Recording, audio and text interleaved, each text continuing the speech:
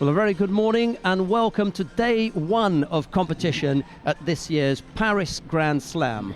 We're in the Accor Hotels arena and lucky to be inside because outside there's plenty of snow. Good morning to Neil Adams. Yeah, good morning to you. Good morning, Sheldon. Yeah, a bit snowy, a bit cold out there, I'll tell you. Glad to be inside.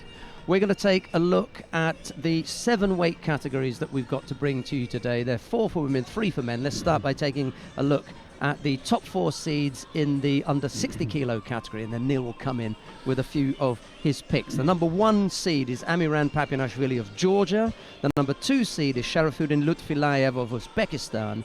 The number 3 seed is Felipe Pelim of Brazil, and the number 4 seed is Ashley Mackenzie of Great Britain. Yeah, well, Papinashvili is just enjoying a bout of good form, isn't he? So back on form, I think he's got a good chance. But he's got Shishimi there on his quarter, so they'll meet in the semi-final if they're going to get there. Lutfilayev, of course, great form, and I think Ashley Mackenzie there just thrown in. I hope that he can keep up the kind of form that we've just seen him have, and he was on good form out in Tunisia, and so let's hope he can keep that form going. And then, of course, what have we got else? Kitadai of Brazil up there. And, you've got quite a few thrown in there as well. It's not an easy one. And, of course, the French on home soil. Vincent Limar down in the bottom half of the draw. The youngster from the United States of America, Donny Diaz. He's not a bad little fellow. And then Lukumi Chukvimiani of Georgia. They're always tricky. So, as Neil said, quite a lot to be looking at. And that's just in the under 60 kilo category. Right, in the under 66 kilo category, the number 1 seed is Tal Flicker of Israel. The number 2 seed is Vazamag Velashvili of Georgia. The number 3 seed is Ganbol Kirlan of Mongolia. And the number 4 seed is Baruch Shmailov of Israel. Well, interesting, isn't it? That we've got 2 really good Israelis in the under 66 kilos category, winning medals regularly at Grand Prix Grand Slam tournaments. Flicker and, of course, Shmailov there, and they're due to meet in a quarterfinal at the quarterfinal stages. So what have we got? Anbol there, the world silver medalist and Olympic silver medalist as well. So he's there. Magashvili, of course, he's going to meet Zantaraya down there on that little quarter there. So that's going to be a good one. Mariama there we haven't even mentioned. So he's just thrown in the mix. Chibana down the bottom. Yep. It's going to be one hell of a competition, that under 66 kilos category. Another one looking very strong. Okay, let's take a look at the under 73 kilo category then. The number 1 seed is Lasha Shavdatuashvili of Georgia. The number 2 seed is Tommy Macias of Sweden. The number 3 seed is Arthur Margelidon, of Canada. And the number 4 seed is Anchang Rim of Republic of Korea. Yeah, I mean, they're due to meet Shavdatuashvili and Chang Grim. And Chang Grim's the one, I mean, he's consistent, isn't he? He's always up there, always there roundabouts. And so that's going to be a great little match up there in that top quarter. Macias, he upsets the apple cart, that boy, and, showed great possibilities, and we looked at him and we thought, he's got a great future and he's winning medals regularly at this level. Magdalene of Canada just down the bottom there. So I think the top half probably a little bit harder, but well, you never know. Right, okay, that does it for the men. There are 4 weight categories for women. We'll start with the under 48 kilo category. Munkbat Urentsetsig of Mongolia is the number 1 seed. The number 2 seed is Tonaki Funa of Japan. The number 3 seed is Daria Biladid of Ukraine. And the number 4 seed is Melanie Clement of France. Yeah, I think Munkbat probably got the easier side, but there's no easy side. Of course there isn't. The bottom half, Tonaki Funa, the world silver medalist. But for me, just looking down here, what have we got? We've got Tonaki Funa. She's a world champ, isn't she, Tonaki Funa? Yes. So Tonaki Funa, sorry, I was thinking 52 kilograms. Yeah. And that did the same thing this morning. No, exactly. Tonaki Funa, for me, the favourite there, probably. Biladid, though, of the Ukraine, will have something to say about that. And Rishoni of Israel. winning medals at this level all the time. Now, you pointed out an interesting thing this morning about the possible second round matchup for Biladid. Biladid's got a bye in the first round, but the second round matchup will either be Edna Carrillo of Mexico or Sarah Menezes of Brazil. Well, for me, Biladid is the one that's I said, and I said it in Tunisia actually, I said that Biladid was going to become a world champion, and I'll stick by that, and possibly Olympic champion as well. She'll be the one that upset the apple cart. She's going to meet the former Olympic champion Menezes, of course, early on. I think Menezes has got her work cut out. You heard it here, world and Olympic champion in the making there, Dario Biladid. I don't think that Neil's on his own in that opinion either. No. Right, the under 52 kilo category, Amandine Bouchard of France is the number 1 seed. The number 2 seed is Distria Krasniki of Kosovo. The number 3 seed is Gili Cohen of Israel. And the number 4 seed is Tsunoda Natsumi of Japan. Yeah, two Japanese here. Tsunoda Natsumi, world silver medalist, but she's not the favourite. For me, Abe Uta, who's down the bottom half here, she's definitely, she's the sister of Abe, 66 kilo world champion, and they both of them won the Japan Grand Slam in December, and she, for me, is the favourite in this category. Right, you also picked out this morning Charlene van Snick from Belgium. She's down there in Pool D. She always upsets the apple cart, doesn't she, Charlene? So she. Is there anyone else that we haven't mentioned? Well, Park Da-Sol, maybe, from the Republic of Korea. Just not sure what she's going to be up to. Wu Shugan has gone up to 52 kilos. We haven't seen Wu Shugan for a while. And Krasniki, you've already mentioned. Right. Okay, let's take a look then at the under 57 kilo category. Yoshida Tsukasa is the number 1 seed, the Japanese number 1 seed there. Helene Resovo of France is the number 2 seed. The number 3 seed is Kwon Yu Jeong of the Republic of Korea. And the number 4 seed is Nora Zhakova of Kosovo. Well, the Kosovans really doing great things, aren't they, at the moment? That's a great little squad they have there training. And so for me, the surprise here is going to be Zhakova. Now, she's due to meet Yoshida in the semi-final. Who knows? But, of course, we've got Nakoda Smith-Davis there, the world bronze medalist, thrown into the mix, and she can upset them all. Rossevaux fighting on home ground, so I think definitely Rossevaux in that little quarter there, probably through to the semi-final. You never know, obviously, we just never know. And then, of course, Kwon Yu Jeong down the bottom half. Right. So. Okay, under 63 kilo category, the number 1 seed is the current Olympic champion Tina Tursteniak. The number 2 seed is the current world champion Clarice Agbegnanu. The number 3 seed is Nabakura Nami of Japan, and the number 4 seed is Tashiro Miku, also of Japan. Yeah, Tursteniak and Agbegnanu, possible final there. You never know. Tashiro thrown into the mix there could spoil Tursteniak. Tursteniak not on the best of form at the moment, so it could go wrong at the top end there. I think Agbegnanu, home ground, in front of this crowd, difficult probably, to beat. I think put so. your money on her. Right, we're going to begin by taking a look at the contests on mat number 4. It's the under 66 kilo category. César of Guinea-Bissau faces Kylian Lebluc of France. It's César in the white judogi, Lebluc in blue.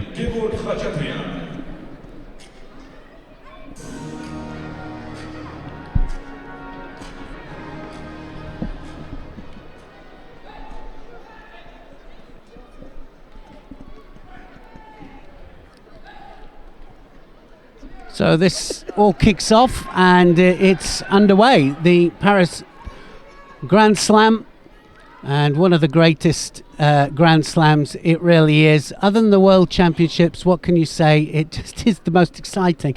I mean, we haven't got that many people in this stadium at the moment, but I can guarantee that a little bit later on, it's going to be absolutely magic. Lebluch here, starting it all off, reminds me very much, Lebluch, of somebody that I used to fight, a guy called Brian Corrison. Every time I see him fight, it reminds me of Brian Corrison, my junior days, not my senior days there. César got his work cut out, I think.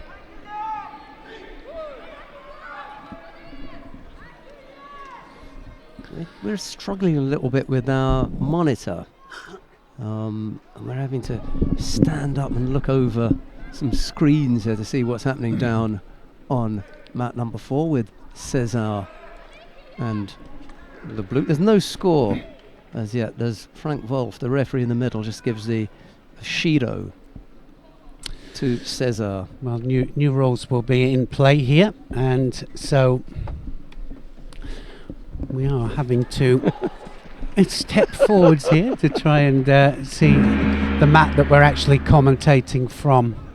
So Cesar of white gets a Shido, and the referees will be, I think, quite sharp on the initiating of passivity, you know, because they want them to attack, and the stronger they are with the application of the rules, then the better it will be. It's not that they want to give Shidos, but if you leave it, the longer you leave it, and it can change the whole balance of the contest. Sometimes quite difficult, Sheldon, just to settle down and keep it calm, especially when you're out there. It's the Paris tournament is a special one. You know, we were going to talk, weren't we, about the old Coubertin Stadium? Yeah, I forgot to mention it, and in our rush.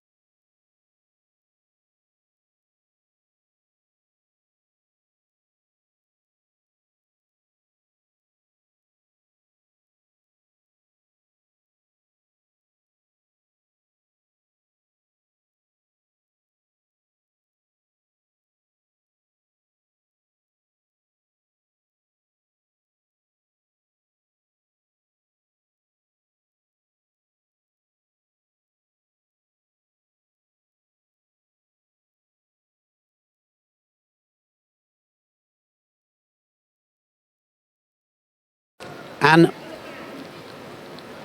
against Zing. This isn't Anne Changrim either, is it? No, it's a different Anne.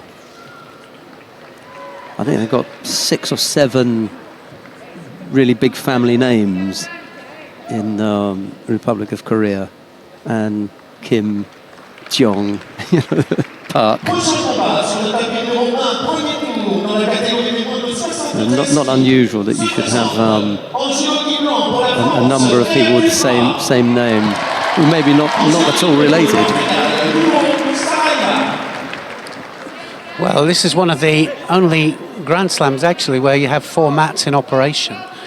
Makes it very difficult, certainly in the earlier stages of the competition, just to keep an eye on it. So for everybody out there, if you have a particular category, or just keep an eye on all the other possible mats there. You won't always have the commentary by Sheldon and myself, but you'll be able to go and see a fight. The nice thing is that you can watch whichever mat you choose. Yeah, of course, when we get to the later rounds and we have all the medal rounds will be Sheldon and I commentating. And that's, it's 5 o'clock. 5 o'clock, our time, not UK time. But, I wonder if we'll know the result of the rugby by then. Well, yeah, I was just talking Wales today. Mark Pickering down there. I said, well, it's going to be difficult.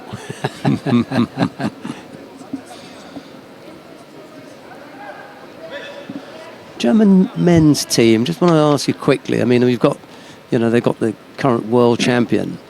I mean, he's not here at under 81 kilograms. Yeah. But building.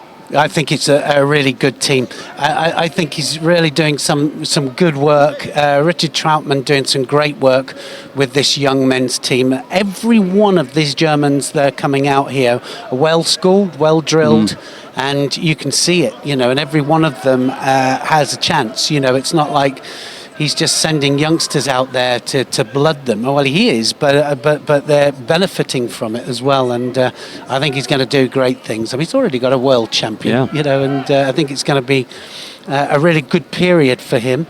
It's always a good thing for the support that you get from your funding partners if you can have a world champion on your Well, it does list. help, and that was completely unexpected, wasn't it? I mean, that was beautiful. Wow, look at that. Well, Wazari for that. I think they'll change that to Ippon without a doubt now, because the new Ippon, of course, and we have to think about what it entails. It's got to entail force, control. It's got to be on the back, and it's got to have speed of application as well. If it hasn't got one of those ingredients, then it will be a Wazari. And it means that, like Ouchi, for example, if it rolls, but it rolls quickly onto the back and onto the, mostly onto the back. It's written onto the back. So it's not mostly onto the back, it's onto the back, So, whereas that would have been a Wazari before, now it's an Ippon. Daniel Gershner, the German coach there, was slightly frustrated on two occasions. One, because his fighter was given Wazari, and two, because the referee at the end gave it to Blue. Gave it the wrong way. But that can happen. Small mistake. But Gershner's face. And you know what they say, these things normally come in threes. Anyway, there wasn't time enough for a third error because that was the end of it. Right, we've got Sarah Menezes. We spoke about the Brazilian coming up onto the mat, and I think we can take our seats again. So Menezes it is in the white judogi, Edna Carrillo of Mexico in blue. Well, as I pointed out before, Menezes is on her third Olympic cycle here. She has been struggling for form, and whereas before she had such an exciting and such a crisp Cianagi, everything just a little bit slower than it was, but and she is struggling to get back to the kind of form that won her the Olympic title. I think she can still do well. I think she's still got a medal in her, a big major medal in her, but let's see how she does here against Carrillo of Mexico.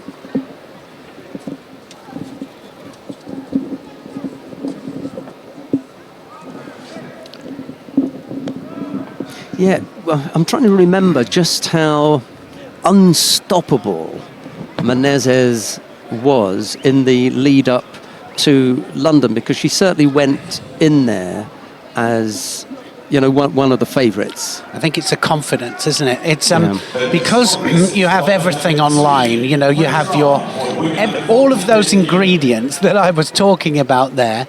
The coordination as well is there, and then I think what happens is you start to lose the coordination. The coordination just 1/2 a degree off, and it's really difficult to get it back. And you do everything you can, to get it back. But I think it's one of the reasons golf is a really good comparison, actually, because golf, I always wonder why they can't sustain top of the level golf.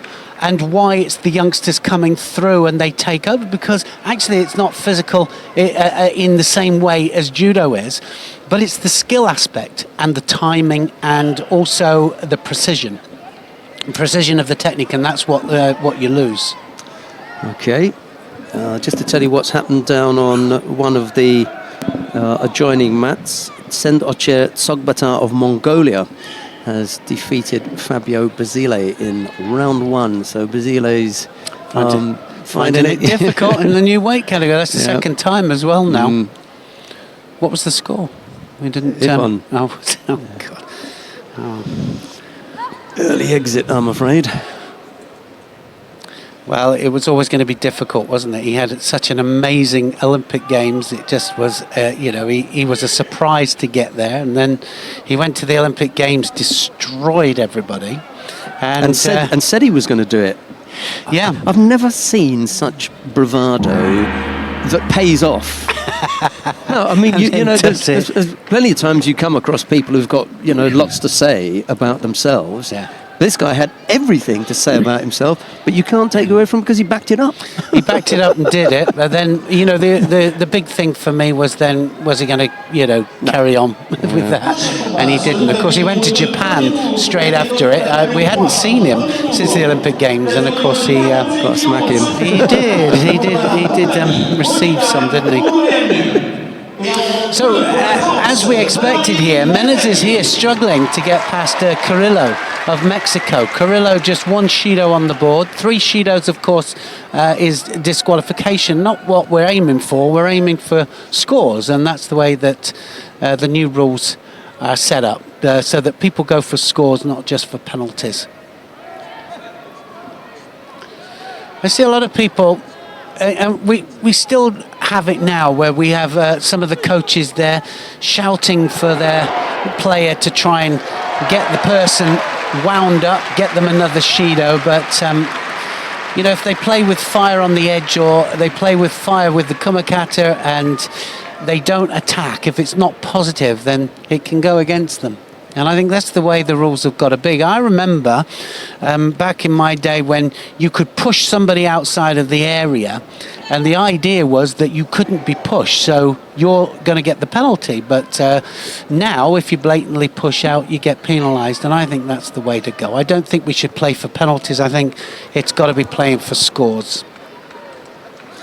I think Juan Carlos Barcos, the IGF head refereeing director, was making that point yesterday in a meeting with all the referees. Look for the positive things. Well, it's got to be, and you have to initiate the rules. I mean, we've all talked about it, and about the initiation. If you don't initiate an early penalty, if they're not doing anything, then at the end of the contest, it can be the wrong person winning the contest, because then, you feel that maybe you should have given it, and then you're trying to catch up, trying to give it for the wrong reasons. Yeah.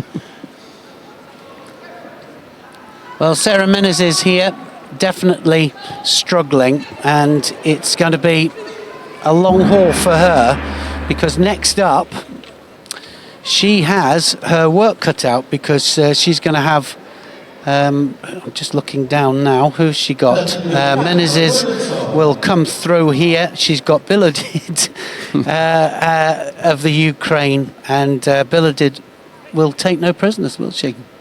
She isn't taking any prisoners. She made it look so easier in Tunisia. She really did. She just turned everybody, sangaku'd them, made it look so easy. She really did. She's only ever missed the podium once. No, she's a winner, that one. And that was at the Senior World Championships. Well, I wonder whether she's going to stay at 48 kilograms. I have to say, she's quite tall for the weight category, but I think that if she goes up to 52s, I think everybody would be wishing that she doesn't go up to 52s, because it doesn't matter what weight category she goes into. I think this Olympic cycle will be 48s, and the next one will be 52s. Apparently she was interested in becoming a ballerina when she was even younger than she is now, and she's got that kind of build, you know. So maybe she's just naturally that light and doesn't have to, you know, cut weight and struggle. Yeah, well, it'd be interesting just to find out if she does have to drop her weight too much. Because it can make a difference. I mean, she goes 2 years now. She works her way up to number 1 or 2 in the world. And that gives a good qualification. Then she can't hold her weight. And the final 2 years, she's got to... Well, we saw that, didn't we, actually, with the Mongolian. Who's not fighting for Mongolia, is she? She's fighting now for... Kazakhstan. For Kazakhstan. And she had 2 years, and she had to start from scratch to qualify for Kazakhstan for the Olympic Games, ending in an Olympic bronze medal. Tough one. And this one, a minute and a half into golden score. Yeah, really. Somebody's going to get it. I think the Mexican's going to get third penalty here. It's going to be all over. Oh, no. Look at that. Ooh. 2 each. Negative gripping from Menezes. Just trying to close Carrillo down, and took control of the sleeve, but instead of using it in a positive way, just blocked it down and picked up the penalty. That was really dangerous there. Menezes there dropping down for a Tominagi that didn't move Carrillo, and you've got to move them when you do these. I just did a blog about false attacks and, well, about the rules, generally the new rules, and their application. One of them was false attacks, and Tominagi, one of the most dangerous ones to do when you're in trouble, because you've got to watch, you don't just drop down, you've got to break their balance. Those are good attacks. Yeah, going over that right side. Yeah, you can see that she really means it. He's beginning to look at a passivity penalty for Carrillo, I think, here. The Tominagi, which wasn't that strong, but followed up by that little Sode, has paid to Edna Carrillo of Mexico. It's Sarah Menezes, who, after 2 minutes and 15 seconds of golden score, goes into round 2. She'll face Daria Biladid of Ukraine. But coming up next, we'll stay here to see Blondine Pont of France. She faces Alexandra Pop of Romania. It'll be Pont in the white judogi, Pop in blue. And the referee in the middle for this one is Hyun Suk-hee of the Republic of Korea. I was chatting with her this morning about the joint team that they've got in Pyeongchang at the Winter Olympics. I'm interested to know what she said about it. Yeah. I can't repeat it. All right. Fair enough. It would be don't say it. Unfair and unwise. Right. It's a tricky thing, isn't it? You know, I mean, there's so many hopes and wishes and everything. You just hope that it's been done for the right reasons. Yeah, absolutely. Right, we'll leave that to the politicians. We'll stick to judo. Pont in the white judogi, Pop in blue. Always difficult fighting the French on home soil. They seem to really play to the crowd, and of course the crowd really raises the game, doesn't it, especially later on. And we're just looking up at the stadium here, about 18,000 I think, is it, capacity? Yeah, when it's all full up, as Neil was saying, it's not quite there yet. However, every time you look up, there are more and more people. Yeah, more and more people coming in, so it won't be long. And what a shame in the absence of Teddy. Can you imagine this place if he turned up to fight? You've got to say that Teddy Riner really laid it on the line, didn't he? 2 world championships last year. And when everybody was kind of baying for him to, you know, have somebody that was going to give him a good fight, maybe score on him, very close with the Georgian, but in the end, he showed everybody. He just said, right, I'm going to lay it on the line twice. And he did the job. He really did. I've changed my opinion on Teddy Riner. Yeah, no, you could say, well, he's not the most dynamic of the heavyweights that's ever passed, but he's certainly the most successful, and he is a winner. And every time that he's asked the question, he comes up with the answer. He doesn't fail. No, and you know, when I was talking to a lot of the French about him, and they said that he is a great ambassador as well. Better and better as he's getting older, is really carrying it well. And I saw that in Morocco as well, the way that he was with the young children. We asked him once. We didn't have to, you know, press him or anything. No. We just said, there's some children. He said, where? And he was off, and he was in the crowd with them. And fantastic. Really, really good. Yeah, good attitude. No score yet between Pont and Pop. We've had almost half the contest here. Pont goes over on the left side with a shaping for Nippon Seoinage and then collapses a little bit. Managed to get the top half over there, and then she just went to ground. Maybe didn't like the feel of it and decided to bail out of that attack. Well, wants to get the big right arm over the top, and the Romanian, she has, well, she's got to attack immediately with that right arm over the top. If it crosses over, any unorthodox grip has to go, and that's why, because she gets a Shido for it, and it's one of those things, you've got to go in immediately. Immediately is attacking straight off the grip. Ilgar Mushkiev down on mat number 1 at 73 kilos, is that right? I'm just going to look that up, the Azeri. I just caught that out of the corner of my eye. Now then, that's an interesting one. She does Pop just attempts a Tomonagi directly into the Jujigatame. It's got to be a bona fide Tomonagi. Can't just drop into the Juji. No flying Jujis anymore, because no Kensetsu standing is allowed. And there's probably a lot of people out there going, well, you know, they're taking everything out of judo at the moment, but the reason for the no Kensetsu standing was because of the wakigatames, the amount of bad wakigatames that we saw. And then on the other side of that, only 3, I think, were successful flying jujikatames out of 5,600 contests fought last year. And so we, you know, had to sacrifice, in the end, decided to stop any kind of Kensetsu standing that were dangerous. There's an interesting one for you, Neil. Ilgar Mushkiev competed at the Grand Slam in Tumen in July 2016 at under 60 kilos. 3 months later, he was at 66. He fought all last year at 66. 2018 is at 73 kilos. Wow, at the Paris tournament. That's why he caught your attention. He just flew over there now, is he? I mean, and he's up there, yeah. So quick. Wow. Look, 73. Well, it's all over. Yeah. No, it's all finished. Close. Haramaki Komi maybe. I just think, you know, to go, you know, 2 weight categories in a year, that's going some, isn't it? Well, especially at this level. I mean, you could see that probably at a national level or something like that, but at this level, and to fight in the Paris tournament, we don't know whether he won, do we? And the 3rd weight category in 2 years. Yeah. It's the 3rd weight category in the space of 2 years. I'll just have a check and see how he did. How he got on there. Yeah. He lost.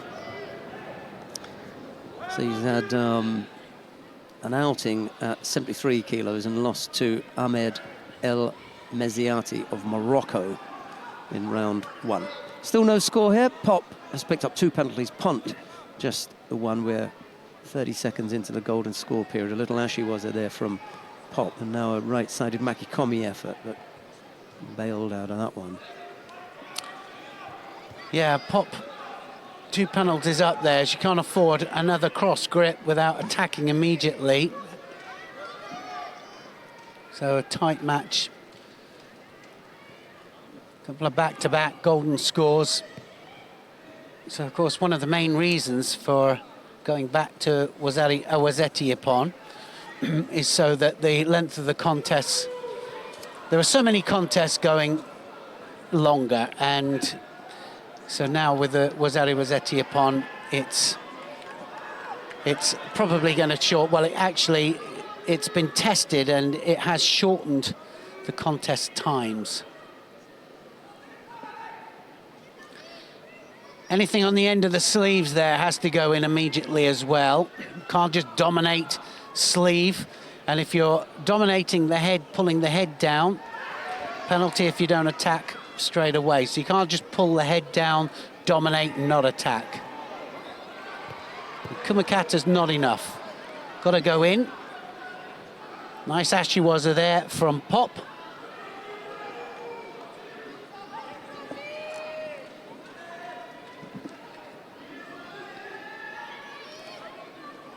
A teammate lost on the adjoining mat, by the way, Monica Unguranu. So the Romanians having a tricky start this morning. They can't get past Pont. Well, it's always difficult, isn't it? First contest, well, that's... I thought that was a good attack. I hope that the referee's not going to give it to Pop. Probably Pont for not attacking. Somebody's... well, they've benefited the doubt there, and so both... I think you're right. Yeah. She was looking to say that was a false attack, but I thought that was a good attack, yeah. It's all over now. Yeah. And I think Pont's going to go, yeah. I think Pont just behind on attacks there, and Pop, her attacks were pretty stable, pretty good. So third penalty is going to go to Pont. Hans Sakamaki and Alexandra Pop of Romania goes through. Not a popular one there by the very well-educated crowd. Always is a well-educated crowd here in Paris. Well, as it starts to hot up here in Paris, certainly when we get to the medal matches, I'm sure that Sheldon and I will have a job to hear ourselves think, because I remember when Teddy Riner stepped out to the final of the Paris Grand Slam one year, we couldn't even hear ourselves talk. It was pretty amazing.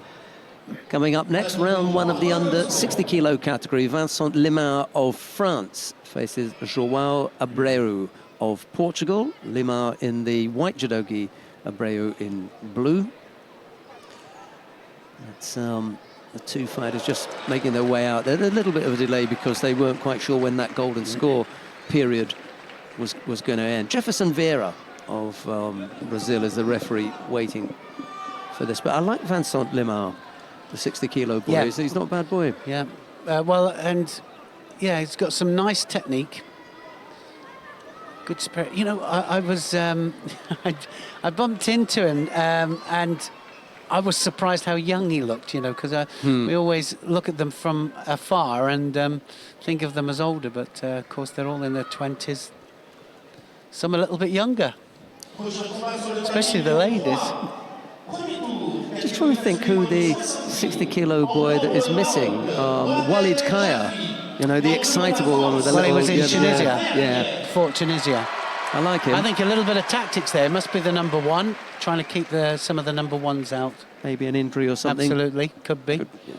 I think, yeah, I might have been injured as well.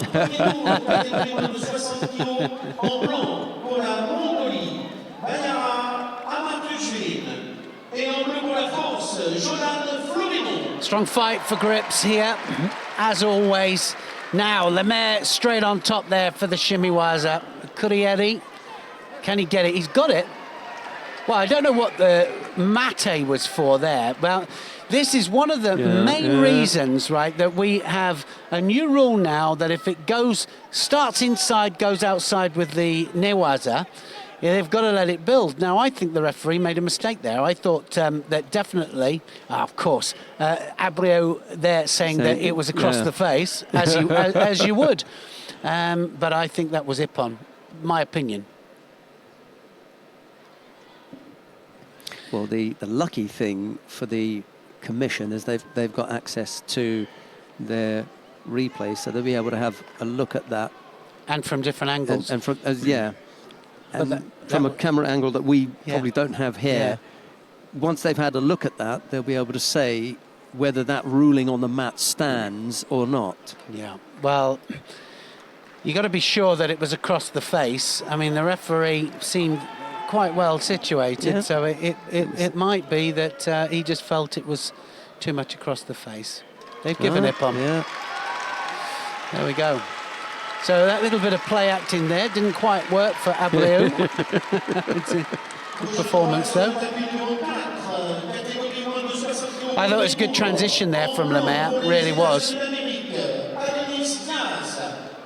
Right, we spoke about Adonis Diaz this morning. Well, here he is. He's up against Joaquin Gomez of Spain. It's Diaz in the white judogi, Gomez in blue. Vyacheslav Peretyeko of Uzbekistan is the referee in the middle of this one. Well, I've certainly seen a really good application of the rules here in Paris, and I think we started off in Tunisia just a couple of weeks back, and first time just seeing how the new rules were out. So one or two small problems, and I think that we'll have a really good look at them and see how they play out here. There's something about Adonis that I like.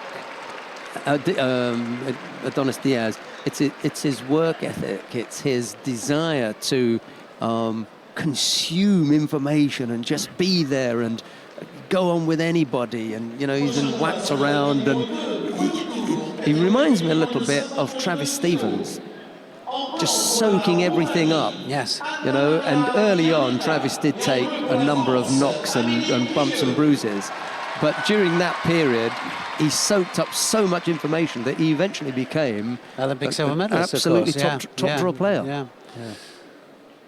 Well, that's the thing, isn't it? It depends on how many kind of matches, how you use the experience, of course, to your advantage.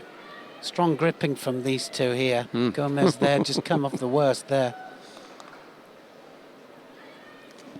And of course, the big thing is that they have to get positive grips in order to attack. But if you're not au fait with the power of the grip, sometimes difficult to know.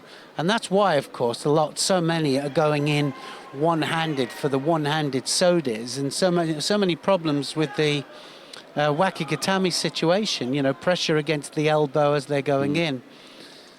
A lot of them coming off the sodi. Now then. Was that a bear hug? I thought Diaz there just went in two hands just a little bit too quickly. You've got to have one hand on, and it's got to be the attacker's hand on before you go in for the bear hug. Now, we've stayed on mat number 4, beg your pardon. That's just where we started, and there have been some reasonably interesting contests there, but you at home can just click on whichever of the mats you want to watch.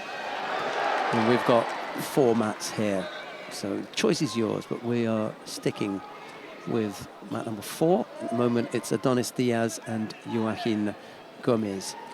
The other mats have got French fighters on all of them. Well, this is one of the incredible things about having a tournament, a Grand Prix, Grand Slam on home turf, because it means if you've got the depth, you can put 4 in every weight category. France, of course, have so much depth that some of their number ones probably won't be fighting, and they'll put some of their juniors, top juniors in as well. So they'll put 4 in every weight category, and they'll blood certain juniors as well that they want to blood, and it's a great advantage to have your whole national squad in there benefiting from this level of competition. Well, they've both got 2 penalties here, so they're both a little bit of an injection into their pace. This is not going the distance. No, I don't think it is. 1 minute 30 left.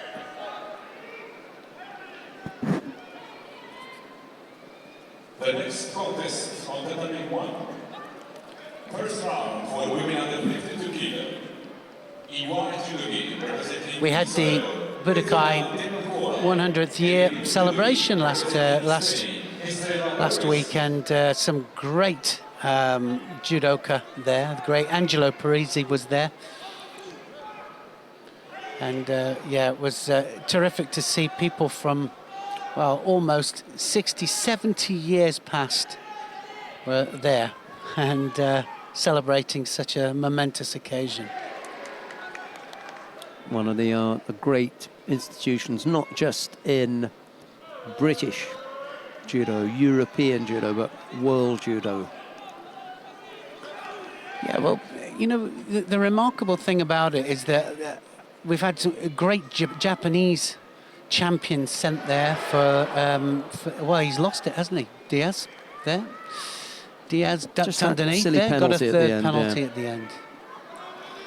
Yeah, I was going to say a lot of World Olympic champions sent there after their competition career to get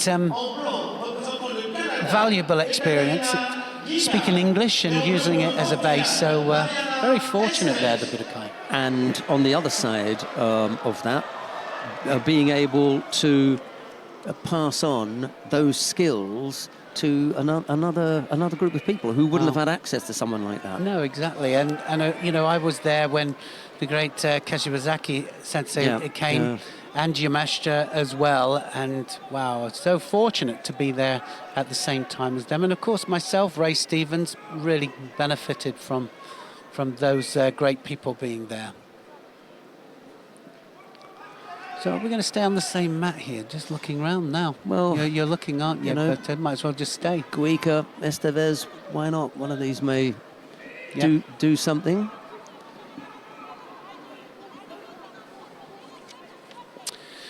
I think it's a good weight category to stay on, actually, under 52 kilograms here, because it's quite a good category. I'm quite looking forward to that bottom half there, Krasniki.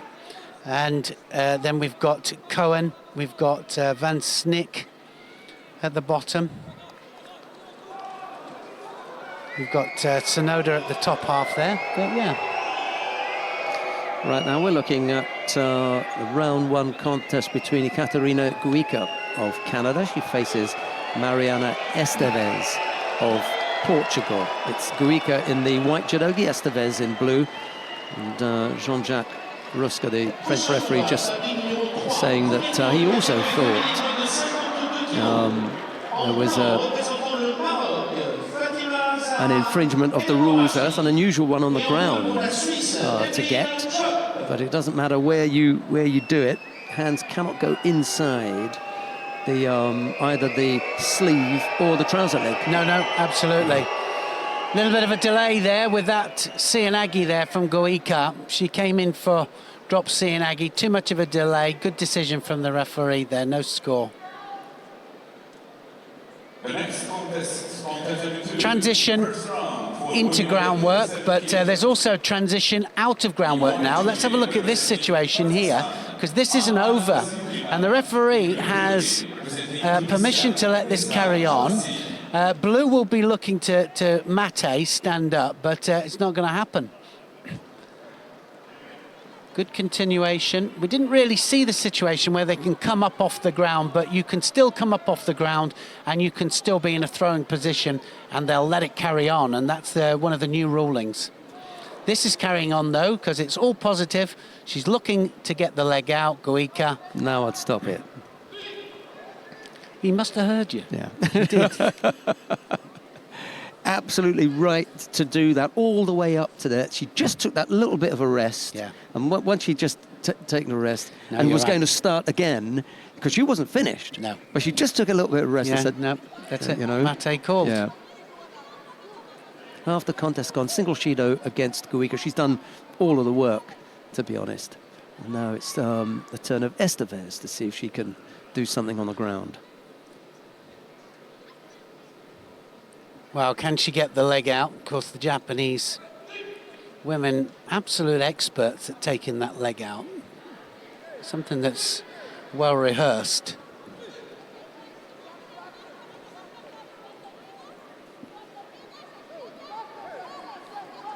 Tenio Toshi, that's going to be a score. Look at that. Counted by the Uchimata. Esteves there. Beautiful Uchimata. There was a situation from still standing. I think Guica almost stopped just for that split second, thinking that maybe that it was going to be Mate, but it wasn't. Finds herself Wazari down now with a minute 20 odd left to go. Just wondering whether we're going to have any replays. of any of these? Will we have to ask? I don't think we're going to get them early Yet. on. We'll have them later, won't we? Yeah.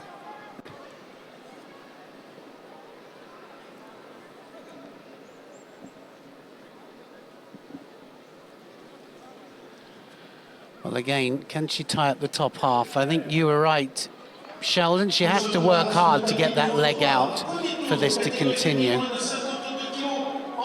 Double leg block on the leg there, just to stop her taking the leg out.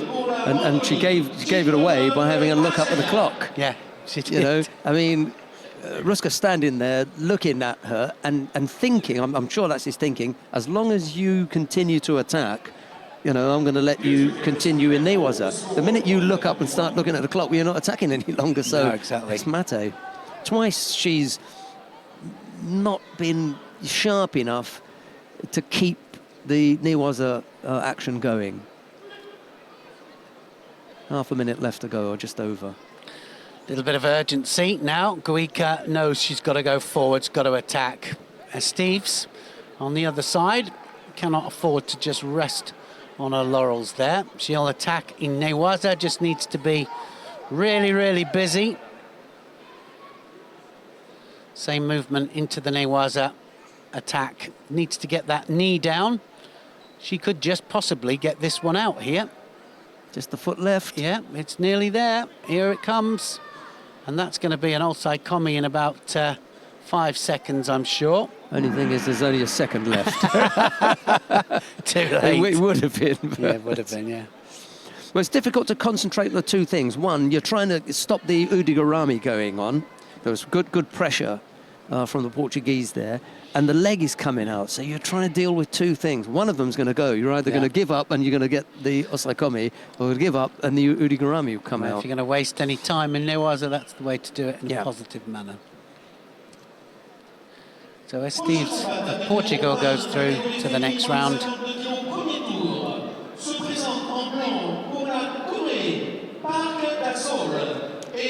Right, we could have a look around at one of the other mats. You want to go down to mat number 1 and see Park let's just and have a little Neto? look at it. Yes. Right, let's go down to mat number 1. We're going to see the round 1 contest in the under 52 kilo category between Park Da-Sol of the Republic of Korea and Astrid Neto of France. It's Park in the white janogi, Neto in blue. And of course, if you want to continue watching mat number 4, just click on 4 and any of the mats you like. Choice is yours.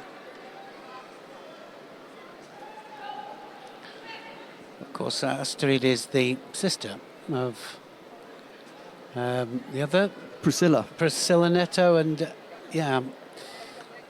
just she's younger, isn't she? And I think still time to develop, still not quite there yet, but great opportunity here in front of a home crowd.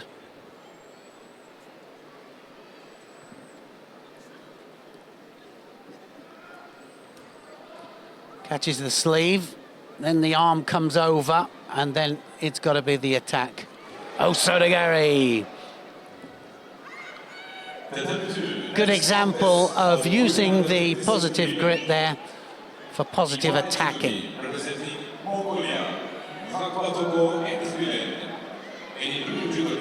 Neil mentioned Abe Uta this morning, and she's been on the mat already against Eloides Valentim of Brazil. Abe won that contest. She'll face Ana Maria Ioanita of Romania in round 2. I didn't even see her come on. No, I didn't. We would have had it, wouldn't we? Yeah, exactly. Never mind. On and off so quickly. To keep a better eye out for when she's around. Anyway, in round 2, we'll try and pick up Abe. Because come the quarter-final, if she can get past Ionita and Krasniki can get past Rubenstein, it'll be Krasniki and Abe in the quarter-final Well, matchup. that certainly will be a good match, isn't it? Krasniki definitely one of the strongest in the weight category at the moment. I mean, just terrific. Say one of the strongest, and she's number 2, 52 kilos in her country.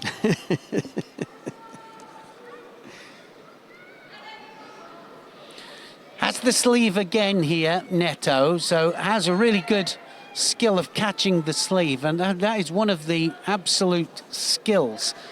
Then the big right arm coming over the top, then looks for the Osoto, so really taking advantage of the sleeve grip, because she's trying to stop Park disappearing underneath her with the Seoinage. Park, of course, can't start the Seoinage with that arm pinned. Well, it's worked against her here now. Neto didn't do anything with the sleeve, and so she gets penalised for it, gets a Shido for it.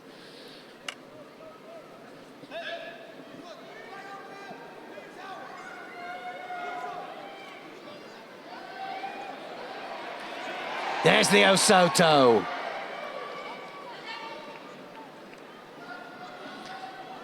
Second penalty to Park, ducking underneath.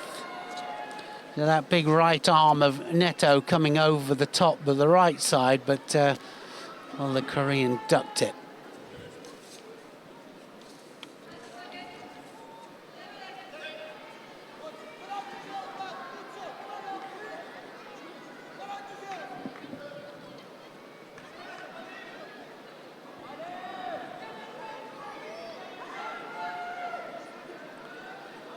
Well, it's a possibility here. Hansagamaki there for Park, yeah. It was going to be a Shido either way, and no hesitation there. Park just wondering what happened.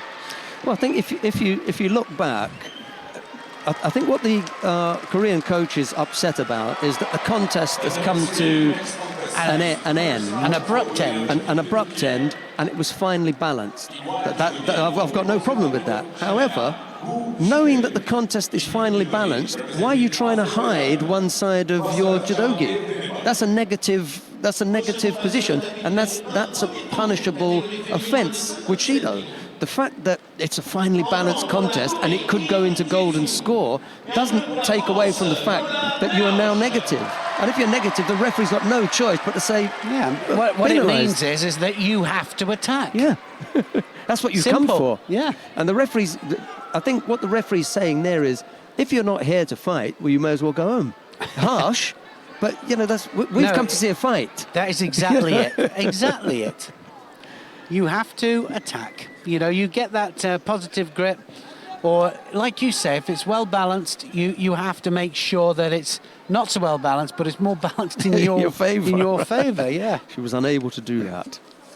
Right, Kim Ji-soo of the Republic of Korea faces Lola Benaroche of France. It's Kim in the white judogi, Benaroche in blue. It was an unfortunate end to the previous contest, but I can understand why the referee did it. He didn't look at the clock and think, okay, well, I'll let them go into golden score. You get to golden score because it's finely balanced and you're both attacking.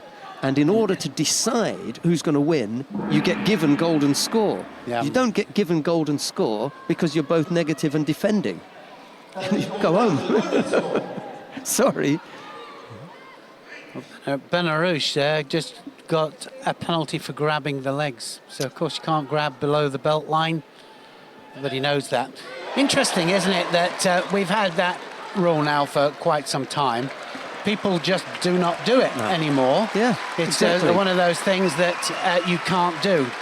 And it was interesting.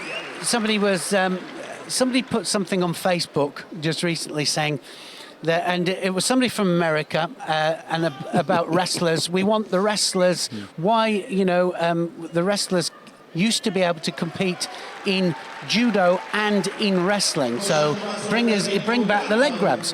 Why should we accommodate the wrestlers? We're judo. So if a wrestler comes into judo, he has to do our sport. If we go into wrestling, we have to wrestle. So why should we adapt our sport to accommodate the wrestlers? And that's a message, I think, to the Americans that think like that, and I think it kind of got on my nerves a little bit because, it did, because I was thinking about it and I thought, well, our judo now, and a lot of the guys are talking about judo you know, let's get it back to how it was. But it didn't begin in the 1990s. It began actually at the turn of the century, and then in the 50s and 60s, it was very upright judo. And that's what we've gone back to. So if you want to go back to how it was, we've done that. Yeah, there was a period when it became very, very unattractive, and a certain style of judoka began to flourish and grow. And what it was easy to notice then was that if you looked at cadet competitions, they all began to look like this senior circuit where only a certain number of techniques were being attempted by our cadets. It was, you know, leg grabs, sit-down katagurumas, and everything that meant that you could compete from a bent-over position. Very, very unattractive. Yeah, well, that's exactly what he was saying. He was saying, well, you know, our wrestlers now can't fight against the upright stance and you know, the gripping with the judogi, etc. But why have we got to adapt the rules for that? You know, it's got to be judo, and wrestling is wrestling. I have every respect for the technicalities of wrestling and how hard and physical it is. But if we go into wrestling, we do wrestling. Yeah, I can't imagine us going and say, look, I don't mind wrestling you, but would you mind putting this jacket on? Well, yeah, it's another point, isn't it? Or maybe we should allow arm locks and strangles. Yeah, in the wrestling. Yeah, that'll open it all up. Let's have open judo. That's what they're calling it, isn't it? Open judo. Kim Ji-soo and Lola Benaroche going head-to-head here. 2 penalties picked up by the French fighter. It looks just that little bit off the pace here, I think. Yeah, 40 seconds left here, a little bit of panic. Benarouche going forward realises that one more penalty and it's all over.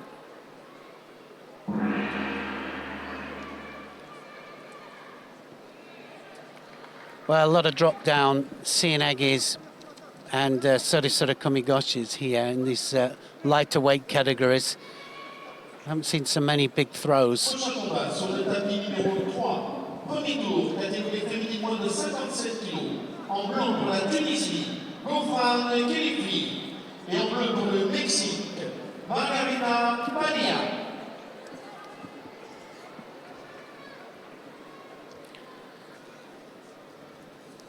We're looking for the hold down here. Kim, she might just have it. Well, she had it tied up, but you can see there that the whole bottom of Benarouche just flipped over, so it didn't get the outside coming. Into golden score. Pressure's going to be on here.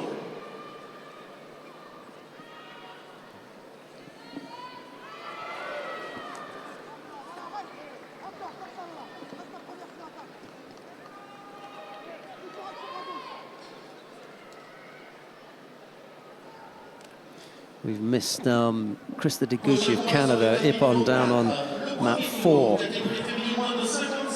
That's going to be a score. Kim there gets the Wazari to finish it off. You see that she landed on her side there, Benarouche. So just a few seconds into golden score there for Kim Ji-soo. And she'll go through to round 2. This is in the under 57 kilo category. We're going to stick here, I think, on yeah, why not? Well, we've got a choice, in actual fact. I think we're going to go down to mat. No, we'll stay here. Nakota Smith-Davis is coming up against Evelina Ilieva of Bulgaria. It's Smith-Davis in the white judogi, Ilieva in blue. Certainly going from strength to strength, Nakota Smith-Davis. World bronze medalist in white. Here's a lady that knows exactly what she wants as far as the grip's concerned. And then looks for the big score, always looking for the big score. And straight away there, you can see that Ilieva drifting towards the edge of the area. I'm going to see a lot of mates here. Either that or penalisation, and that's a shame, but she's going to be nervous of the grip of Smith-Davis. As soon as Smith-Davis grips up, watch Ilieva gravitate towards the edge.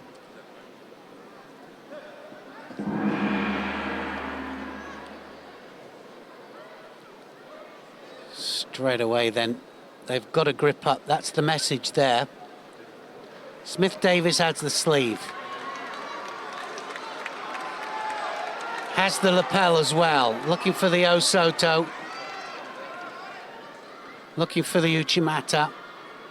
Very right-handed, Smith-Davis. There's the Uchimata. Oh, it's going to be a score. Wazari scored. Didn't quite get her onto her back.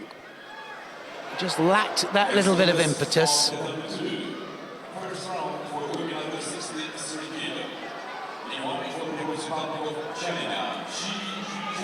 Well, in Tunisia, and I think a lot of people were worried about some of the smaller scores that now can be Wazari, and I think they were worried that two of those were going to finish a contest. And I must admit, I only saw it one time in Tunisia, and I haven't seen it one time here. So it's always one of the biggest scores and one of the minor ones, that, I mean, I know they're all Wazaris now, but what used to be a Yuko is now classed as a Wazari. And when they, now with landing on the elbows as well, I think that's what a lot of people are worried about. But let's have a look at the contest, see how it goes, and then we can kind of make comments about it, I think.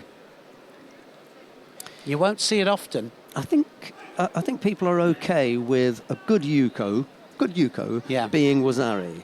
What they're looking at is an excellent Coca being Wazari. You know, that was a bit of a problem. And I haven't seen that. That was the point. Yeah. I didn't see it in Tunisia, and you haven't seen it here so far.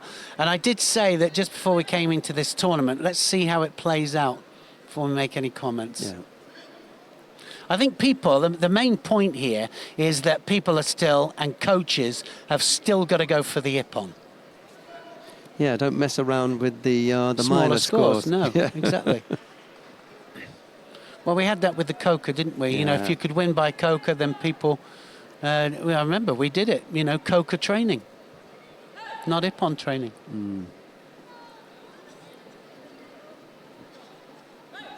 Mercifully, that term has disappeared.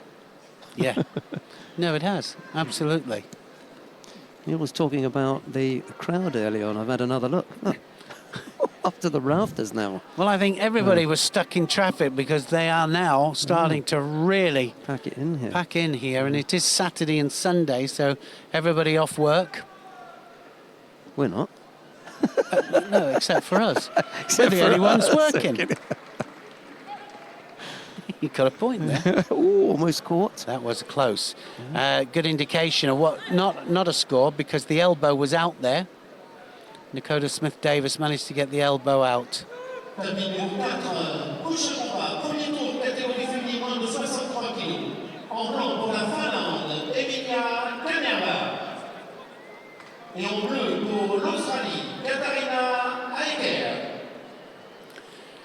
I was saying she's predominantly right-handed. We just saw her attempt a couple of left-handed Sienagis as well, Smith-Davis, so starting to really train that opposite flank, that opposite side.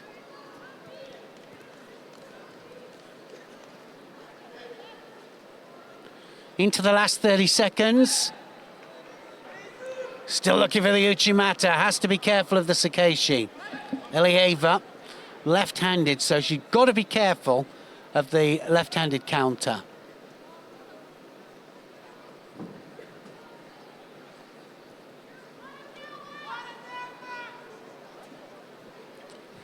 Tanya Otoshi again, and almost scoring.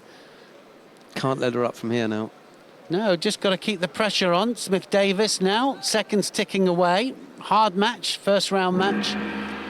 It goes through to the next round.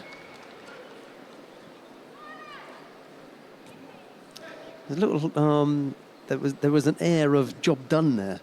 Yeah. I from think the a lot of coda, wasn't it? nerves. Yeah. You know, I think there's a lot of nerves here, isn't there? You know, big tournament, this one.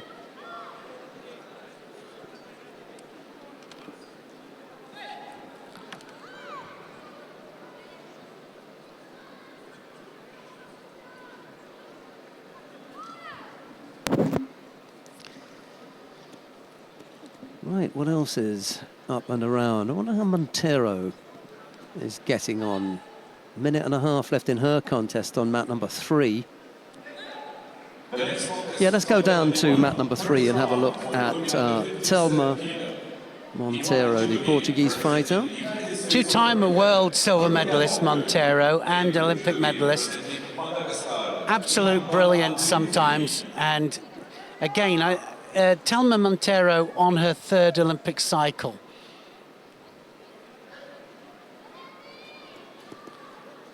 She's one of the ones that really struggled at first when the rules changed, because she was a big leg grabber. And then she changed and developed very, very quickly a very good seoi-nage.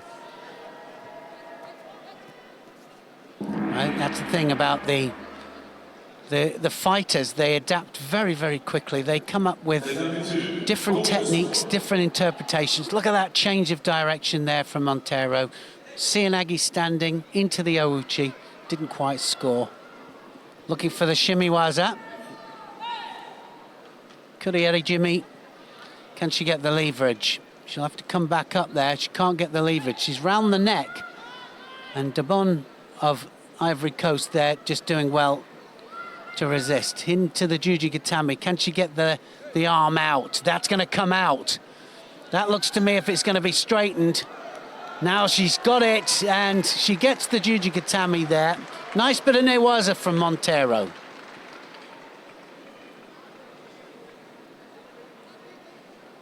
Started off with the shimiwaza and kept the pressure on. And Dabon looked as if she was going to just about get out of it, but Monteiro, good newaza there. The next contest on Tatami 2, first round for women under 63 kg. In white judogi for the Netherlands, Yun Fransen, and in blue judogi for Morocco, Sofia Bellatar. Yeah, we're just looking at Monteiro there. 4 World Championship silver medals. Wow. Did I say 2? I did, didn't I? 2 just recently. When you add up the, when you look further back. Yeah. Four times she's made it to the World Championships. 2007 she lost in Rio de Janeiro. That was down at 52 kilos.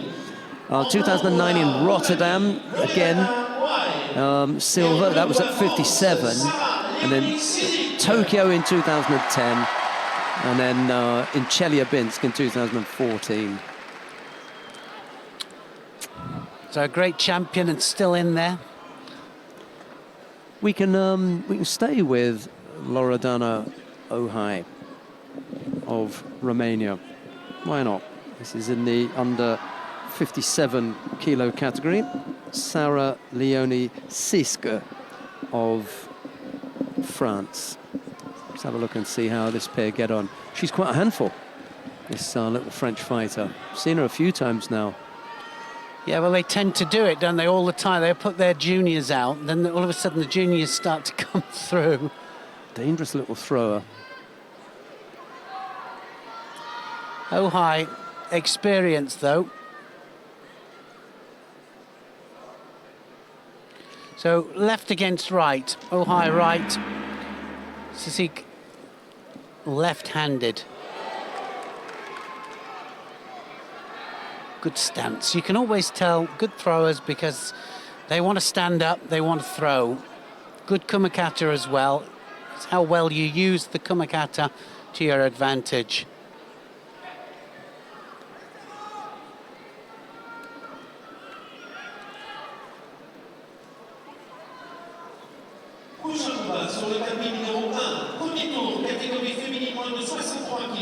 Looking for the Uchimata here. Sisik wants the way in, and got to be careful any opposites because just that slight move of the hips and of course, you're open for the counter. The Sakeishi, always a danger against opposites. So both of these have the same problem.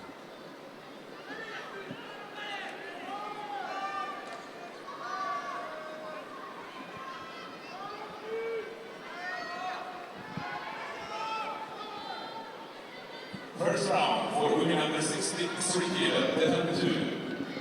Iwan Judogi, representing Korea, Kim Ji-tong. And in blue judogi, Well, see how awkward she is here. Oh, hi. So awkward. I'd say that Sasik just that little bit stronger with the Kumakata, but what a match this is. Going back and fro, to and fro, should I say. Gonna have to attack immediately there. She's got the Korean grip, Sasik. Nice change of direction. Nice Sasai.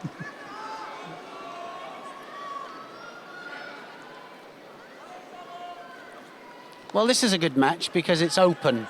Both of them trying to throw.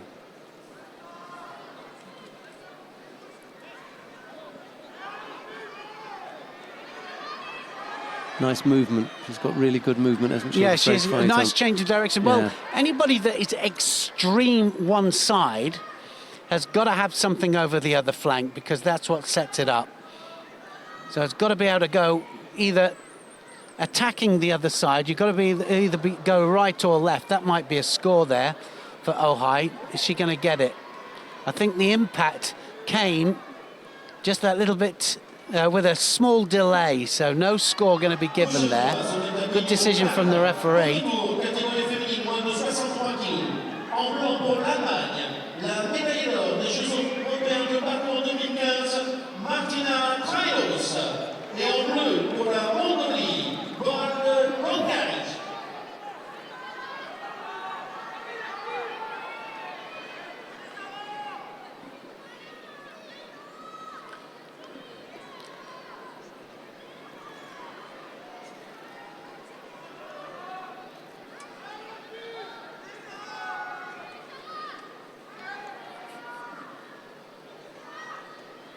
Making her way to tatami number 4, mat number 4, Martina Treidos of Germany. You just saw her walk past in the background there. Those of you that want to take a look at that, there's a chance for the Uranage, but got turned. Oh, Absolutely. dear. Well, I missed it. I was just looking at another mat there. Good score there from Ohai. French fighter risked it with the Uranage and got caught. Well, it's all over now, that's for sure. Yoko Shigatami to finish off from Loredana Ohai. It was a big risk taken by Sisk, and well, you know, you win some, you lose some, and on that occasion she lost it. She lost it. Trying to be nice.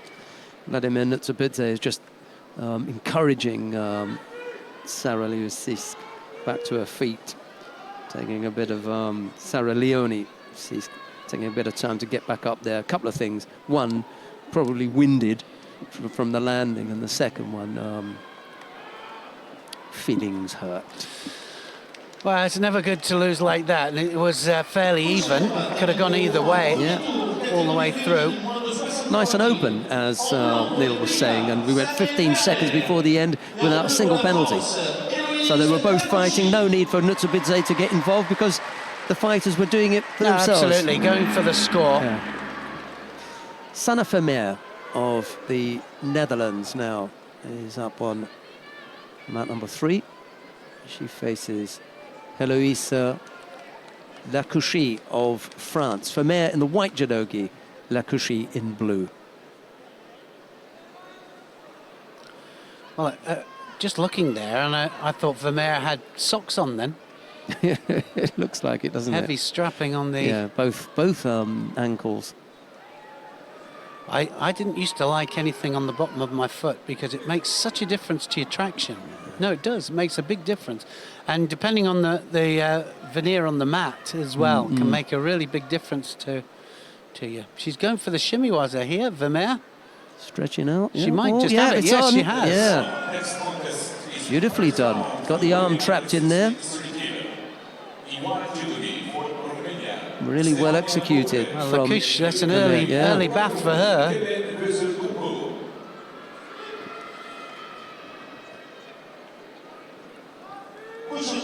Right, what we've got coming up now, a quick look to see who may be on. We'll stay on mat number 3.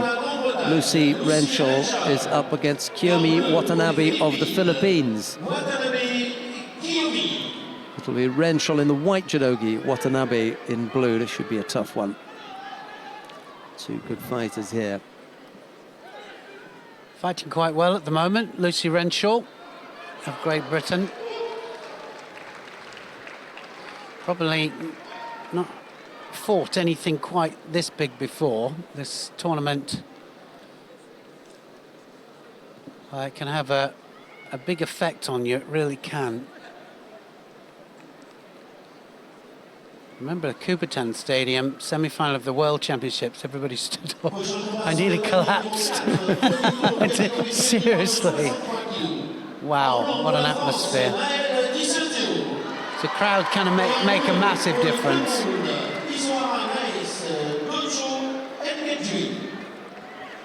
Has the sleeve, Renshaw has to go in. Can't just keep the sleeve there if she, and that's exactly what Watanabe is pointing out here. This is going to be a penalty in a second here, just from dominating the grip and not doing anything with it. So she'll get it for the end of the sleeve grip.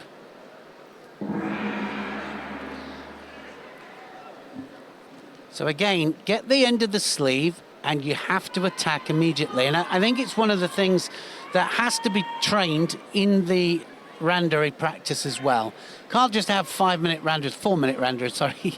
And you can't just have 4-minute randoris, change, and then on to the next one. You know, you've got to have specific fighting with specific things from the rules, part of the randori. Needs to stand up. Renshaw then got to come from behind.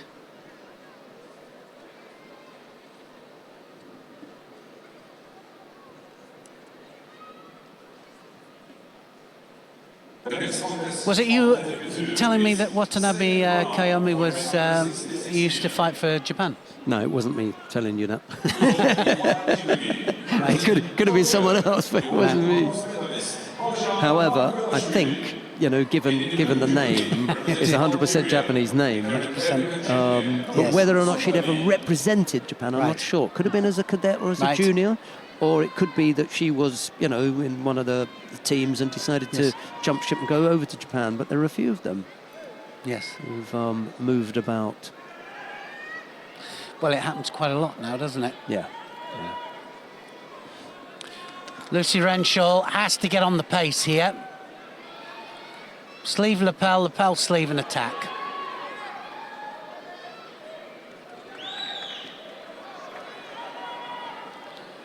Haven't seen anybody step outside the area yet. No penalties for that. So that's good. Rules working well. They know if they step out, they're going to get penalised. False attack as well. So far, I haven't seen many false attacks. Most of them, most of the drops anyway, have moved the opponent. Intention. That's one of the key words to it.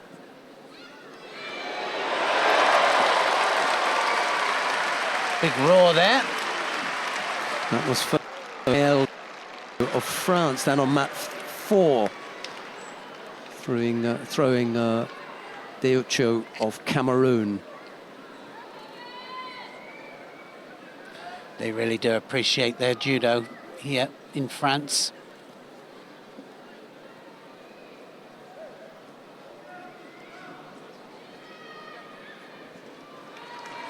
Well, I haven't seen Watanabe put an attacking yet, actually, not a proper one. And that for me, was a false attack. Yeah, because of the pressure of not having attacked. Vincent Drouot thought the same thing. Can't just drop down without moving your opponent. There has to be intent there. And unfortunately, the Yoko Otoshi Kadaguruma techniques, and also the Tomonagi as well. They're the techniques, the panic techniques. Ooh. Well, she tried there for the counter. Claim, yeah. She tried for the counter. Kaishiwaza. You can't fall on your own back for the Kaishiwaza. It can't be your score, but fell into trouble there. Lucy Renshaw now, is she going to go for the Jujigatami? She's one score up, 34 seconds to go.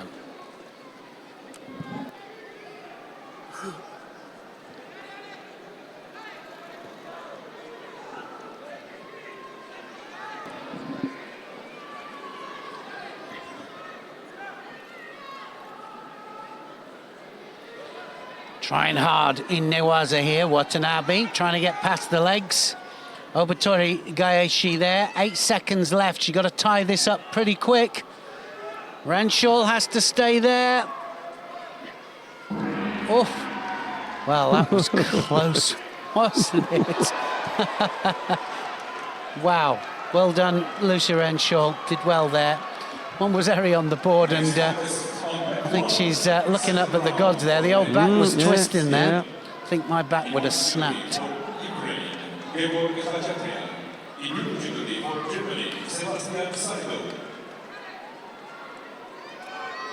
That was painful. Well, yeah, it could only be the women. I think the men definitely wouldn't be able to bend like that. Ouch.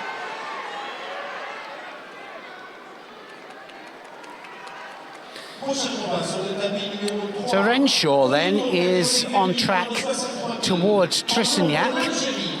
Trissignac still has to fight one more match to get that far to the quarter-final stages, but Renshaw, possibility of meeting her there.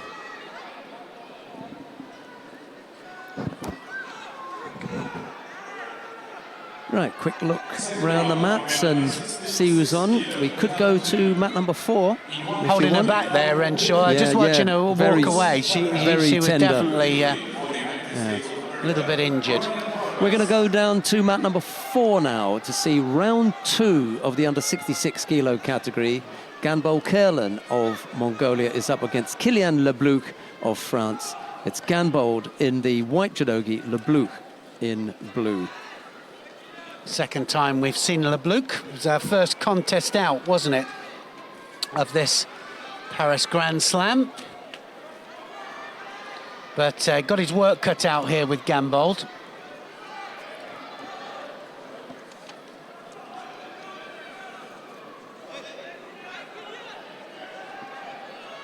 Very cool, calm and collected, isn't he, Ganbold? This Mongolian team, really well drilled. Yeah, Lebluc overcame Diogo Cesar of Guinea-Bissau in round 1. That was our opening contest. It's interesting, isn't it? You watch these two fight, look at the power and the skills and the depth of the Mongolian team. 3.5 million people in Mongolia. And probably, well, 1 million people practicing judo in France. Well, actually, there's 600,000 paying members, about 1 million people there practicing judo.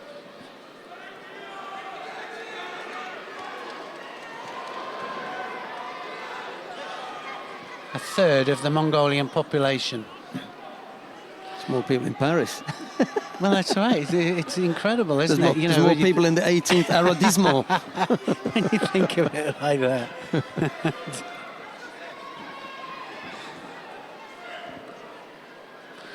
Wow, that was Tewaza there. He just dropped on his knee there, Ganbold. It looked as if he was just dropping on his knee for defence. And his hands were working. The Tewaza there from the hands was amazing. It was, and I just see it there. He did it again there. He's thinking about it, yeah, he is. He's going, and it's just, it is a Tewaza movement. It means the whole body comes into operation.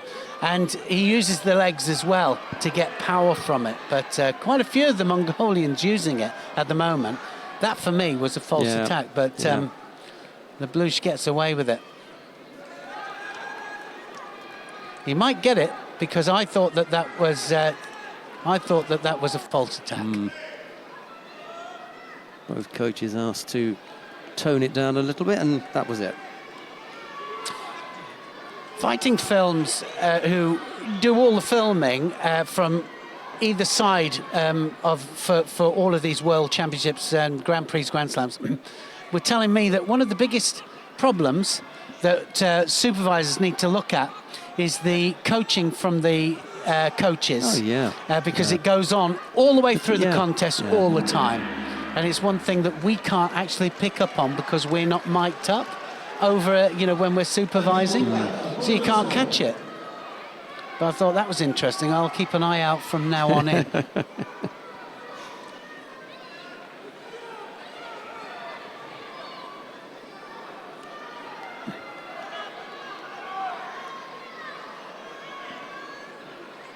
Strong match, this. No penalties on the board. They're both going for it. Drop Cianagi there from Leblouch.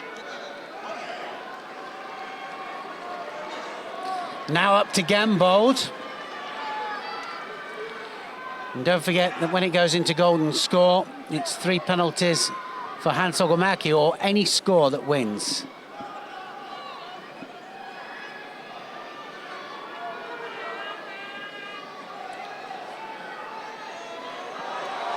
That's got to be a penalty, surely. That's 46 seconds into golden score. He just dropped onto his hands and knees there. Yeah, didn't like that grip, did he? No, he Bit didn't. of pressure from Leblouch.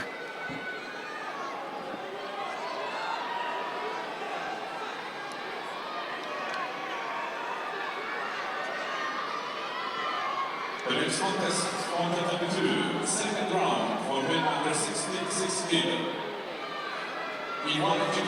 Representing Ukraine. Does it again, that's Tomanagi. And former world champion, Georgi Zantaraya. Leblouch very close to getting penalised. Second time now. And it goes the opposite way, it goes to Gambold. But I didn't think that was an attack from Leblouch. Thought it was a panic attack. That was a good one. Yeah. Gambold just wants to get on with this. Leblouch just wants a couple of seconds just to get his mind set.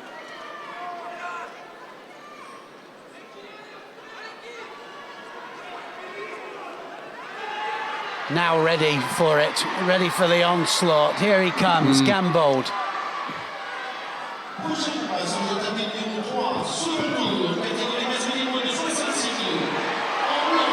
Well, that's what he got the penalty for, actually, touching below the belt line, Gambold.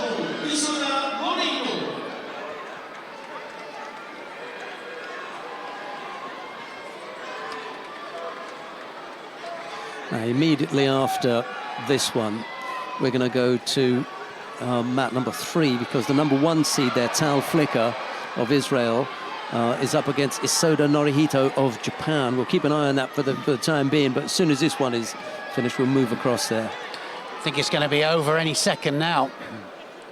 Well, that's it. Both coaches on your way. So both these coaches now will not be allowed back in with their fighters. At the moment, the referee shouldn't be discussing with the coach. It doesn't matter. You know, it could be someone else. Our mistake, but you're out. Yeah, it's not a discussion, is it? Yeah, just exactly. get out. It's an order. You're on your way. It. Yeah.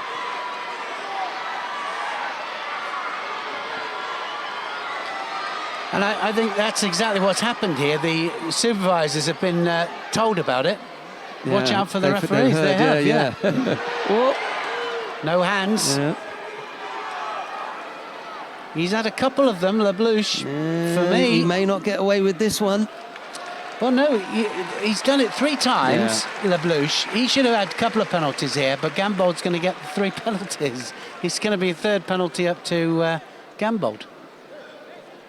I don't know. I think they might catch him for the... and it's for the passivity. Yeah. Not for the false attack. Not for the false attack. Yeah. Do you think, that you come in here as the number 3 seed and go out in that fashion? It's not... No, not it good, isn't, is it? Yeah. Right, let's go to mat number we have. How good is Freddie? What a man, eh? He knew. He absolutely knew. Didn't even have to ask him. He was like lightning. Lightning Freddie. Is that what you call him? Yeah. Well, now I do, yeah.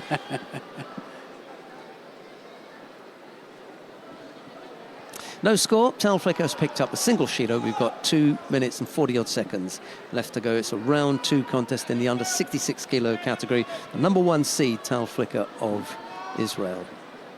His teammate is number 4, Baruch Shmailov.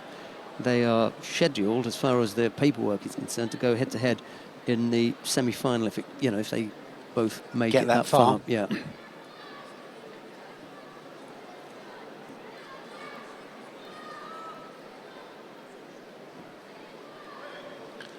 Big thrower, Flicker.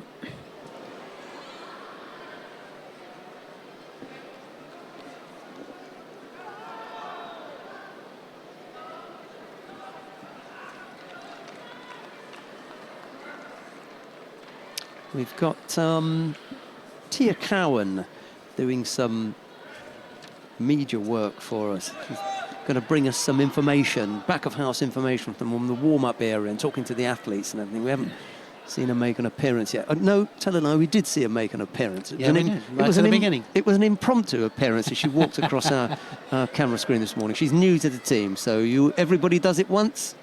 That was her. That was her once. She was mortified as she reached the other side of the studio and realised, I've just walked in front of the camera. For everybody to see. Yeah, for everyone to see. Yeah. It was graceful walk. Chloe, we've got it under control. We've got it under control. I think Chloe's coaching today somewhere up in Edinburgh. Well, this is a tight one, isn't it? Saying that, and it's Isoda that's doing all the attacking here. Yeah. And Tal Flicker having a real problem. Got his hands full. Well, he's just been beaten to the attack every time, so off the pace. There's a nice Sienagi. That was beautiful. Left-sided.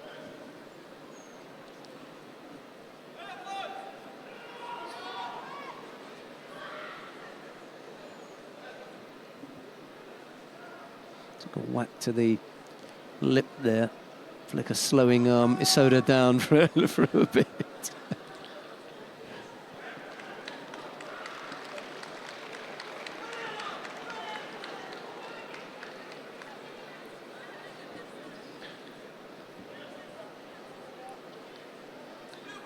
Well, it's always strong with the grips, and the kumakata, so important, of course, but they're such big throwers off the grip. Elbow out there from Flicker, so it didn't take him onto his side, Isoda. No score on the board. 46 seconds left. Bronze medalist at the Tokyo Grand Slam back in December, a month or so ago. He's the number 6 on the Japanese list. Fighting the world number 2 and giving him a handful. Well, it happened, didn't it, with also with the Italian Olympic champion, number 4 Japanese, took him out in Japan. Well, he's all over him, actually. Isoda dominating the grips, first in with the Kosoto every time. Like you say, the world number 2 here, having a real problem with the pace of this contest. Left-handed Osoto, Uchimata. You name it. Yeah, brilliant stuff here from he just needs good kumakata here. And this could be all over. It's going to be all over here. Flicker's lost it. He's going to be the first number 1 seed to tumble out the competition. 7 weight categories we've got today. But that's it, I'm afraid. Not even budge from the coach. He didn't, no argument didn't get at off all. go, Yeah, did he? yeah. You know, he really didn't get off go, and he was off the pace. And when you get off the pace, it's really one of those things that you've got to attack at the right time, and it's got to be with the right emphasis as well. And he just didn't get off the pace. Didn't get on the pace, should I say. Now, what's the situation with Anne Bowell and Alexander Mariak and El Idrisi. I wonder if we should shift down and just have a look and see El Idrisi and Mariak. We watch a French boy. We're still at mat number 3. We'll probably get another. Well, we can't go to Anbal. He's just Ippon anyway. Well, so that's it then. That's done. So Alexander Mariak of France faces Ala El Idrisi of the United States of America. It's Mariak in the white judogi, El Idrisi in blue. We're going to have to send out a search party for Tia soon.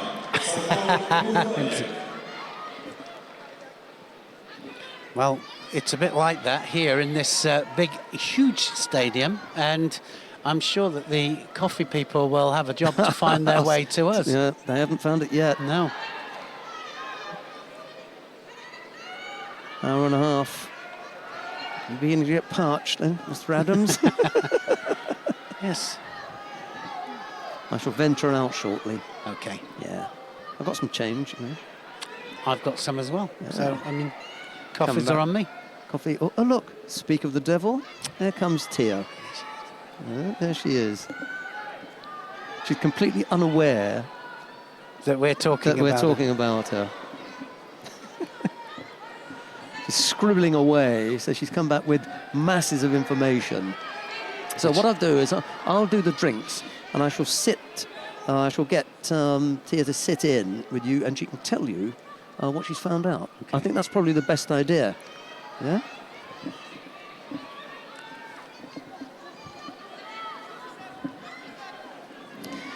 She's just written in her best handwriting, by the way. I hope it is her beautiful best. script. Saying, what's the best way to send you updates from the warm-up area in the mixed zone? Well, I'll tell you the best way.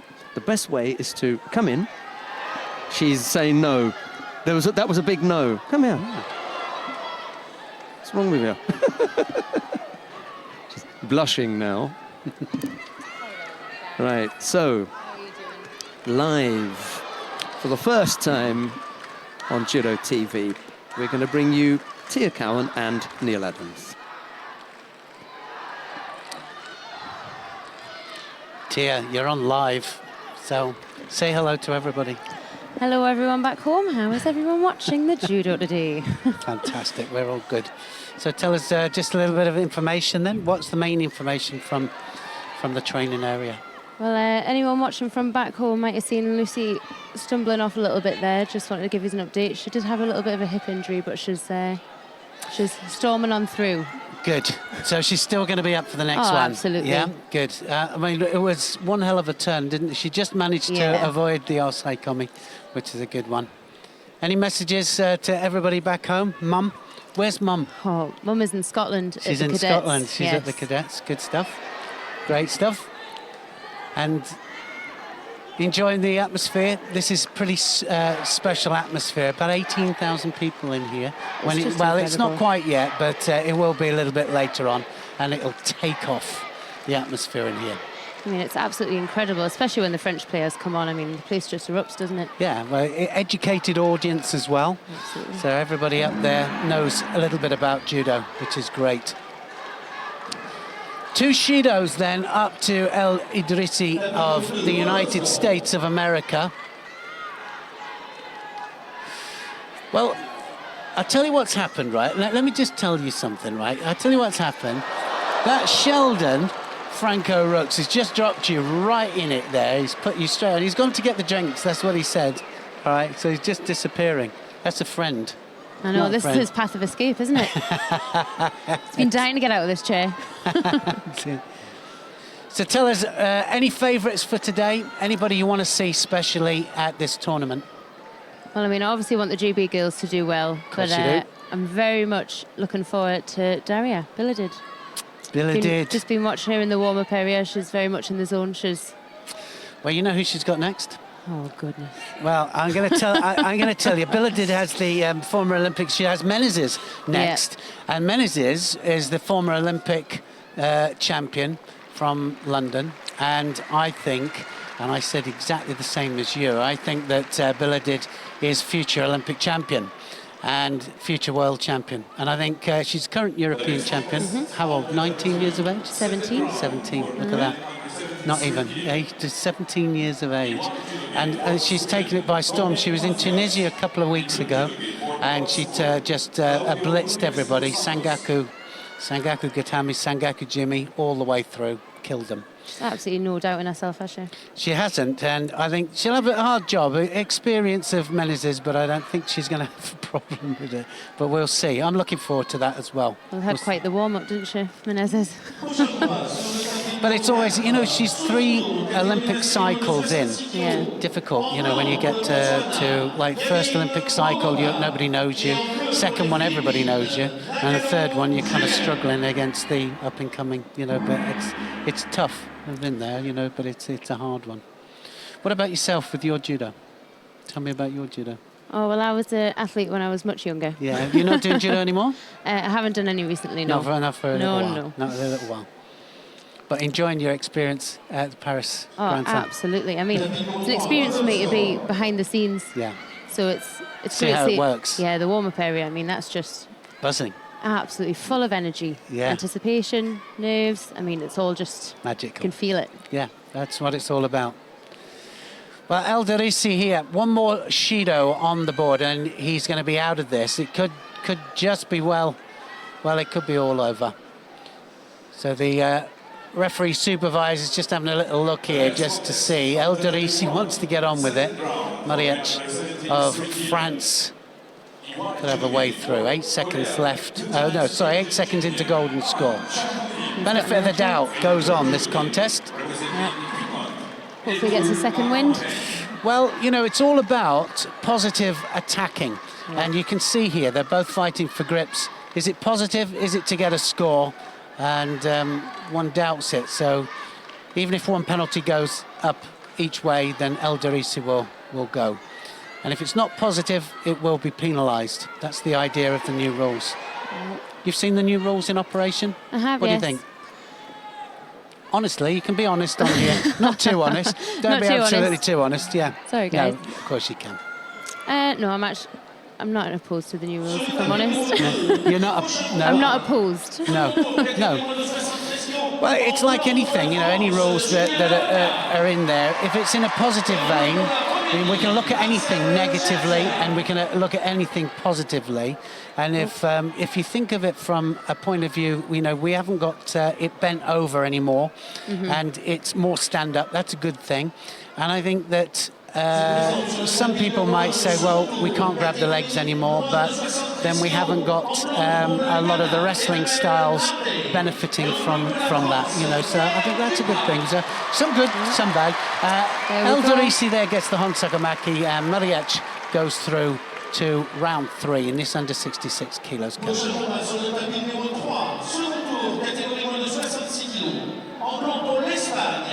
So I think we'll stay on this mat, just looking at the other mats there around mat 1, 2 and 4.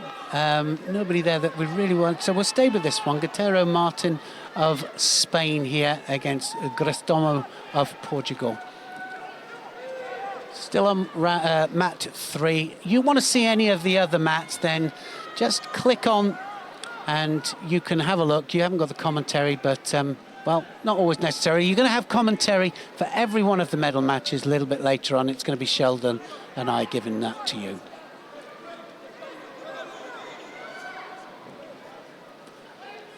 So in blue, Crisostomo of Portugal, and upset quite a few people in recent Grand Prix Grand Slam tournaments.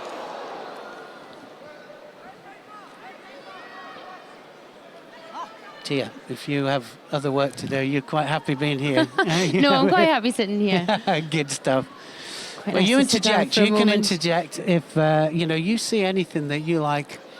I'm just looking around now. This crowd. You know, we were saying about a well-groomed audience and a well-educated audience, and you know, it works for and against. You know, if they've got French on, then they're up there for them, and certainly the French perform very, very well in front of their home crowd. Well, I mean, they've got enough support. It's amazing. 600,000 paying members that practice. About 1 million people practicing judo here. It's incredible, isn't it? Yeah, it is. Absolutely. So your mum is coaching up in, is a cadet tournament? It is the cadet, yes, in Scotland this weekend. I'm sure she's sad she's missing out, but... Of course she is. So has she got a team? Is it... it's for Northern Ireland. It's for Northern Ireland. Yeah. Fantastic. One Shido each here, Guterro and Cristotomo. Got to get on to the pace. We've seen quite a few contests just lost, not attacking at the right time. A lot of nerves in this stadium at the moment.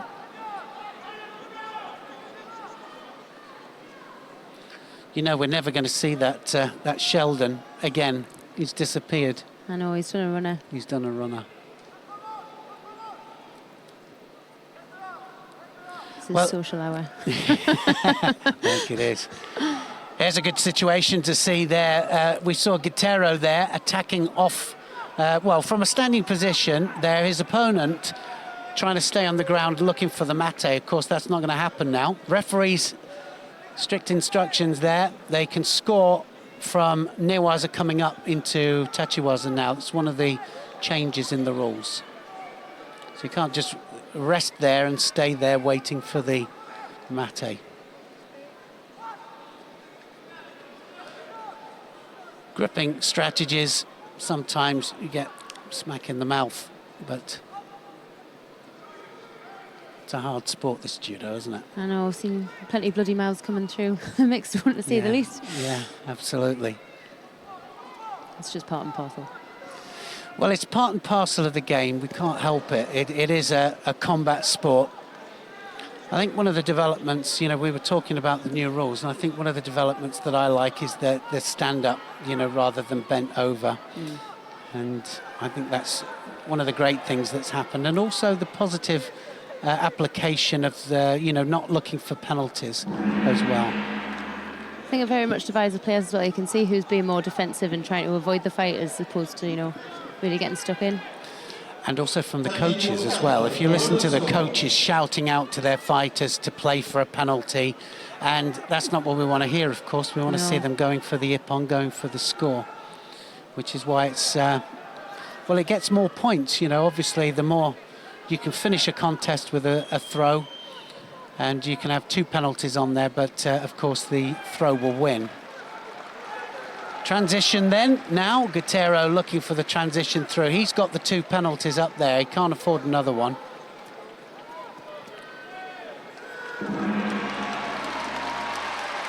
So no more judo for you, Tia?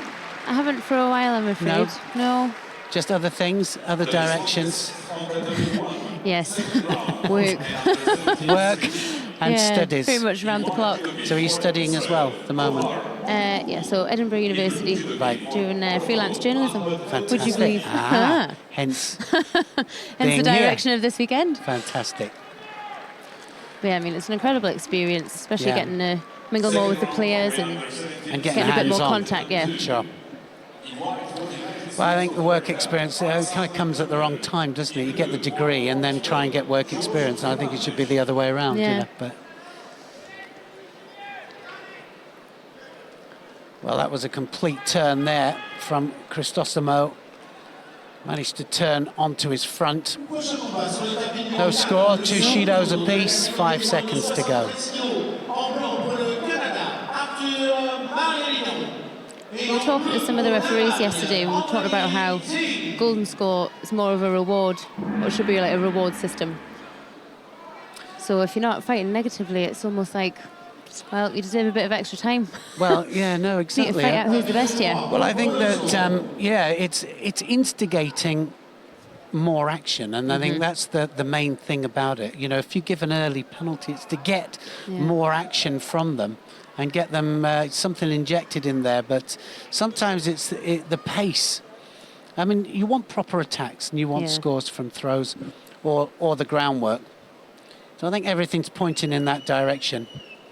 Don't forget here as well, the level of the judoka, very high. So you're going to have some tight matches, of course. I always think of it as World Championships with a few more thrown in. That's about it. A few more wild cards. Well, yeah. Well, they're in there to spoil the party. Didn't read the script, really.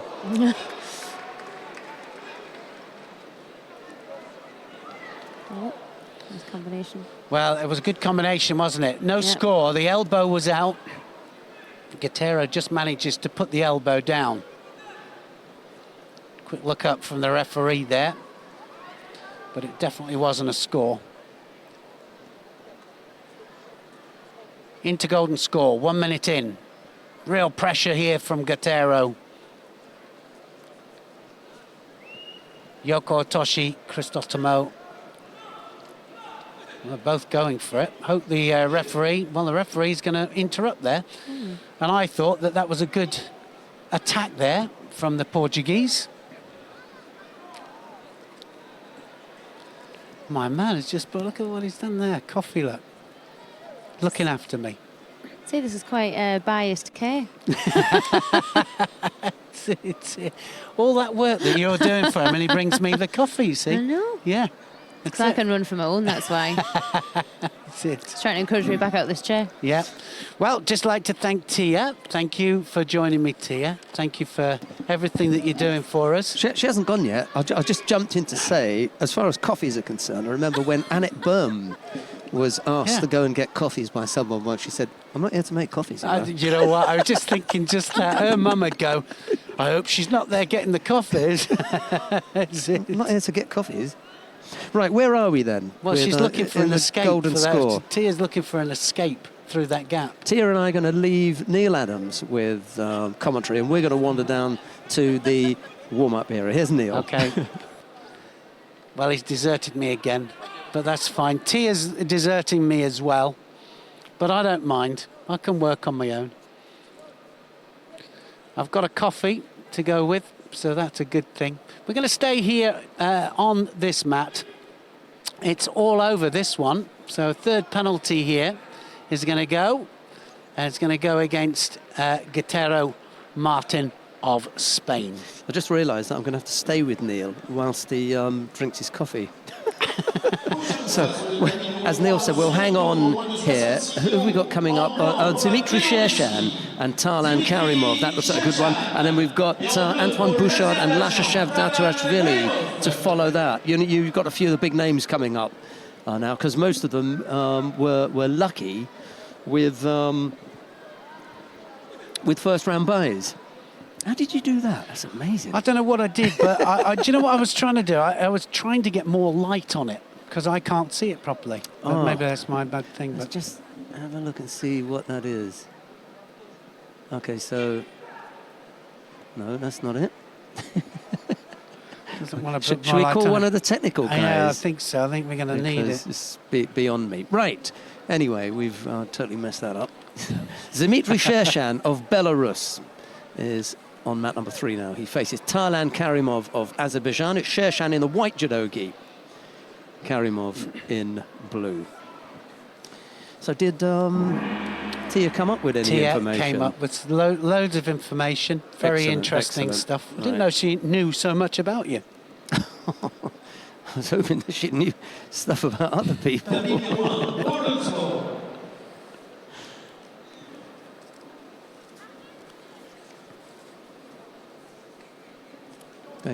Going along nicely. We've seen some nice judo today. Arthur Magelidon is leading Anthony Zing of Germany on mat number 4. That's in round 2 of the under 73 kilo category. We're going to stay here. Freddie's, the minute you mention another mat, he's ready to go, isn't he? He's ready to jump. Did you want to move to mat 4? No. No, I think we're okay here on mat 3 for the moment. Shershan then against Karimov. We get the feeling that something is going to happen here, that we're going to see a big score.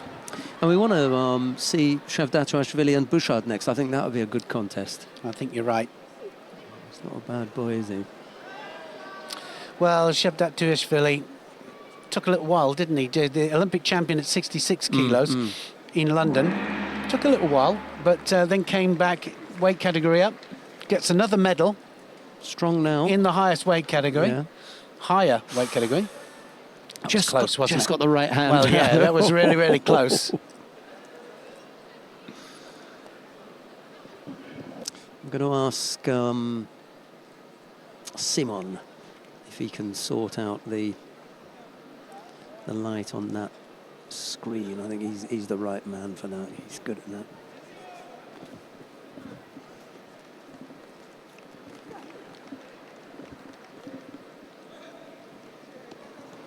The next contest is on Tatami 1, second round for men under 17 3 kilo.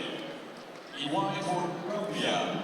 Just seeing the background there, Margelidon winning out. So he goes on.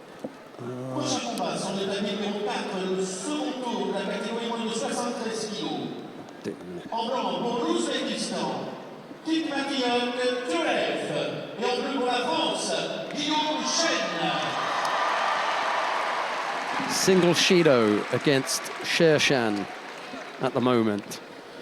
Yeah, Shershan has really got to pick up the pace here now. Karimov, of course, just ahead here, but no score on the board. Still no score on the board.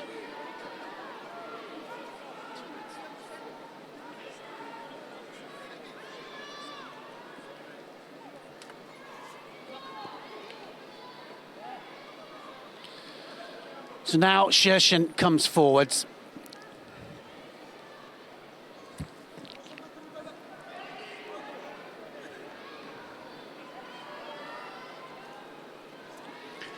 Well, we've just got a little bit more light on one of our monitors, which I was having a job to see it, but now I've got it. We are technically challenged, aren't we? Technically challenged. That's a good way of explaining it. Another penalty, this time for a false attack from Shershan. A minute left to go. Alexander Turner's just won his contest against Jorge Fernandez of Portugal on mat 2. That was in golden score. The American winning out. Well, this is a tight match, this one. Shershan 2 penalties up there now, so he's going to have to throw caution to the wind. Karimov just doing a nice steady job here, attacking at the right time. See that arm round the back there, and both of them trying to take advantage of that there. Karimov drops down for the Yoko Otoshi.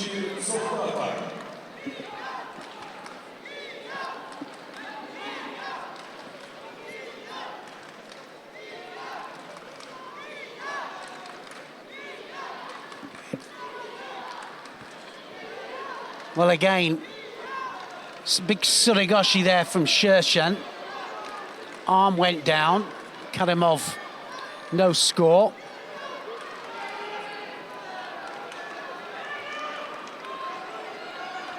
Big left arm over again. He's not finished yet. 16 seconds left. I'm not even going to ask them how they do that. Our tech guys have just worked something out for us, and I think I'll just leave it. Yeah, just leave it. Interesting little graphic that they put up on our screen, which is someone sitting in the corner. Look how old that is. Wow. Sitting on the mat on a chair. What's that about? That's past. But there's some people fighting here today that can't remember that. How long has it been? Yeah, no, it's interesting, isn't it? What was it I saw yesterday? I saw a real interesting one yesterday. There was, it was a situation, it was meant to be 1970, and it was a karate scene on television.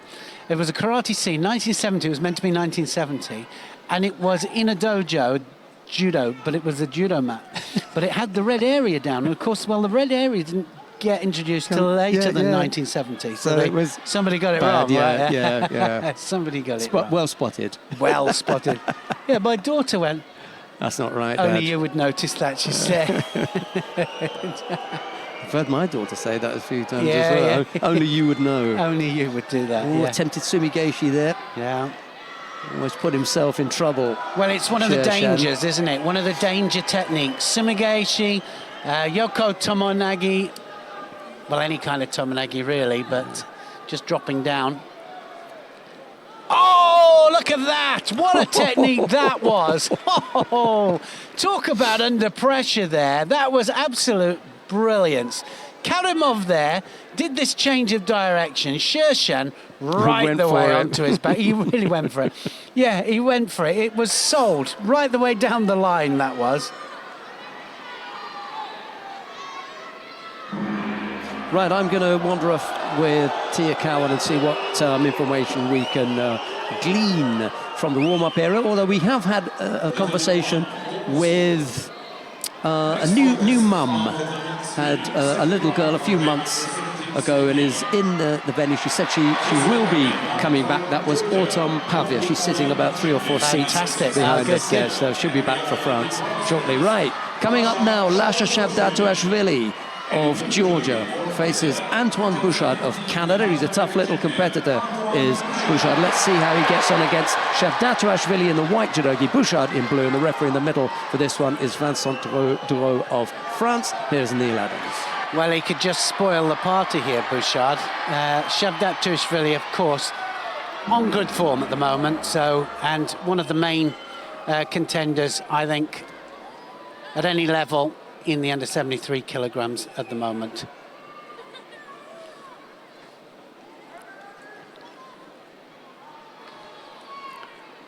Well, he's got this very one-sided Uchimata approach, hasn't he, Bouchard? There, big arm comes over the top there, feeds the leg through. He'll have to be a little bit careful staying there too long with Shavdatuashvili, because Shavdatuashvili has a big uranagi. Prochain combat sur le tapis numéro 1, second tour, catégorie moins de 48 kilos. En blanc pour la France, Mélanie Clément.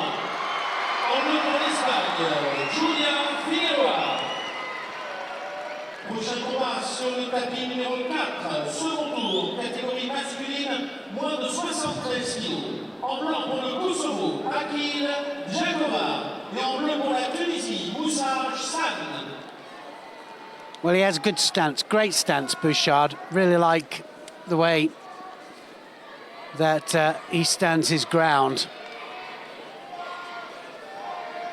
But the attacking style of Shavdatuashvili is action all the way. Sur le tapis numéro 2, second tour, catégorie féminine moins de 48 kilos. En blanc pour le Japon, la championne du monde en titre. Well, for anybody watching here, 248 kilo fights happening on mat number 1.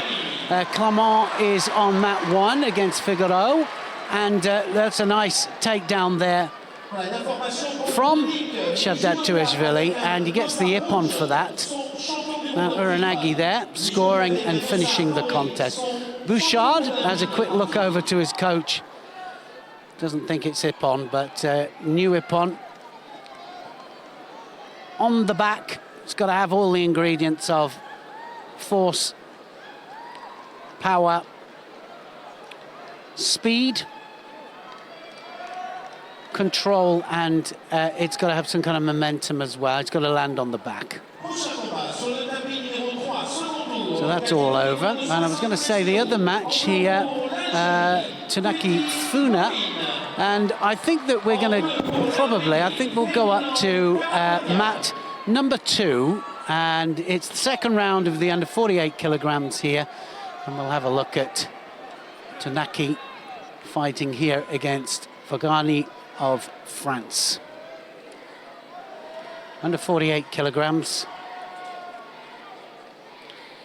World champion.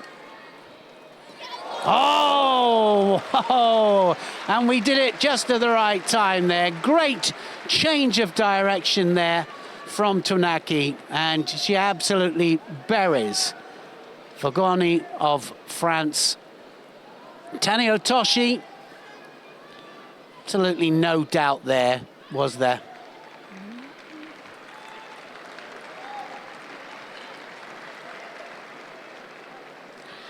She goes through to the quarter-final. Second round for women under 48 kilo.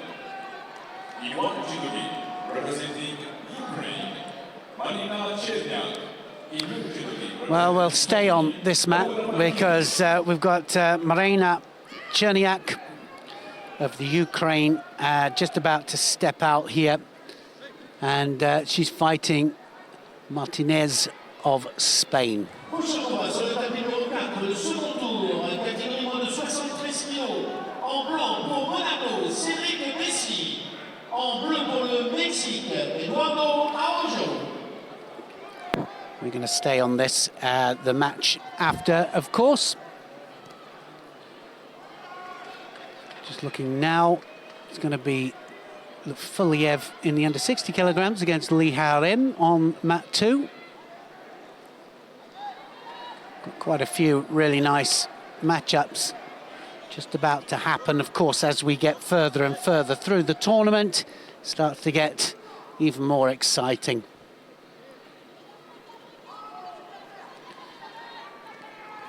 Well, we see that quite a lot, don't we? That turn against that straight arm there when they can't get two hands on. And it's one of the reasons that the Wakigatami situation has been stamped on so vigorously. Hansokamaki, if you go against the elbow with an attacking movement. Well, that didn't seem to have a lot of control, or it didn't have any hands anyway there. Martinez didn't seem to have any hands on at all with that drop-down attack. And she gets penalised for it.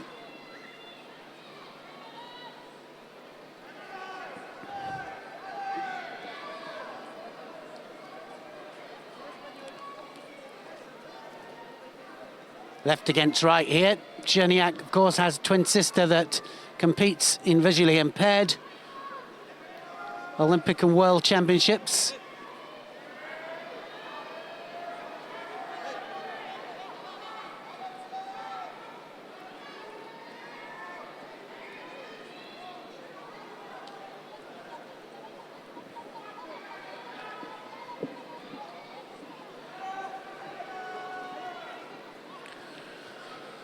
Very awkward style of Cherniak. Just attacking all the time, non-stop. All very close there with that Ouchigari. No Kumakata, no Kazushi on the sleeve, so no control. It's one of the biggest things with the scores that land on the side for the Wazari. And you can see there, the elbow out, which she just really highlighted what I was going to say there, the elbow out because of the lack of Kazushi. But that's going to turn directly into the Osai Komi for sure.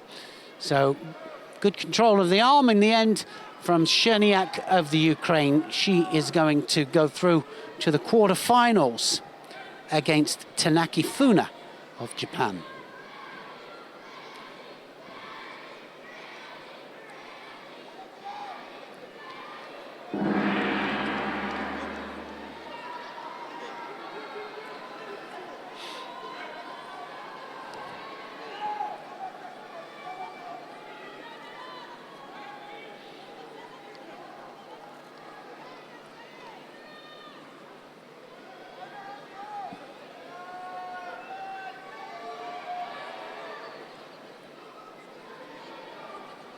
Well, I'm just looking at the Daria Biladid match, which might be on mat 4, and it's going to be the next match after Besse and Araujo of Mexico. So we're going to go after that 73 kilos match on mat number 4. We're going to go to Biladid against Sarah Menezes of Brazil. But for the time being, we'll stay with this one here. Lefiliev of Uzbekistan in white here against Lee Harim of Korea. Lefiliev, definitely one of the most exciting Uzbek fighters. tapis numéro 3, Golden Score. Just action-packed here, and you can see that Lee Harim there doesn't want to know. He just can feel the power of Litfiliev. Gets a penalty for dropping.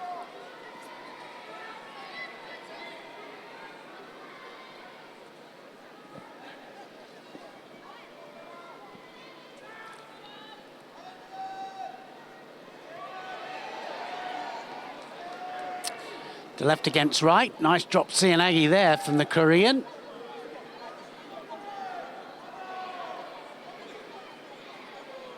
Tapis numéro 4, prochain combat, second tour, catégorie féminine moins de 48 kg. En blanc pour l'Ukraine, Daria Bielid. Et en bleu pour le Brésil, la championne olympique de Londres, Sarah Menezes. I'm going to definitely go to mat number 4 because certainly for me, Biledid of the Ukraine is one of the up-and-coming judoka in the under 48 kilograms category. She's against the Olympic champion of 2012, Menezes of Brazil. So we're going to just drift over here to see Biledid here. The European champion, 17 years of age, and here she is against the Olympic champion of London. Now, let's just have a little look-see at where she's at here. This is where she likes to be, Biledid. Great transition into Newaza, knows exactly what she wants. Well, I'm not going to say young against old, but certainly the experience of Menezes here. She is the underdog here, which is quite unusual.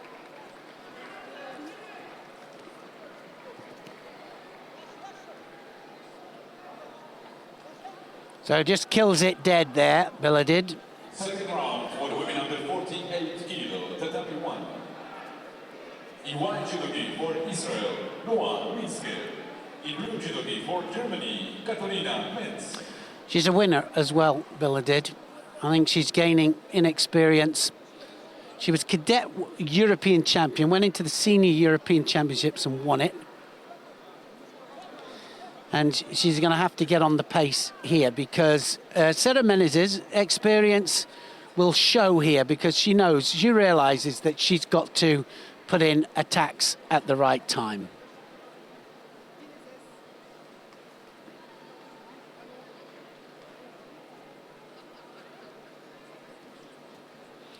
You see the height difference between these two.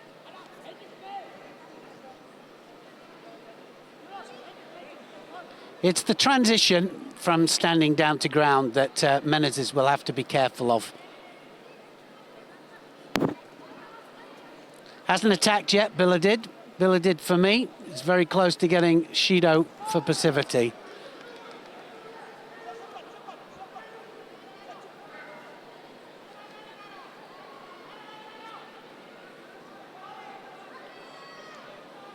Well, this is an ideal opportunity now. From a standing position, the one standing can still throw.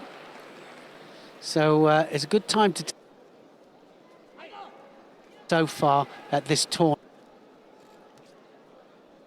Menezes, one penalty up there. Biledid, as I said before, well, there's a Shido there for Menezes. Just one Tominagi too much.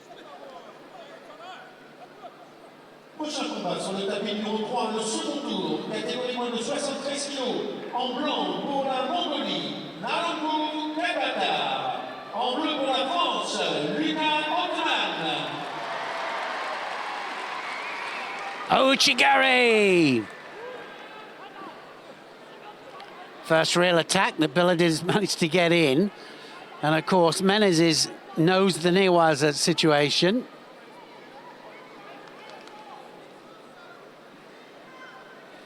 And this is where lack of experience, you could say, will and could go against Biledid, but she'll have to pick it up. One Shido each. Definitely looking physically very, very strong against the Olympic champion. So Menezes gets another penalty there. So second one up to her.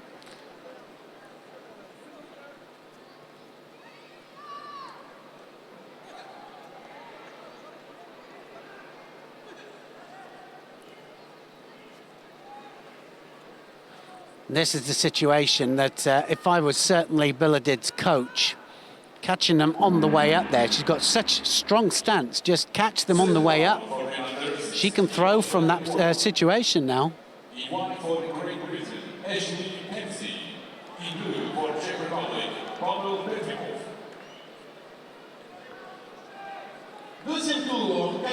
Strong grips there from Menezes. Big arm over the top now, Biladid, and she went out again there, Menezes. She went out, she drifted out, 2 feet out, and it's going to be all out. I think that definitely on that particular occasion, Menezes just went outside, definitely, and both feet went out. There was no doubting that. So it's all over. Biladid goes through against the Olympic champion from London without breaking a sweat, really.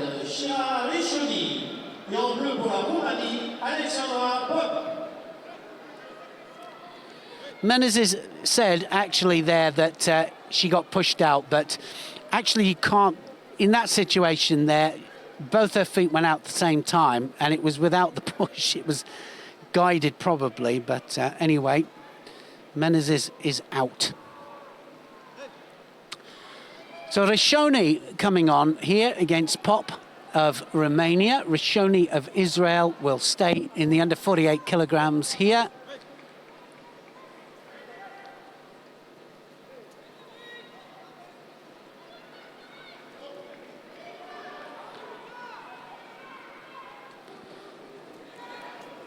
This then to go through to the quarter-final stages of the tournament. Ashley Mackenzie of Great Britain is on mat number 1 in the under 60 kilos category against Petrikov of the Czech Republic.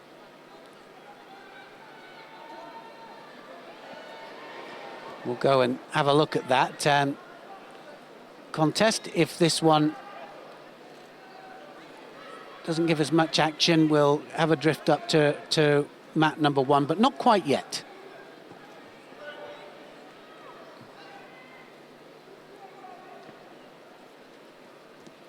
Sianagi Rishoni.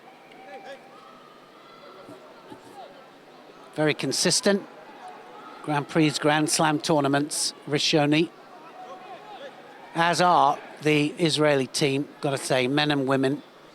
They have a great squad, 2 great coaches doing a good job with them.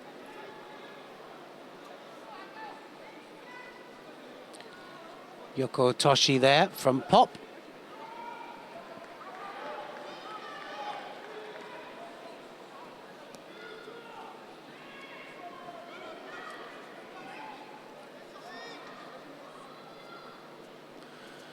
Oh, that's going to be a score. Now, what does she get for that, Rishoni? I think, well, was Ari given to Rishoni for that Sianagi? Absolutely a roll. Just lacked a little bit of impetus. So just the Wazari from it.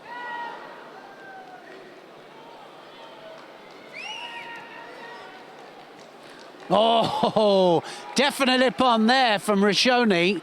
Glad we stayed here for this match. That was a terrific performance there. It really was. 2 beautiful Sianagis there from Rishoni.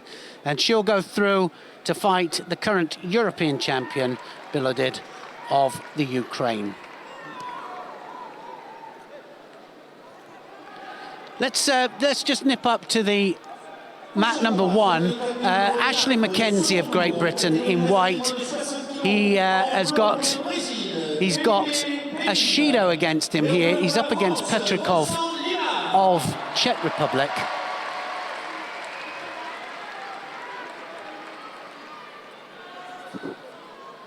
Left-handed predominantly Mackenzie. Beautiful left-handed Seotoshi that he does, but he can also do it on the right-hand side as well.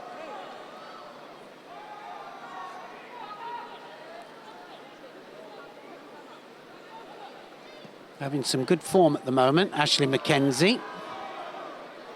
Get to the final in Tunisia. Silver medal there.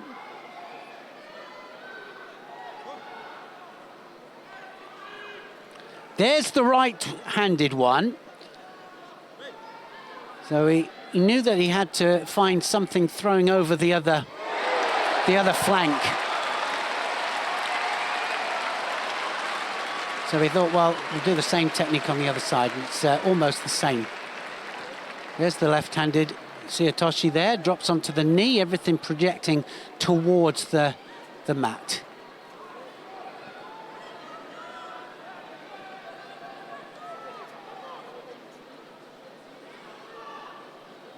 Yoko Toshi this time onto the other flank. Good stuff here from Ashley Mackenzie.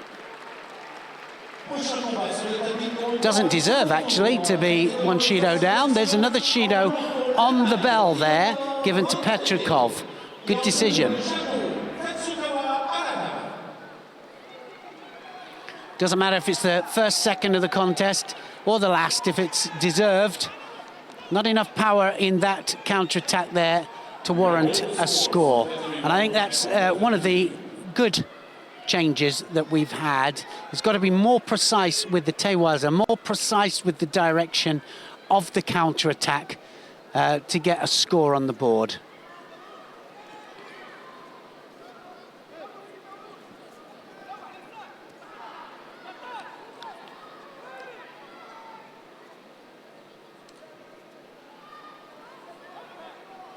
Tight match. Golden score.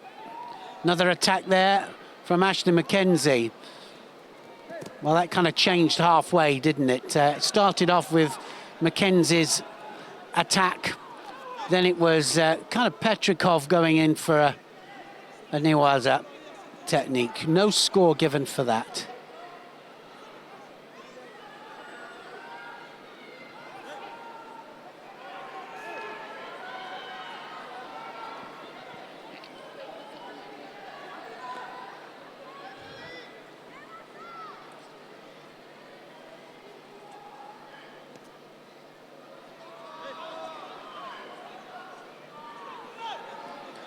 Well, it's all Ashley Mackenzie, it really is. There should be a second penalty coming up here to Petrikov because Petrikov is behind on attacks.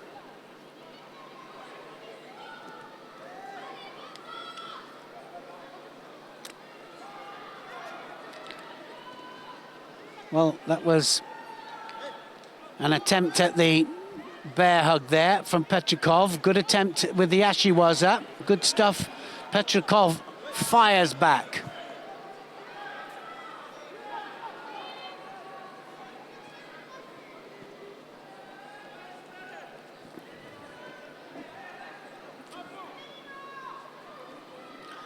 Well, what a good match this is. Who wants it most? Well, we have seen Ashley Mackenzie. When he gets to this kind of stage, doesn't fight as well as he could, but he's certainly fighting hard here. He really wants this. Well, I don't know what that's all about. I really don't.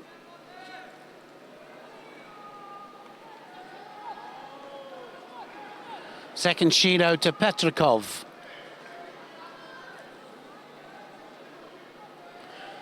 I don't know quite what that was for. It should have come a little bit before that. Again, good work there from Ashley Mackenzie. Right and left attacks.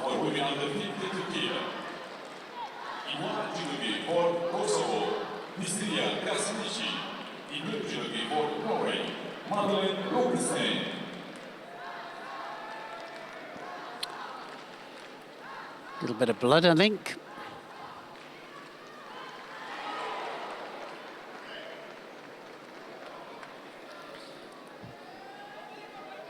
So under 52 kilograms on mat 2 here. Krasniqi is against Rubinstein of Norway. Krasniqi, of course, one of the favourites in the under 52 kilos category. And Abe Uta is the match after Krasniqi. We're going to definitely go down and have a little look at her.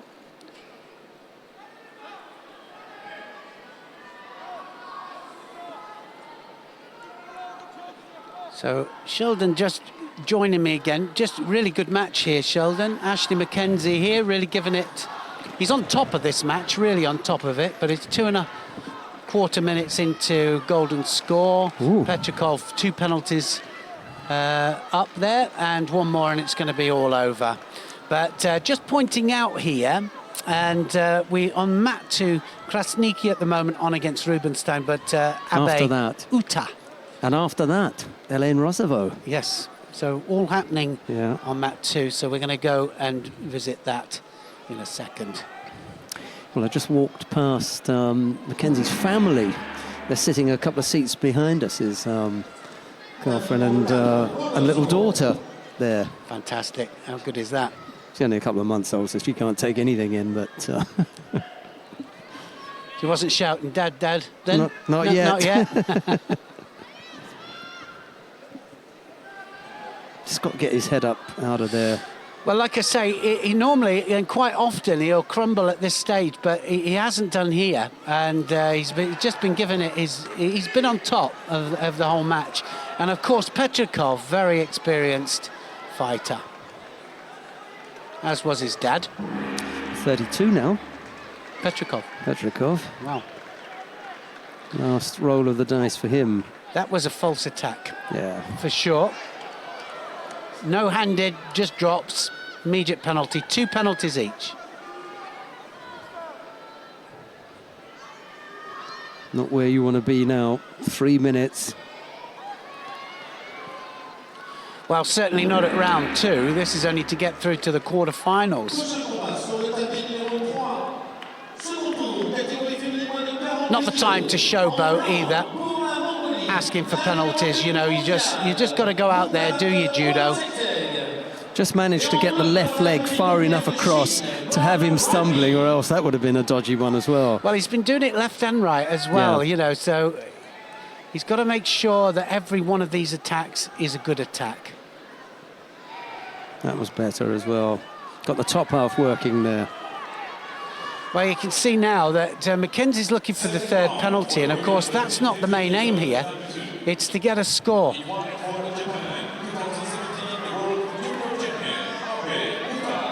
Yeah, that's it. He's pushed him, like you said. You know, none of those were designed to score Ippon. No. They were just designed to put in enough attacks to make it difficult for Petrikov, and he knows he's on the receiving end of this one.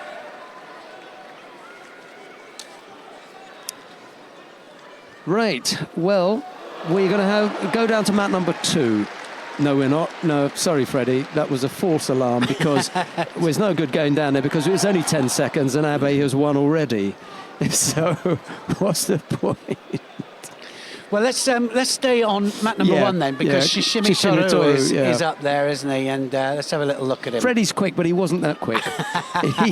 he couldn't get over there within 10 seconds. He couldn't do the out from this mat and the into the other one in the time that Freddie, it took. what are you doing? Just speed up a little bit, please do. Keep up with Abe. Keep up. Right, Shishimi Toru of Japan in white is up against Biara Amatushin of Mongolia. It's Shishimi in white and Biara in blue. There you go. Well, I'm going to be with you for this one, and then I'm going to have to leave That'd you. be an idea. Yeah, I was thinking that. You know, yeah. The little wash hands business. Well, kind of. Yeah. Okay. Elaine Rosovo is taking to mat 2 as well. In case you want to watch that, she's up against Anna Kazyulina of Kazakhstan. I haven't seen any Russians here. No. Interesting. Maybe Dusseldorf. Yeah, they've opted out of this tournament. Well, I like Shishimi. I've seen him fight a few times. Quite cool, calm and collected. What was the Biladid Menezes? Well, it was an interesting long one did that because last? Menezes came out all guns blazing. She knew she had to attack all the time. But from a stance point of view, Biladid very, very superior. Killed everything that she did. 3 penalties in the end to... Yeah, couldn't cope with her then. No. There's something about her, isn't there? Villa did. Well, I've made my statement anyway. I've told you. Yeah. She's a winner, that one. You know, when you can knock off that kind of quality fighter, and Menezes is a quality fighter. Well, whenever before, when I've seen Menezes come out, everybody else is the underdog and she's the favourite, but it certainly wasn't the case in this one. And Villa didn't even believe it. You know, didn't think that she was going to be threatened by it. Yeah. Dropped Cienagis, just killed it dead, you know, but yeah, interesting. No score as yet. Biara has picked up the single penalty. Well, I think he's setting him up here for the big Cienagi underneath. I can feel a Cienagi coming from Shishimi.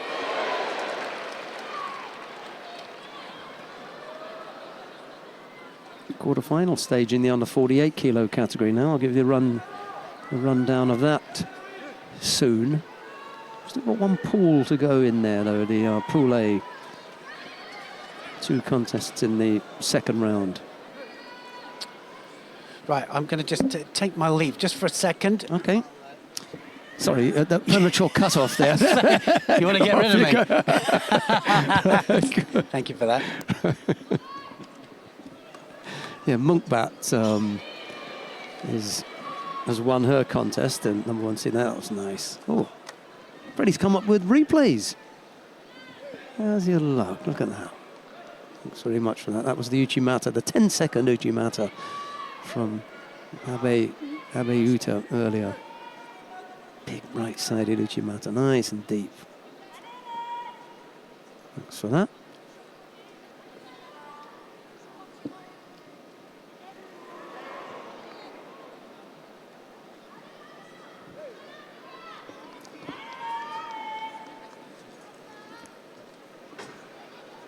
Second penalty now to Bayara.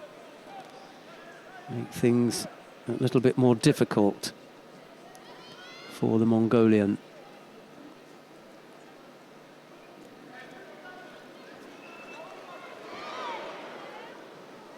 Just gave him a little nudge towards the edge of the competition area there. He's going to have to stay nice and strong and keep himself in the area.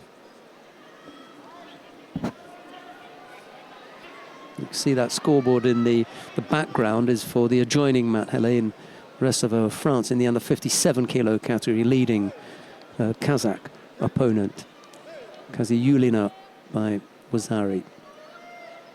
With 1 minute and 18 left to go. That's the scoreboard on the adjoining mat here. We've got half a minute left. There's no score yet between Shishimi and Bayara, but Bayara is about to pick up a third penalty, it looks. And that will be him on his way out, I'm afraid.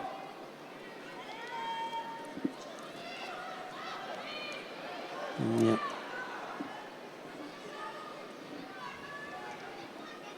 Not what Baljamyan, the coach, had in mind when he tapped him on the back and said, go for it.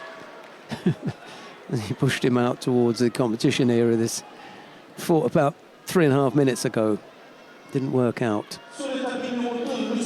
Right, in the under 52 kilo category, coming up next, Tsunoda Natsumi of Japan faces Bettina Temelkova of Israel. It's Tsunoda in the white judogi, Temelkova in blue.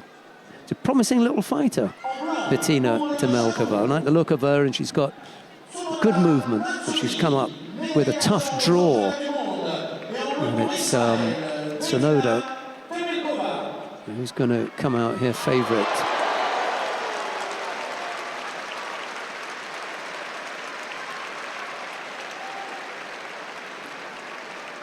Cheers that you can hear in the background are for Helene Rosova, who's just thrown Kaziyulina for Ippon.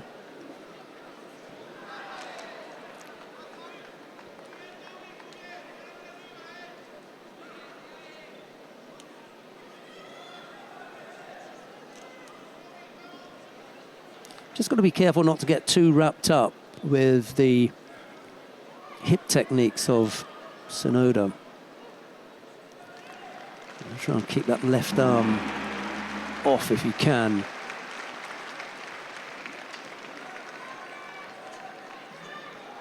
tapis numéro 4, Golden Score. The next contest, contest 2, second round for women under 57 kg. In white for the Netherlands, Margaret Versta. In blue for Azerbaijan, Ishihiro Murzedev.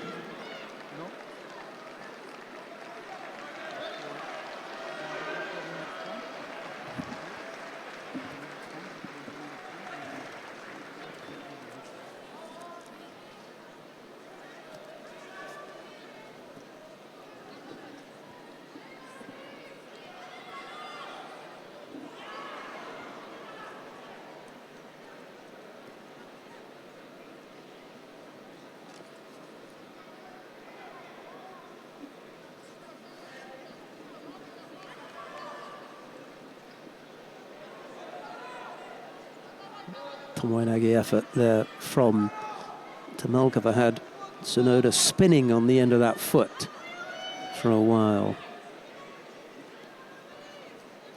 Couldn't come up with the hands to turn her off it, however.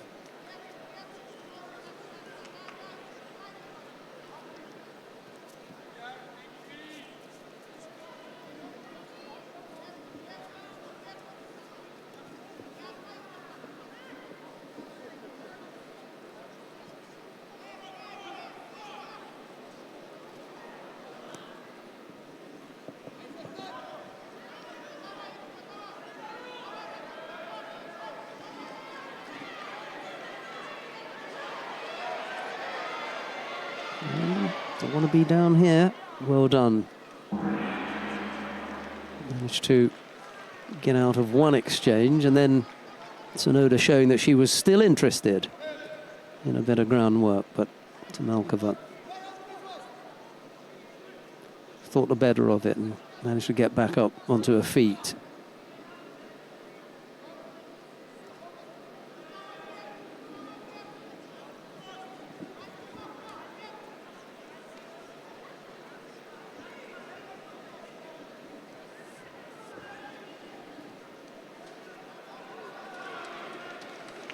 Yeah. Well, you can tell why she wasn't interested in going to the ground. Tsunoda just that little bit too sharp for Tamalkova in Newaza. The diving three, second round for men under 60 kg. In white judogi representing Georgia, Amir Papinashvili. In blue judogi representing Germany, Boris Plavki.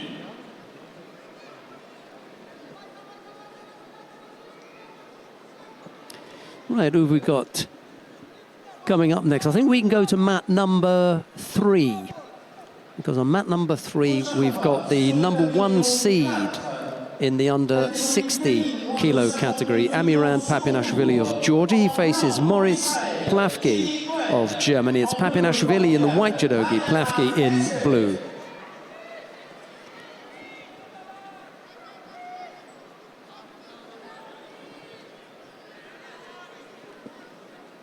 Sur le tapis numéro 1, second tour, catégorie moins de 52 kilos. En blanc pour le Brésil, Jessica Pereira. Et en bleu pour la France. Yeah, Papinashvili squeezing that on. And Plavki having to tap out there.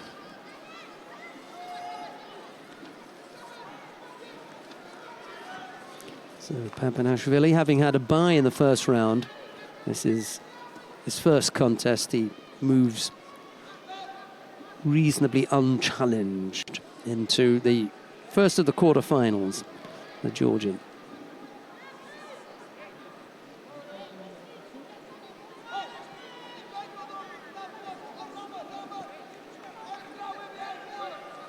Prochain combat sur le tapis numéro 3, second tour, catégorie moins de 60 kilos, en blanc pour le Brésil. Well, we can stay here and have a look at Felipe Kitadai of Brazil, who faces Richard Vernet of France, or Richard, I suppose, Richard Vernet of France.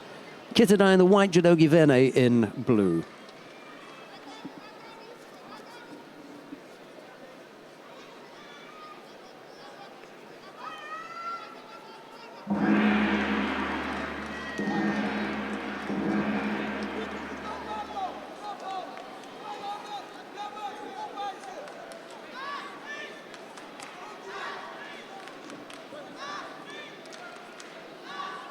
Number 2, open score. Prochain combat sur le tapis numéro 4, le second tour en catégorie moins de 52 kg, en blanc pour la Belgique, la médaillée de bronze des Jeux Olympiques de Londres, Charline Van Swick. En bleu pour la France, Coraline Marcus Lavignon.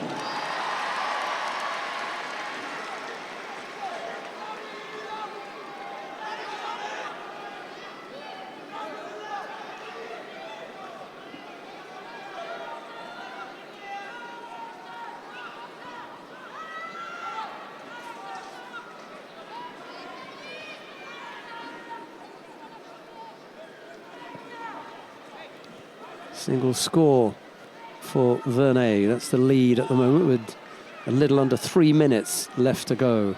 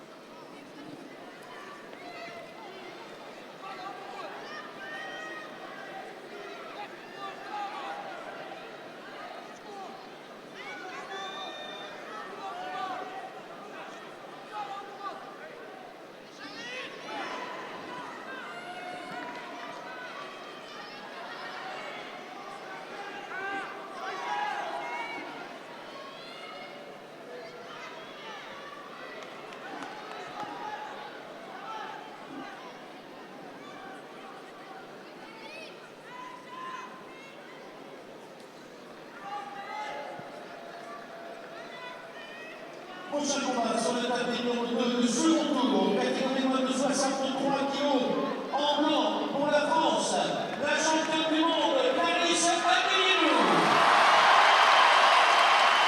En bleu pour la République populaire de Chine, Xi Jinping.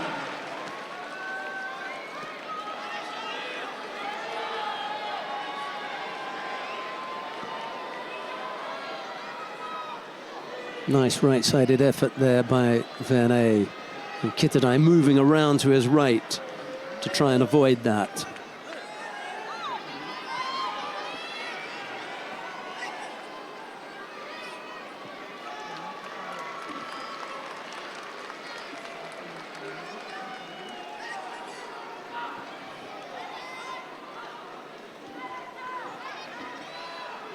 Minute 40 odd left to go.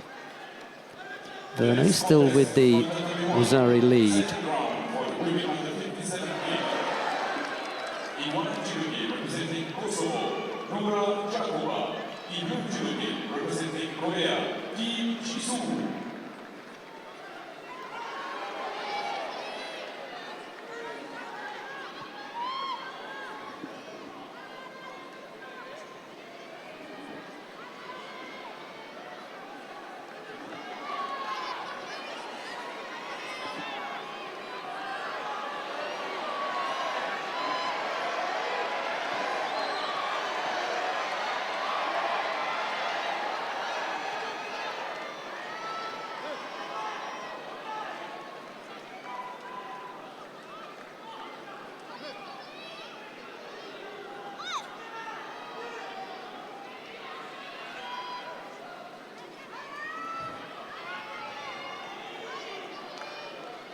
Well, then a little bit desperate looking with that last effort. Still got plenty of time on the clock here. You have to be careful. Kittadai's got plenty of experience.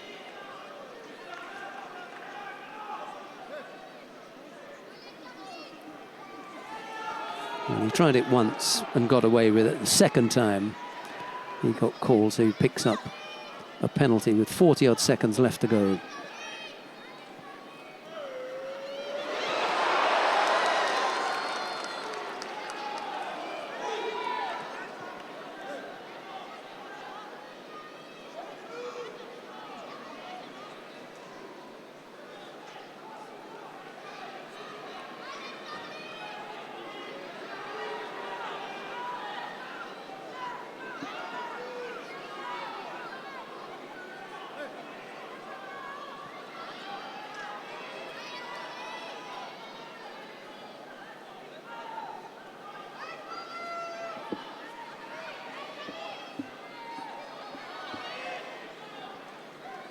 That's made things interesting. Kitadai with Rosario on the board. No, they've taken that one away. So 20-odd seconds left to go. Kitadai having to do it again. Try and level things or finish the contest off. Goes over on the right side, and Vernet is able to move to his right and avoid getting caught. Well, that was a reasonable effort from Vernet, and he has another look at the clock with 10 seconds left to go. Just got to avoid the false attack now.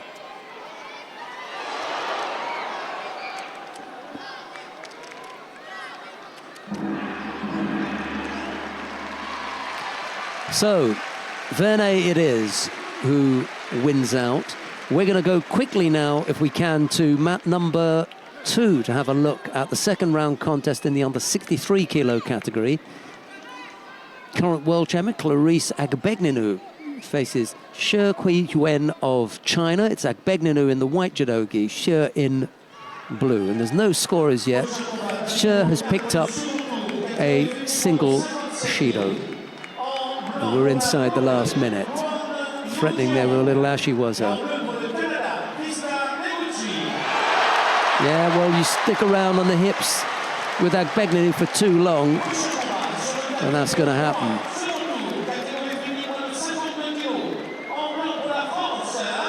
Just there for that little bit too long.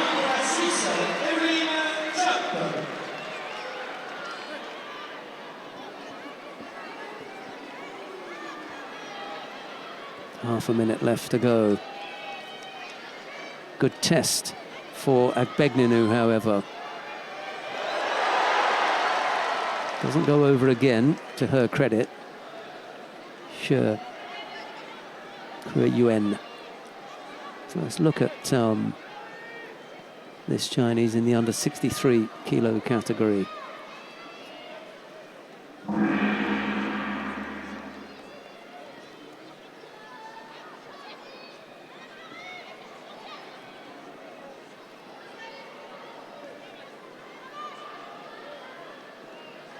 Well, it's a good effort.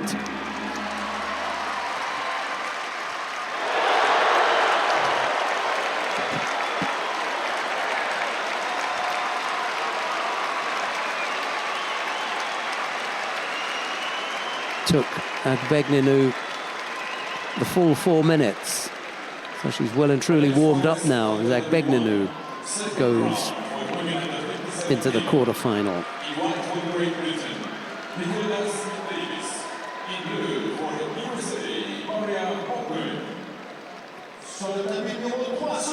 Right, we can stay here to have a look at Jules Fransen of the Netherlands. She's up against Kim Ji-kyung of the Republic of Korea. It's Fransen in the white judogi, Kim in blue.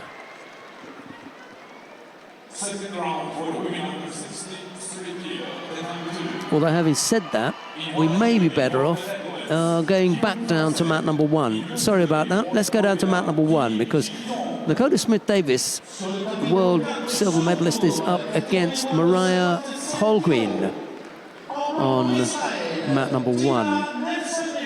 So let's go and have a look at that.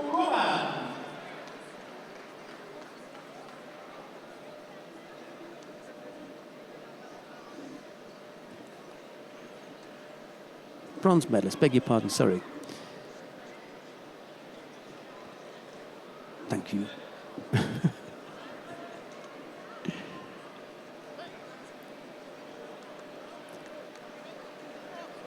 Minute gone, single Shido against Holguin of the United States of America. She's going to pick up a second here, however. 2 penalties within the first minute. Not what the doctor ordered, I'm afraid. Doesn't bode well for the rest of the contest because having picked up 2 in a minute, you've got 3 to try and stay penalty free, and I can't see that happening. Big ask, I'm afraid. So no score here, Smith-Davis.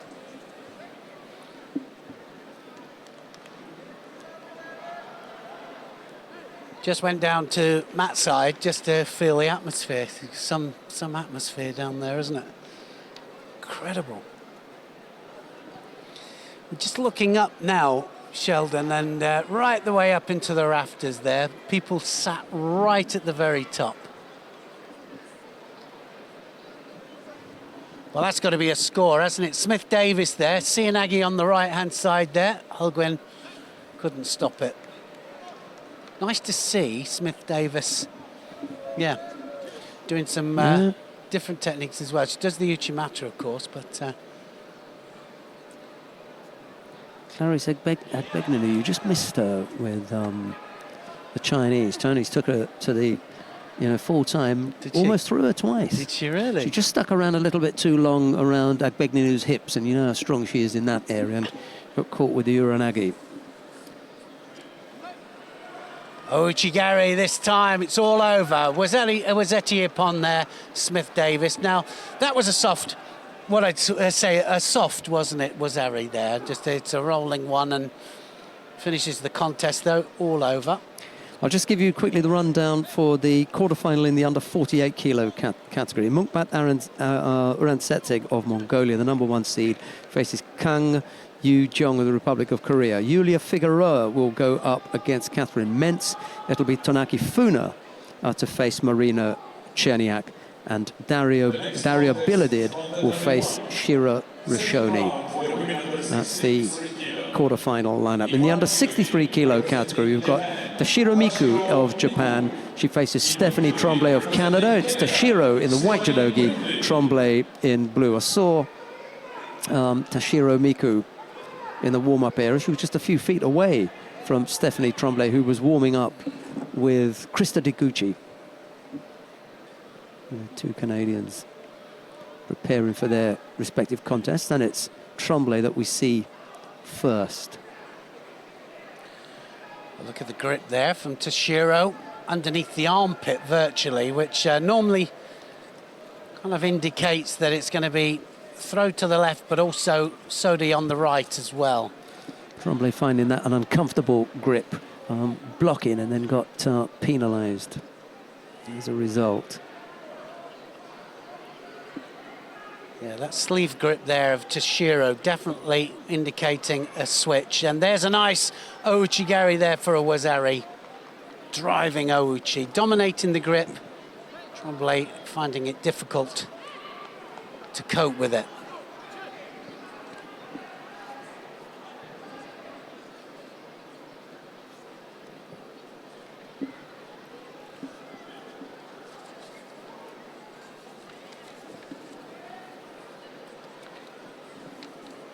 So many weight categories, of course, today. 7 weight categories today and the same tomorrow. Straight in for the shimiwaza here, Tashiro. Look at that. She's right on it there and really throwing the hips forwards there. She just might get that. That's going on. She's got to be careful as she goes into the crook of the leg. And she's got it. Ippon scored. She looked really, really sound there, didn't she, Tashiro? Yeah.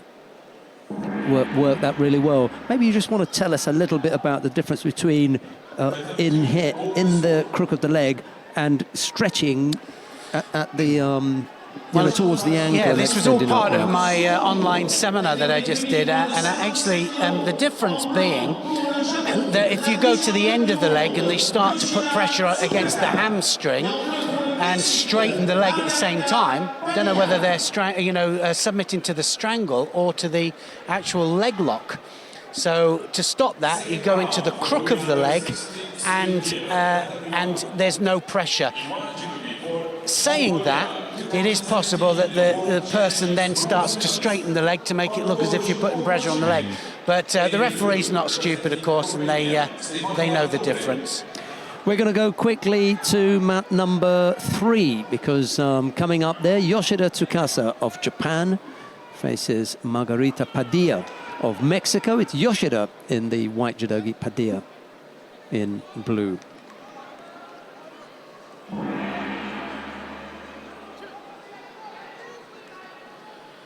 Starting to liven up, isn't it, this competition now? You can kind of feel it's really starting to rev up. And the athletes as well starting to rev up. Look at that turnover there.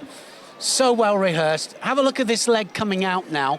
Even if both of them come out now of the area in Newaza, the referee will still allow it to carry on. Leg comes out, she secures the hold and does well to get out of it there, Padilla. That was a real battle. Wow, it really was. It was a great bit of Newaza from Yoshida, as you would expect. Didn't quite get time to settle in.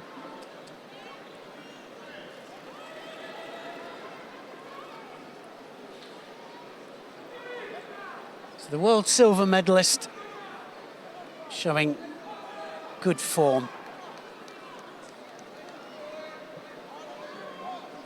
Great ashiwaza. All of this Japanese squad have great ashiwaza all the time, using the feet to upset balance and to set up big attacks.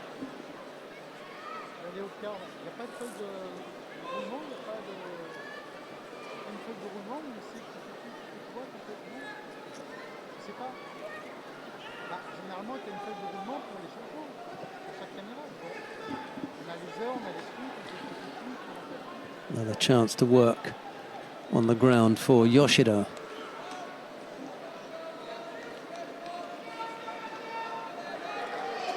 Might be on, I think. Yeah, that's it. Yeah. She's had to tap out. Panic, you can tell the legs there, just a little bit of panic in there. So Yoshida goes through to the quarter-final stage there, fighting the winner either of Montero or Ohai of Romania. That's up next.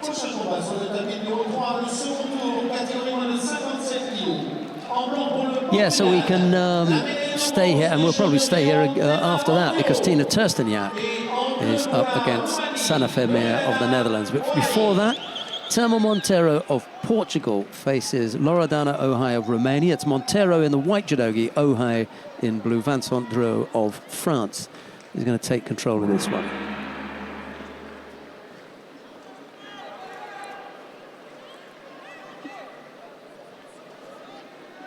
The next contest from category 1. Third round for men under 16 years. In one for Israel. So Montero still there. And as we pointed out a little bit earlier, as I said, a two-time world silver medalist, but she's a four-time world silver medalist. World finalist, Montero.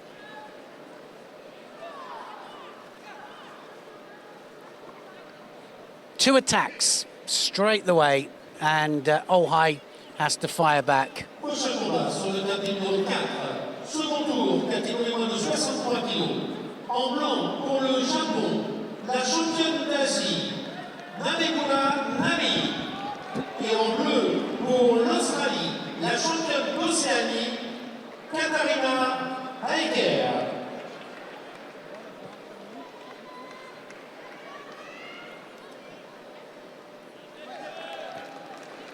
Sumigaeshi attempt from Montero. Can't do another one like that, because otherwise she will be penalised. Pretty hot on the false attacks. Just looking round the stadium, all categories, and second drop definitely gets it. Absolutely. Got to break balance.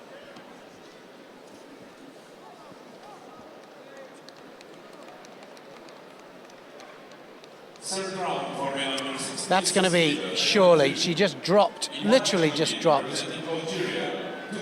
Well, maybe he's allowed the possible there was a chance for Ohai, and when they get up, he'll give the penalty. I still think she'll get it, but... yeah, he's sharp. No, absolutely. Didn't bat an eyelid. No, she was going to get it, because second time, first time, okay, maybe it was the defence of Ohai, but the second one, you cannot do it. And quite rightly so too, because that's what we're trying to clamp down on. You've got to rotate, you've got to get some kind of movement.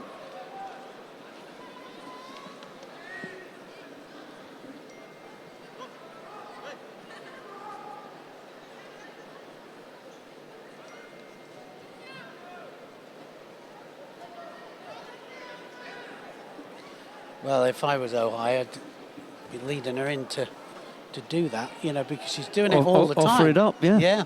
That's what you want to do. Go ahead. Yeah, exactly. No, we don't want that to happen. We want the positive attacks, positive scores.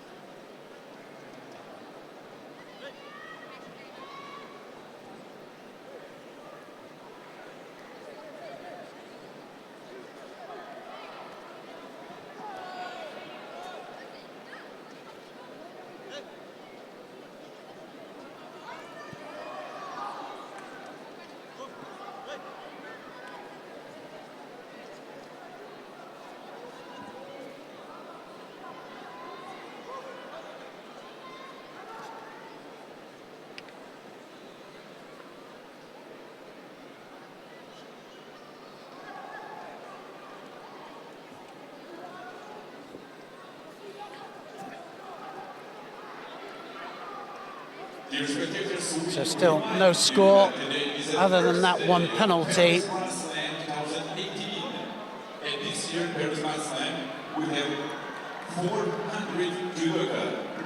Just looking at some of the other contests that we've got on. Mudakura is against Haka of Australia. It's on that 4 for anybody that wants to see that in the other 63 kilograms. Shmailov has got a bit of a battle on his hands. He trails by Wazaru with a minute left in that contest with Sebastian Seidel of Germany. Round 3 down in the under 66 kilo category. 3 rounds, quarter-final, semi-final and then final. So it's a big field there, 36 judoka, and Seidel trailing by Wazari.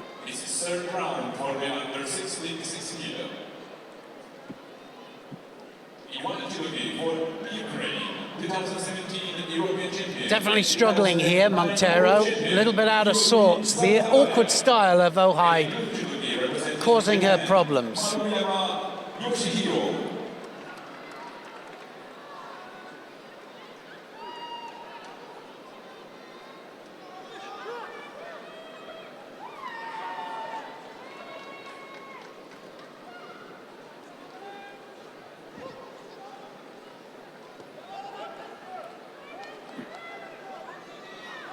Into the last 20 seconds.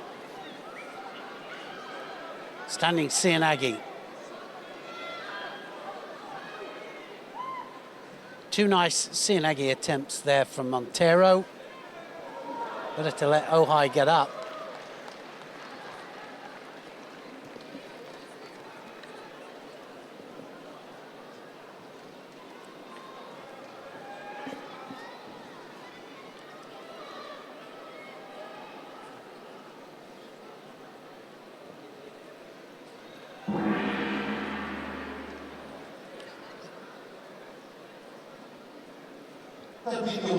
Any score now will do it.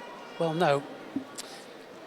2 more penalties either way, or any score.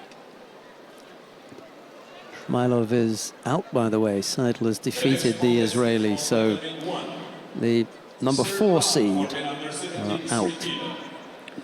And Bull just about to go on that mat 1 against Nurliev of Uzbekistan. And on mat number 2, Zantaraya and Maruyama.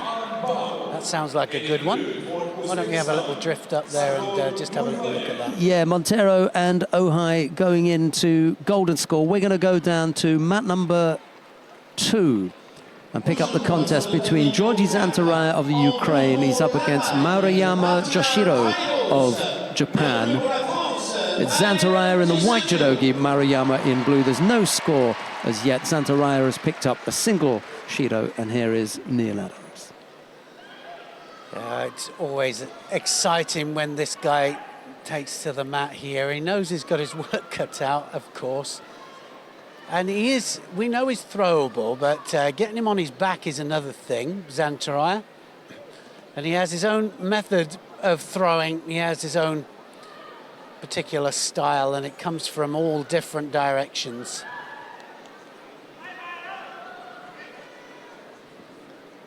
I think when we saw Abe just literally take him apart. That was an incredible situation there when two great judo men were head to head, and that particular time Zantarai didn't come off the best, did he? He just,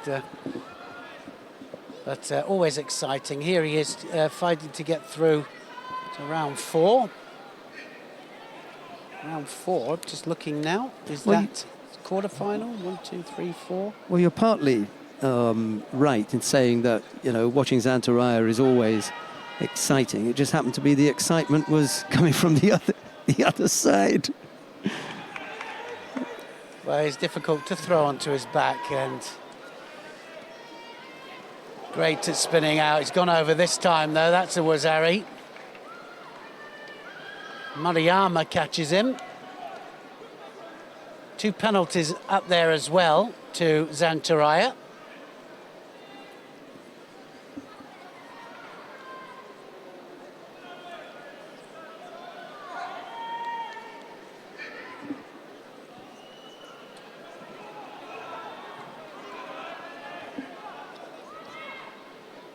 I think his judo is so open. That's why he does get caught.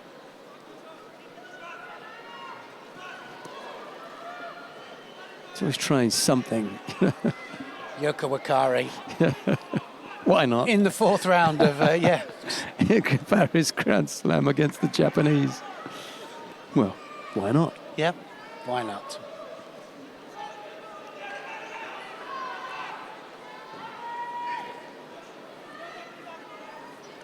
Two nice techniques there from Mariyama. No-handed, that's got to be a false attack. Has to be. No hands. Oh, he didn't get it. He won't give it. Well, I think he should have done, because that was no hands. Absolutely right. And his colleague should have pressed him. He's not on the international circuit as often. Wang Xiaowei, that is, from China. He's not an absolute regular, but he's missed the boat there. Well, especially now, because the referees are told that they've got to be strong on the false attack.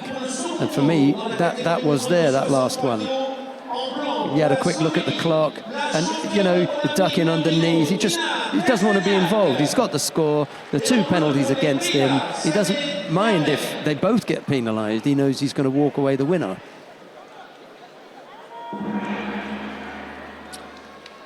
Yeah, but 1 score less, than he should have had a score on there, or at least a penalty there, I think. But anyway, good performance, good technique. Mariyama goes through.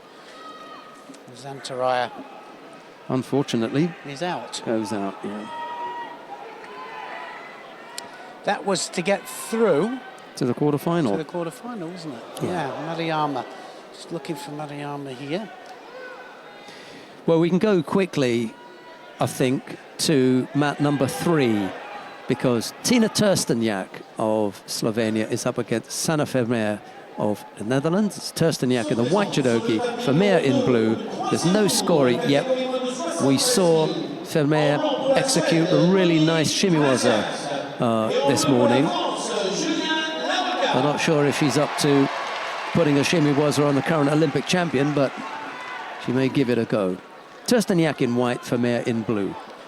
Well, I said at the beginning, didn't I, that she's just struggling a little bit, Terstenjak, and she's coming off the back of injury, so just working her way back slowly. But the nice thing is, if you interview her, she's very realistic about it, very realistic. She knows that it's all part of the preparation to get back to top form. Never bats an eyelid either. If she loses a match, she loses it, and she just gets her head down and goes for it the next time out.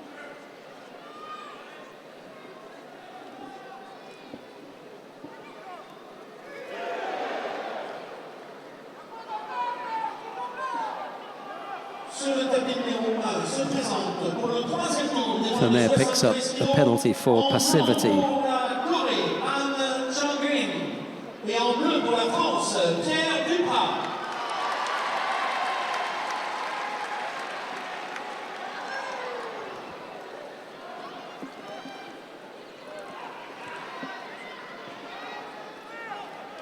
Well, Trsteniak, just so typical of the Slovenian women's team, just works so hard at it all the time. Can she tie this off, get this leg out? This leg looks to me as if it... Well possibility, defended. yeah. She's defending with her life, isn't she? Yeah. Takes a lot of I was energy when just you're about on the to say ground. that. You get out of this, but you've given up so much energy. Yeah, it's such a lot of energy when you're down there.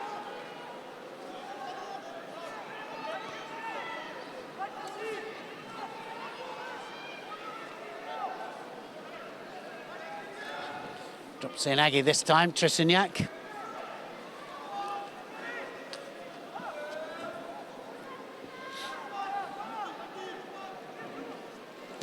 Koichi this time misses the leg. Prochain combat sur le tapis numéro 4. Troisième tour de la catégorie masculine moins de 66 kg. En blanc pour la France, Kylian Lebouc. En bleu pour le Pérou, Juan Marcinos. Second penalty up to Vermeer.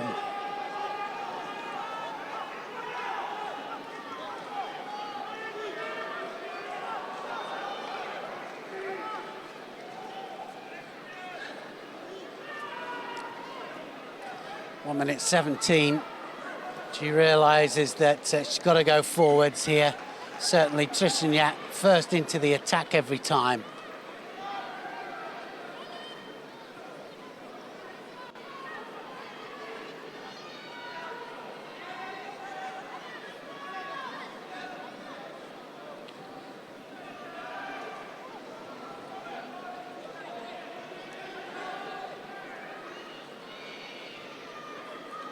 The Blush is back on to mat 4. Trying to get through to the quarterfinals. Just plugs away, doesn't he, Le Blush, actually?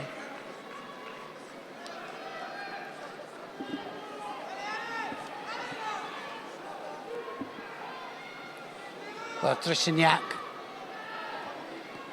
dominating in for the attack every time, just ahead of Vermeer, but Vermeer has to do something. She'll have to take a chance. It's all over, I think. Yeah. Trsteniak is going to go through.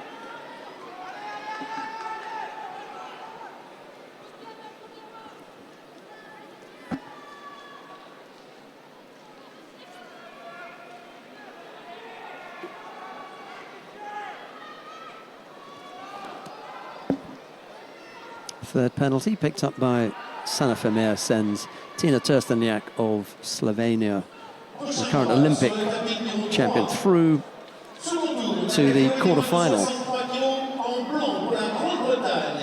Right, coming up next, Lucy Rentschel of Great Britain faces Hannah Martin of the United States of America. It's Rentschel in the white judogi, Martin in blue. We'll see how well Rentschel's back strain that she had in the previous round is going to hold up against Hannah Martin.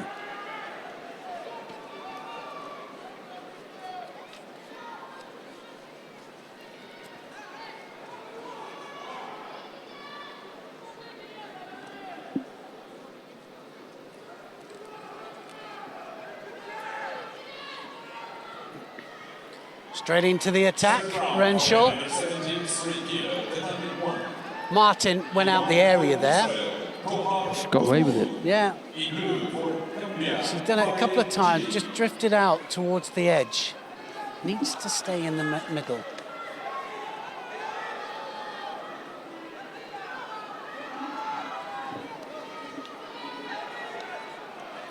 Now she does. So left against right here. Well, Rentschel starting to push a little bit there as well. Dangerous game, playing on the edge. You can pay it can be costly, it really can. Take the chance as to whether the referee will interpret it as a push or step out.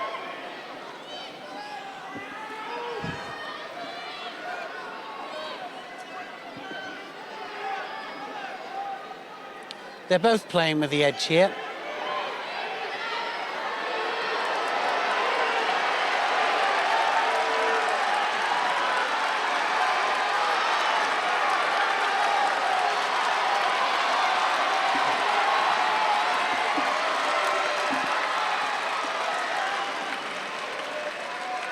Must be Leblouch Yeah, holding down. Osaikomi down on that court, yeah. It's the sound you can hear in the background. French crowd cheering on Kylian Leblouch as he makes his way through to the next round. Sangaku going on here from Renshaw, and Martin needs to get out of there. Se présente sur le tapis numéro 4, le troisième tour de la catégorie des moins de 66 kg, en blanc pour la République populaire de Chine, Wu Ziqiang, et en bleu pour le Botswana, Kevin Modoka. Well, Martin has to attack. Uchigari this time from Renshaw. Renshaw first into the attack every time.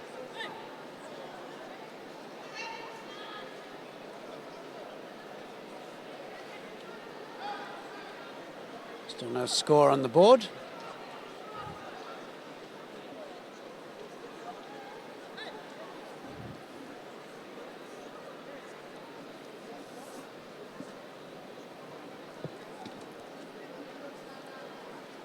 Needs to take the initiative, Martin.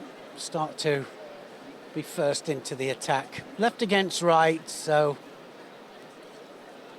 look how the feet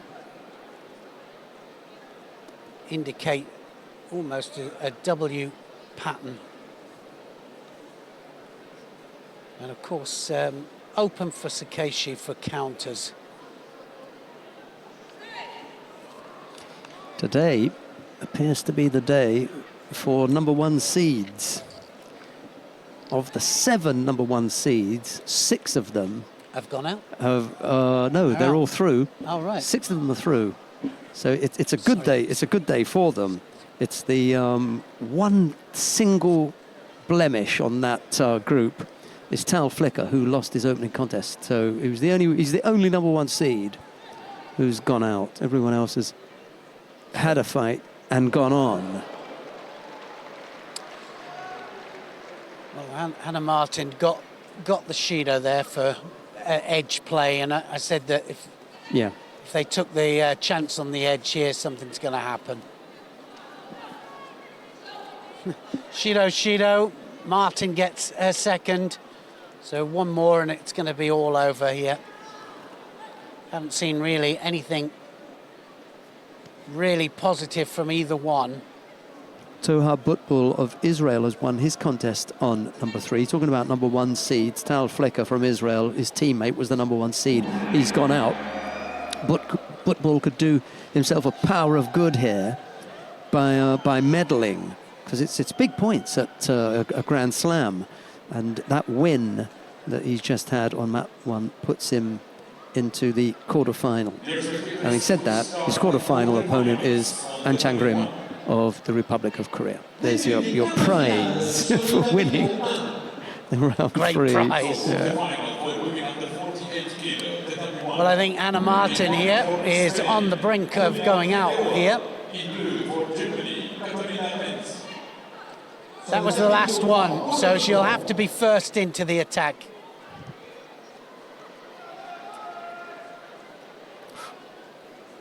Oh, it's all over.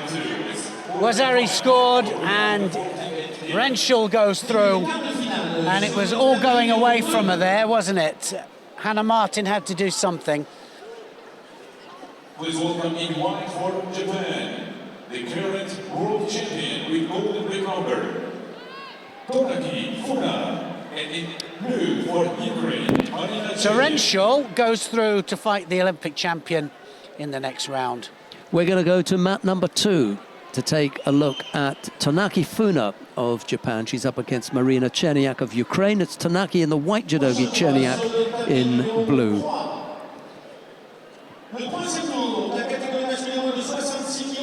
Well, she was dynamic in the first round, wasn't she, in the other one? And Tonaki Funa making easy work of this. This leg, big possibility it might come out.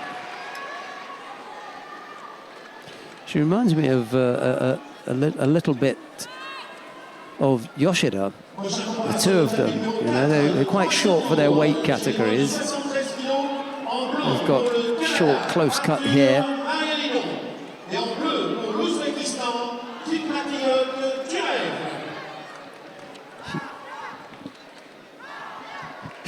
She came to do an interview, but she didn't speak any English.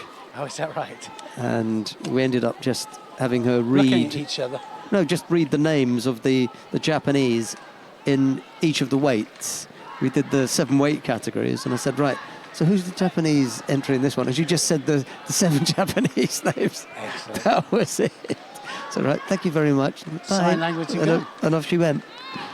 You've got to be the only one that can interview somebody that doesn't speak English. How do you do that? She was good. Look at that big arm coming over there from Cherniak. Just so typical of the Ukraine style. This is the situation here now. You know, you can't just wait for the...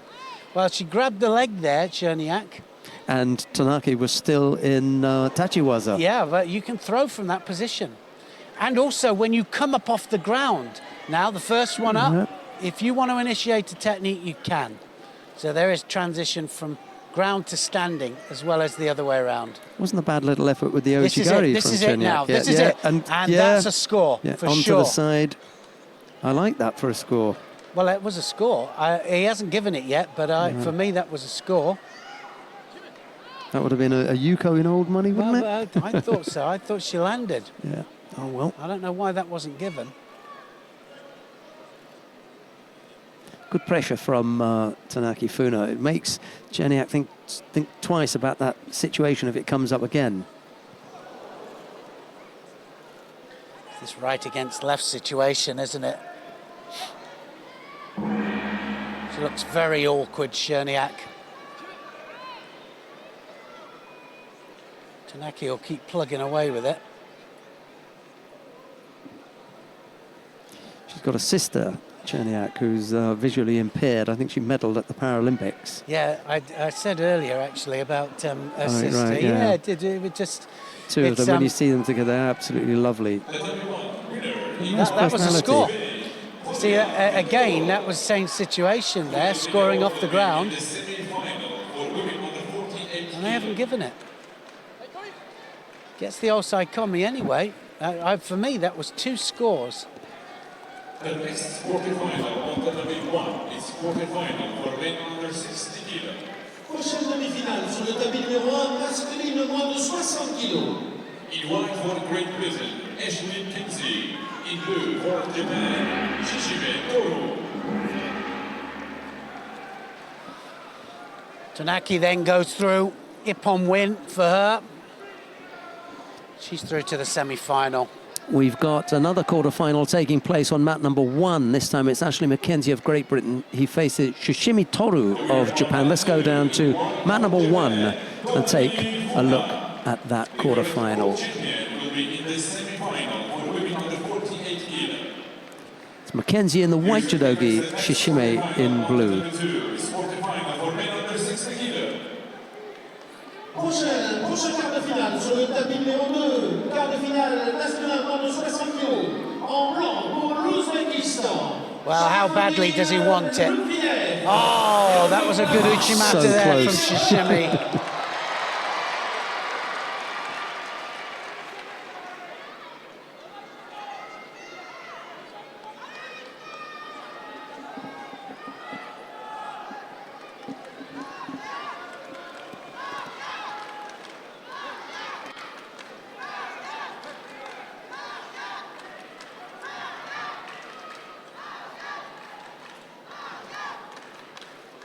Well, they've got to grip up. They have to. There's going to be Shido each.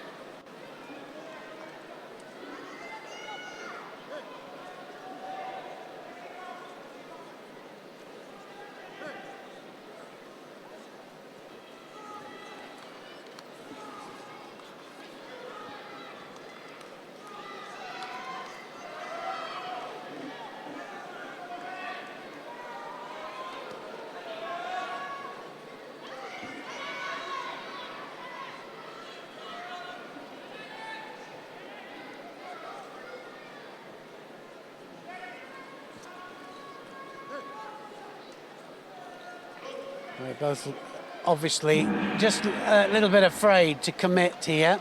Be a second penalty each, is it? Yeah, second penalty each. So that sends a message.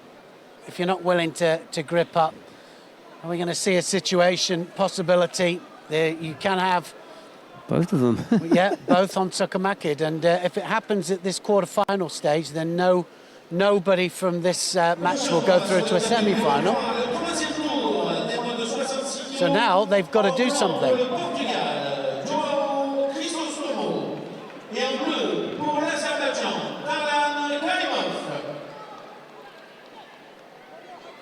Here's where you've got to be really clever and realise that you're on the edge here and just don't make a mistake. If you can't throw, well, the next thing to do is to make sure that you don't commit an error. Well, I certainly think that if it's going to happen anywhere, it'll happen here at this Paris tournament. Should have happened last year. It's in the final of one of the categories. Not going to say which one, I'm not going to name it. Okay. But it should have happened, and neither one wanted to attack. It went well into golden score, and that's why this double Hon Sokomaki situation came about.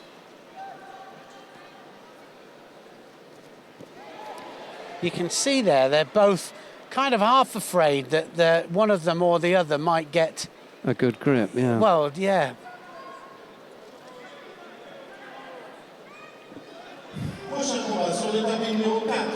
Just needed to be a little bit stronger in that attack. Well, he might get the false attack there. Yeah, that's what I was thinking. Just needed to be stronger in that effort. He's going to get it, and Mackenzie gets it. Shishimi goes through, and the false attack was what did it. That decided the whole thing.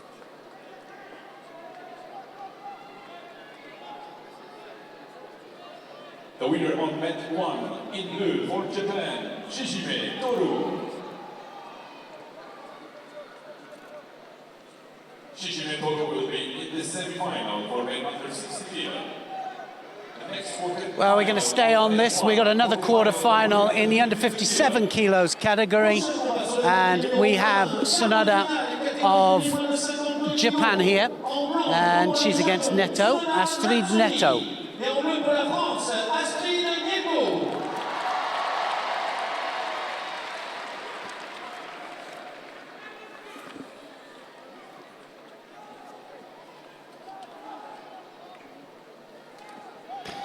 Neil's going to leave us for a moment. He's got some other duties that have dragged him away. So we'll settle down and have a look at Sonoda Tsumi in the white judogi and Astrid Neto, France, in blue. Half a minute gone.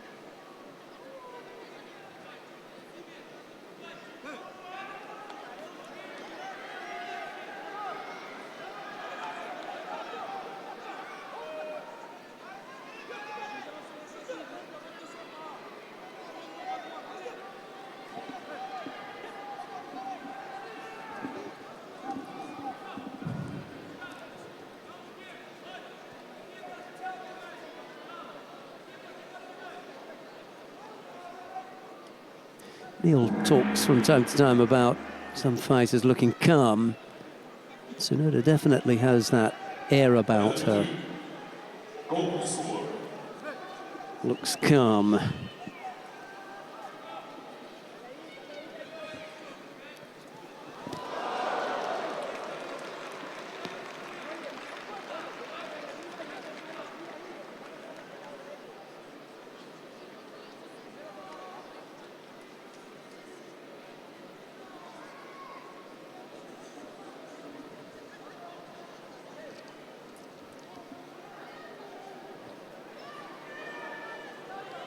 Neto picks up a second penalty, this time for avoiding to take a grip.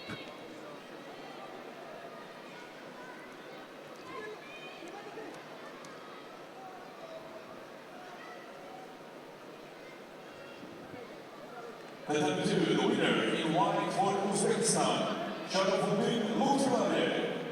He will be in the semi-final for the under 60 kilo. I think that's the first person to go into a semi-final, isn't it? Sharafuddin Lutfilayev. Just overheard him winning his contest against Cedric Revol of France. Welcome in white for Kosovo, Istrian Krasniki, and in blue for Japan, Abe Uta. After we've seen this one, Sonoda and Neto, we might want to take a look at Krasniki and Abe if that's still underway. That's on mat 2 if you want to have a look at that one.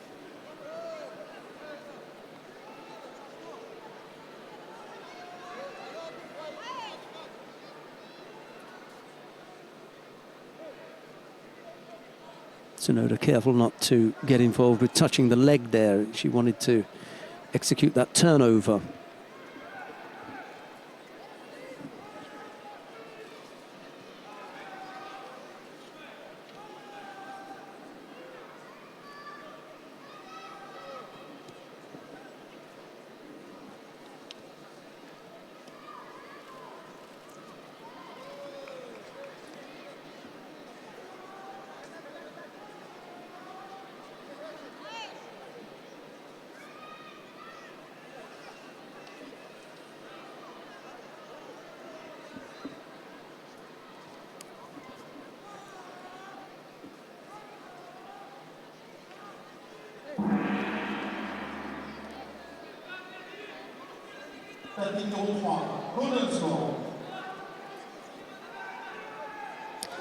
So we're going to need a little bit of time to sort this one out. Neto having collected 2 penalties. And there being no score, we've gone into the golden score period.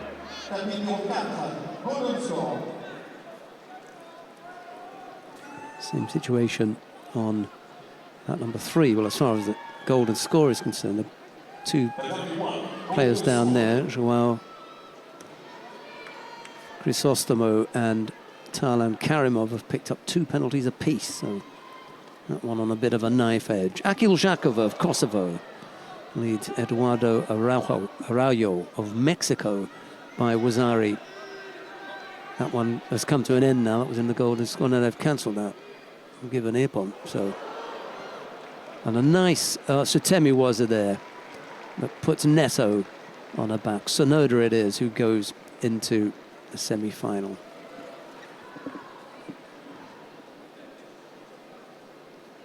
The next contest on the level 4 is quarter-final for the women under 48 kilo. Prochain combat sur le tapis numéro 4, quart de finale, catégorie féminine. Right, let's go down to mat number 4 this time. We'll take a look at the current European champion Dario Biladid of Ukraine. She faces Shira Rishoni of Israel. It's Biladid in the white judogi, Rishoni in blue. The next quarter-final for the women under 57 kilo, level 1. Sur le tapis numéro 1, prochain combat, quart de finale, catégorie féminine, moins de 57 kilos. In white for Korea, Jin Jisoo. In blue for Great Britain, Nicola Smith-Davis.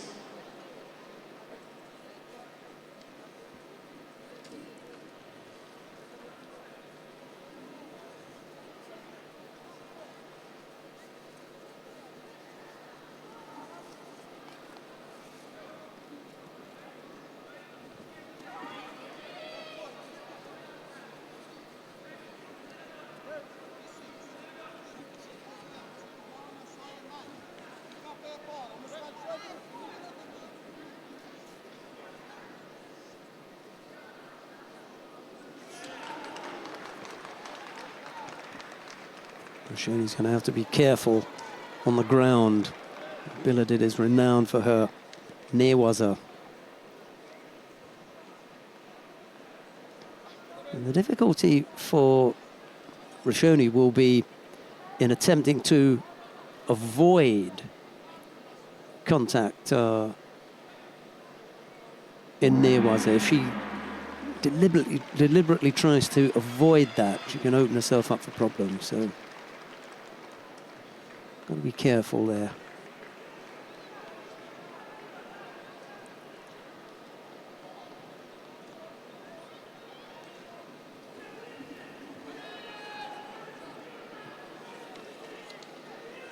The winner on mat 2, in blue for Japan, Abe Uta. She will be in the semi-final for women under 52 kilo. The next quarter-final on mat 2 is quarter-final for women under 57 kilo. Prochain combat sur le tapis numéro 2, quart de finale, féminin moins de 57 kg, en blanc pour la France, et Rocheveau. Et en bleu pour les Pays-Bas, Marianne Westra. Kataminski, third round for women under 73 kilo. In white jubilee representing Georgia, global Olympic champion in under 66 kilo, and the Rio Olympic bronze medalist. Chance to have a look at Biladid here, Neil, just dominating the contest without putting a score on the board as yet, but Shira Rashoni on the back foot here, and with both feet out of the area. Yeah, and she just gets penalised as they come in. Two penalties then up to Rashoni. She's picked up that second one for passivity rather than the step out, but she'd picked up one for the step out already, and she's still flirting with the edge. Well, and the reason that she's flirting with the edge, of course, is the dominant stance of Biladid. I think this will be interesting, actually, because Biladid here, we know that she's got the Sangaku. Everybody's just now starting to do their homework on her a little bit. So she's going to have to change her direction. She's only 17. She'll have to add a little bit more to the armoury, if certainly as she goes further up the ladder here to World and Olympic Championships. Especially with the higher skilled players. With the lower skilled players, what you get is, as Rashoni's doing here, is as a safeguard against getting involved in the newaza, try and do all her action on the mat edge. Yeah. Well, I think she can't rely on this all the time, and so I think she will. Her stance is amazing. I think she has the transition to newaza. You can see here they've done their little bit of homework on her, so they've closing her down. Yeah. And I think certainly that was the case when she was fighting Menezes. That she won there on 3 penalties awarded to Menezes, and this is going the same way. Yeah. And I think, to continue on Neil's theme there, in the working out, yes, there are a few things that you work out, but you lose out on attacking. So you want to close down this thing. You've spent so much time and effort on thinking, I'm going to close this down. You forget that you've got to attack. Yeah, it same happened here. Three penalties, and Biladid goes through again. I'm sure she said, okay, if I have to take it on the back of that. Yeah. It's not the first time that I've seen Biladid going through, rounds on the back of her opponents, picking up 3 kilos because they just can't cope with her. Yeah, and I like I say, I really believe it's a really talented young lady, and I believe that she's going to win a major world and Olympic title. I really believe that. But I think, and it's not a criticism, but I think she has to add to her repertoire. And I think that, like you said, when she comes up against somebody really skilled, some of the skilled Japanese, and I think she's going to have to, that's when it will really tell. She needs to do it now, though. Yeah, we will see. We're going to go quickly to mat number 3, because on mat number 3, we've got Lasha Shavdatuashvili of Georgia. He's up against Ferdinand Karapetyan of Armenia. It's Shavdatuashvili in white, Karapetyan in blue. Something's going to happen. Oh, wow, they were just all ready to go there, both of them.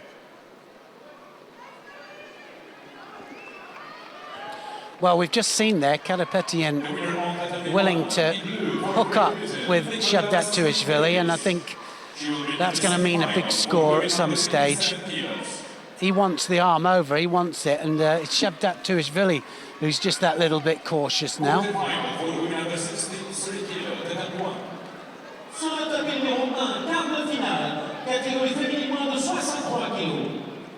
Iwan Chidogi, representing Japan. Gold medalist at Tokyo Grand Slam 2017, Tashiro Miku.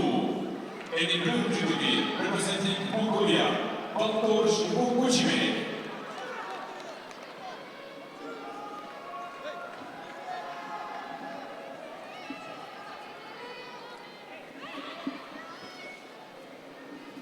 Well, that's across the face, we can see that.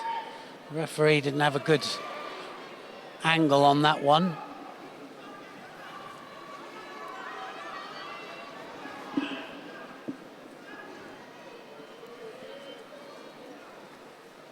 Well, I don't think I've seen anything major as far as the rules are concerned. Have you? No trouble. No. No. Players made quick adjustments to what, for many people, look like, major changes. But to be honest, it's a little bit of tinkering here and there just to try and get things right. And the idea is to offer the players clarity in the decision-making process that the referees have with regard to the things that they see the players doing. Yeah.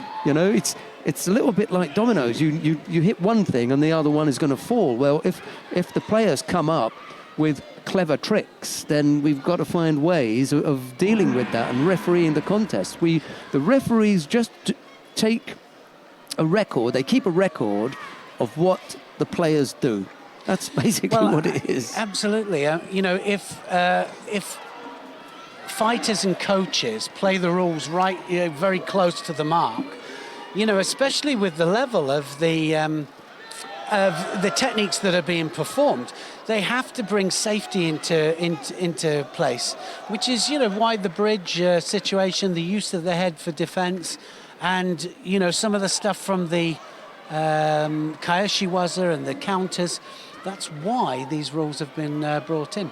We're going to go quickly to mat number 2 because Clarisse Agbegnanu of France is up against Jules Fransen of the Netherlands. Agbegnanu in the white judogi, Fransen in blue. There's no score as yet. We've got a little over, we're coming into the last few seconds. Both fighters have picked up a penalty apiece. It's Agbegnanu in the white judogi, Fransen in blue. Fighting well at the moment, Fransen, isn't she? She's on a roll.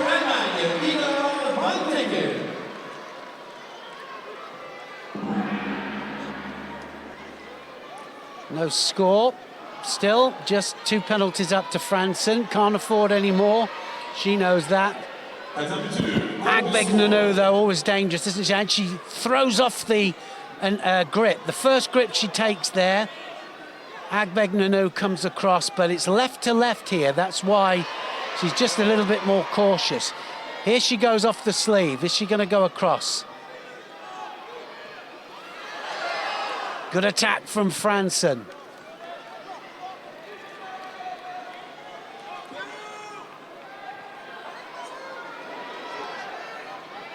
Had a little bit of an axe to grind, didn't she, Fransen? But came back really, really hard with some great results. She showed them, didn't she? Yeah, she did. They had to eat humble pie. I like when that happens.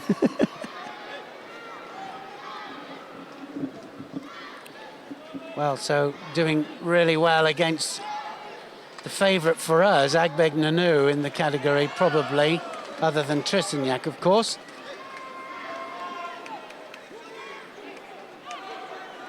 Not having it all her own way at all. Don't forget that Fransen is fighting this crowd as well.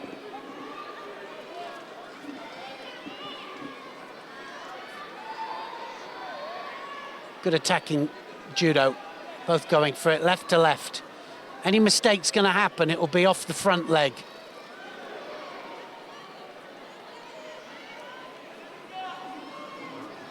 One of them misses on that front leg. Oh, now then. Oh, just managed to recover, didn't she? That Sasai there was very close. Well, I'm looking forward to the final block where we've got some replays. Have another look at some of this.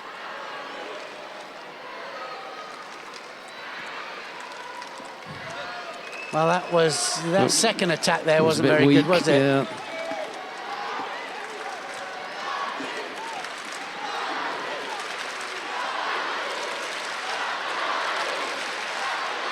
Be a real shocker for the French if Agbeglinu were to go out here. Oh, that's it. That's the one. Attacks off the grip. I don't think she had two hands on there. Needs to come up with an attack now, Franson. Good contest, though. Yeah. Drops in Aggie.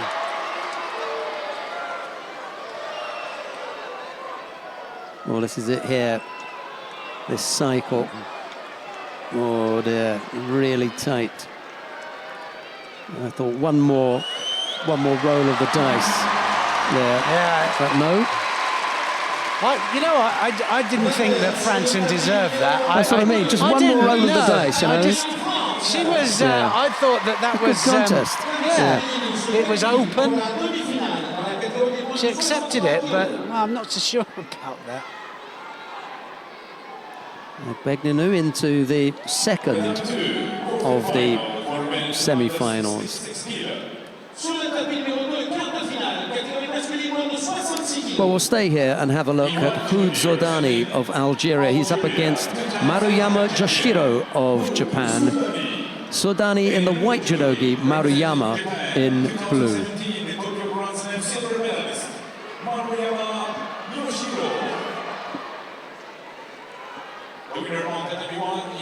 We don't know Maruyama, do we? Have we seen him before? Wasn't he a bronze medalist at the Grand Slam in Tokyo? Just go and have a quick look.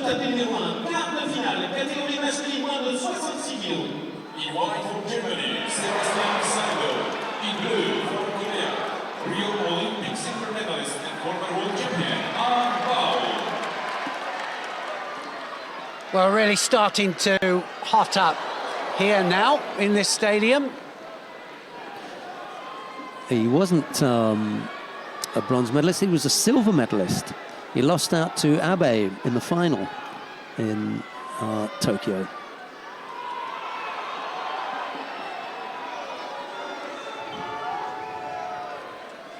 Well, he has great stance. Just the fact that he's here means that they have, well, what a reserve. I think we'll keep our number one back. Uchimata! Overthrow. Complete overthrow. What an Uchimata that was. Referee in the middle, unfazed. She is absolutely terrific. I'll leave that. And the contest resumed, so she didn't even look to yeah, just Tajimi. Anybody? Get on with it. Yeah. Nope. I'm making the decisions here. It's going to be Uchimata again. He's just lined up for that Uchimata, Zodani.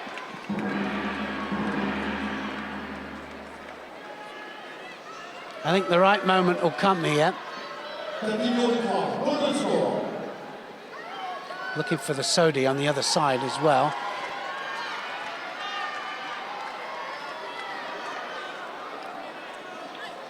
Shido, Zodani.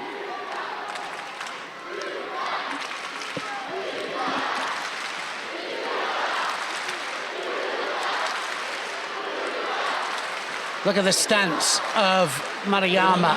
Maruyama now setting up. There's the Uchimata! It's all over. That was Ippon. Yeah, that's what that, yeah. Now it's Ippon. Yes. It rolled on the back. It had control. And it was set for it. He was looking for the right moment, right way in. Beautifully taken. There's another look. Hey, you were asking for the Here replays. We go. Did ask. Here we go again. There's the Uchimata. Hops the support leg central. Fine.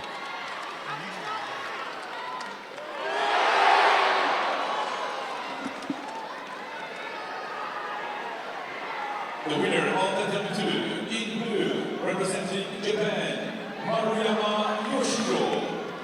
Haruyama Yoshiro will be in the semi-final for men under 60. Well, the under 73 kilo category has been going along nicely. We've got the number 2 seed now coming up in this quarterfinal. Tommy Macias of Sweden faces Sendoche Sogbata of Mongolia.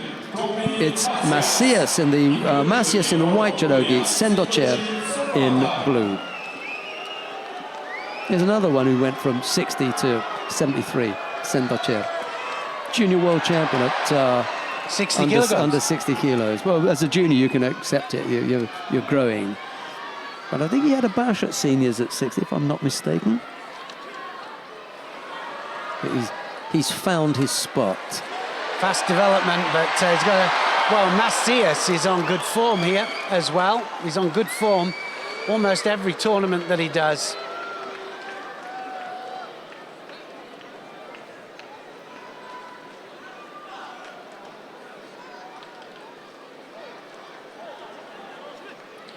Well, he got, I don't know quite what that score was for there. I must have missed that one. God, it was Harry on the board and they've just written off. Yeah.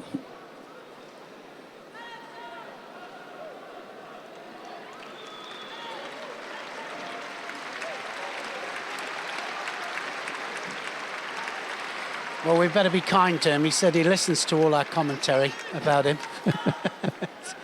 But doing incredibly well, Macias. Nice guy as well. Don't overdo it now. Anyways, he's not looking. He's not listening now. He's on the mat. Yeah. He will do, though. He will so do. we're okay.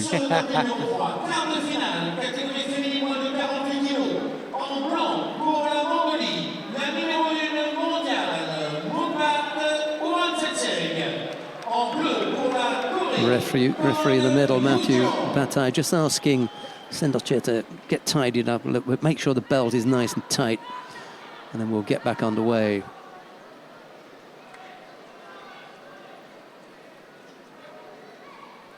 Well, probably been quicker if it had taken the belt off.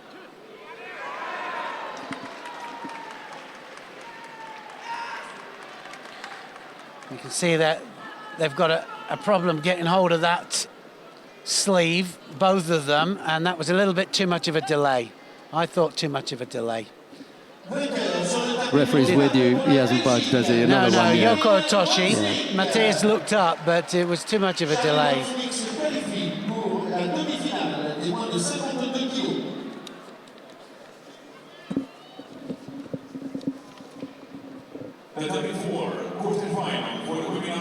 Both looking for the same technique here.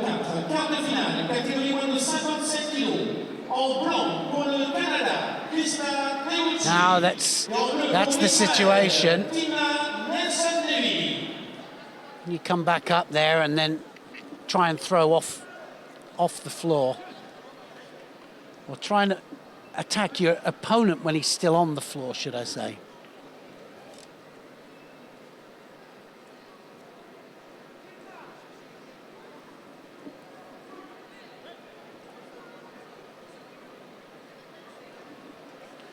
Well, really starting to whittle it down now.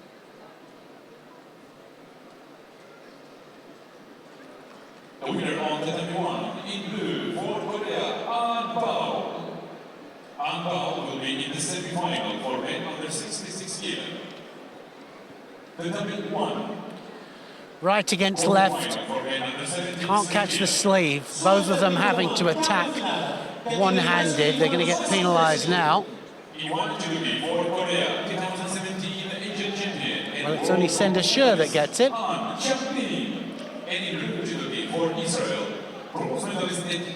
The reason is that Tommy Macias is the one that's going forward, trying to catch the sleeve.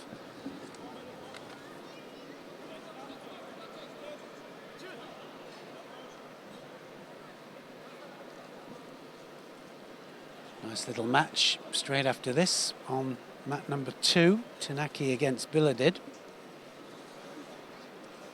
Oh, now then, that's a score against him. That went against Macias. Sender Sure there, just doing the Sakeishi. Uchimata Sakeishi there. Tommy Macias tried the Uchimata, stayed in too long.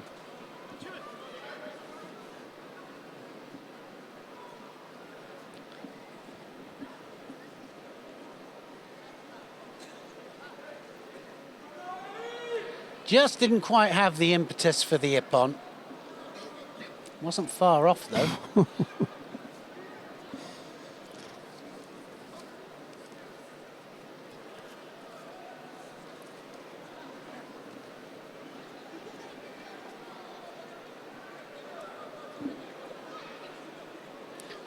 Into the last 30 seconds here, Sender Sure will have to do some hard newaza to try and waste the time.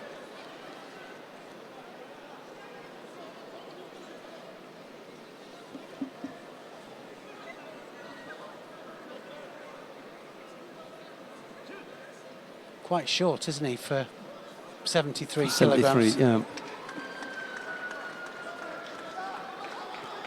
Cianagi, close one there. Sender Sure right the way underneath. 4 seconds left.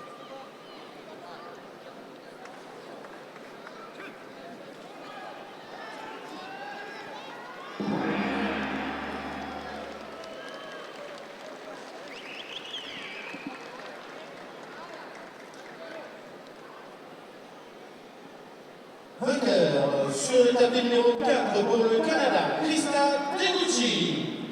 Krista Deguchi qui se qualifie pour la demi-finale des moins de 57 kilos. The 24 next contest is quarterfinal for women under 63 kilos. Prochain combat sur le tapis numéro 4, quart de finale, catégorie féminine moins de 63 kilos. En blanc pour le Japon, la championne d'Asie, Nabegula Nami. Et en bleu pour l'Allemagne, la championne, cette médaille championne aux Jeux européens, Martina Krajnos. Next semi-final on mat 2 here, Tanaki Funa against Dala Biludid of the Ukraine. On the adjoining mat, golden score, Munkbat and Kang. And Munkbat's got 2 penalties against her as they go into golden score. So the number 1 seed in the under 48 kilo category, having a bit of a tough time against Kang Yu-jong of the Republic of Korea. We're just waiting for that semi-final. Is that going to... I think they're going to wait and do them at the same time. So we can go to... Yeah, good choice. We haven't got to tell Freddie anything, have we? He knows where we're going. Did it, straight away, straight away. We're going to go to Munkbat and Kang, and Freddie's already there. He's learnt from this morning's... mistake. Butt kicking we gave him. I'm not letting that happen again. That pair on me all the time. You know.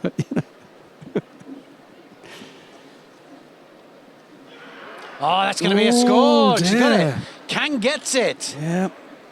Change of direction. Oh. She knew she'd made a mistake there, didn't she? Yeah. Munkbat, straight away she landed.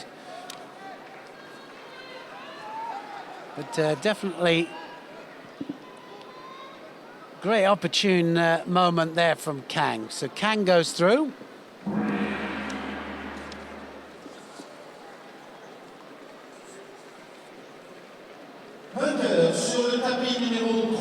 Just when the world number 1 Munkbat may have thought, well, I don't have to worry about the number 1 Korean, Jeong Bo-kyung. Well, no, you do, because there's another one, Kang Yu-jong, who comes in to do her up. Oh, well.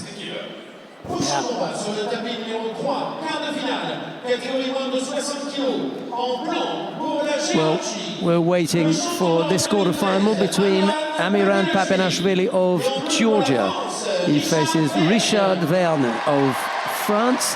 Papenashvili in the white judogi, Verne in blue. Just have a look and keep an eye on the progress of that Tanaki Biludid. Well, that won't come up. They're going to they're going to do it at the same time. Ooh, oh, look at that. Yes. That's a score. Wazari scored. Papinashvili straight into the attack. We'll get all the semi-finals going at the same time, I suppose.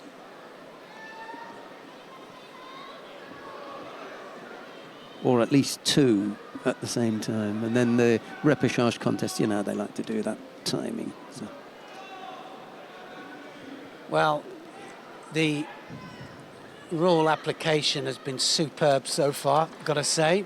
I haven't seen a problem. No, strict on the edge, Yeah. strict with the application. You know, if you are not fighting, you're going to get the passivity penalty, whether it's 5 seconds into the contest or 5 seconds before the end. You're passive. The time that it happens in a contest doesn't change the nature of what you've done. No. And as a result, it shouldn't change whether you apply the penalty or not. Oh, well, he was leading by Wazari, he was passive. I thought I wouldn't give it to him. Can't do it. Oh, the Georgian's gone over. Now then, that might be an ippon. Did they give it? He's given Wazari. We'll have to look to see whether it qualifies as an ippon. Venez might have got this, because that was a really superb technique. If we could have a look. Right, they've gone oh, on. they've given it. Wazari didn't quite have it. Well, he didn't see it back. May come up.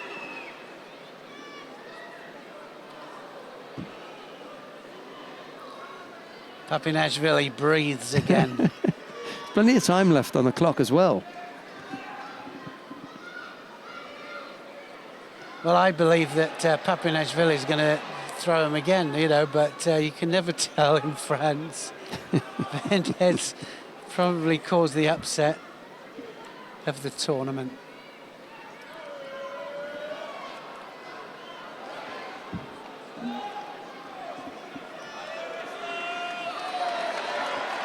Papinashvili has to attack more. Now we'll hear the crowd.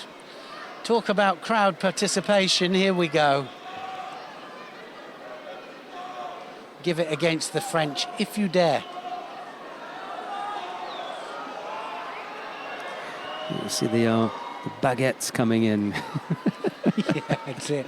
Now they'll be hitting them with the baguettes.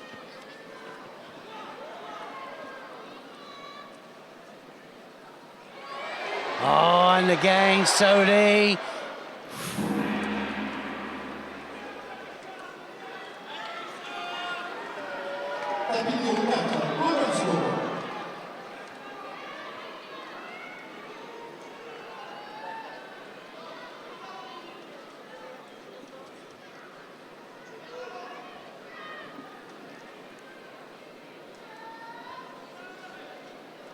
Strong fight for the grips here. And it goes against Papinashvili. Second penalty up to him.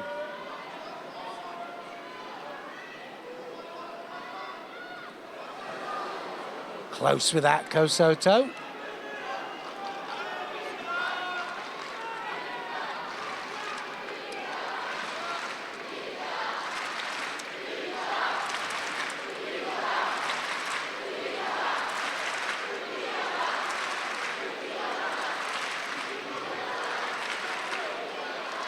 Oh, no-handed. That was a bad attack. That'll be a Shido.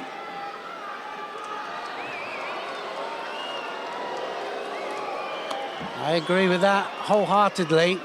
Crowd don't like it, but it's Same it's for correct, everybody. yeah. Oh, look at that! Here we go. Drop Cianagi there. Papinashvili.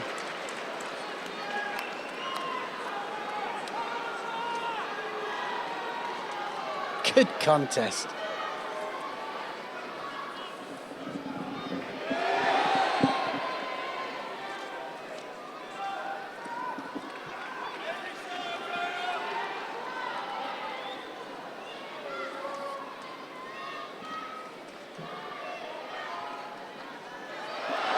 Oh!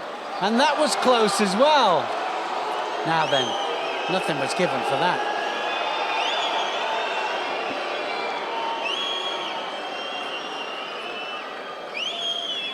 Video referee. A little look there, and just to see where it landed. Don't know if we can get a replay of that, can we? I didn't think it was.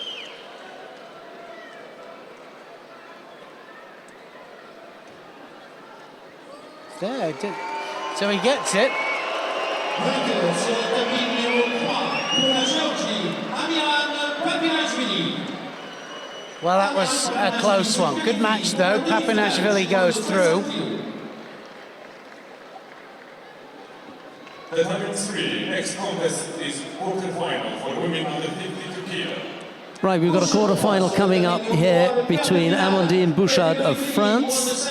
She's up against Angelica Delgado of the United States of America. It's Bouchard in the white judogi, Delgado in blue. Les États-Unis d'Amérique, Angelica Delgado.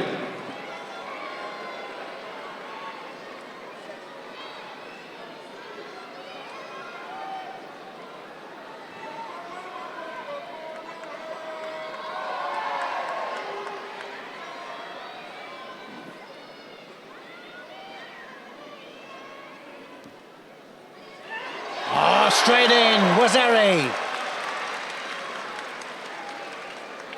Now Delgado, has she got it? Straight into the attacking, there was her there. Good opener.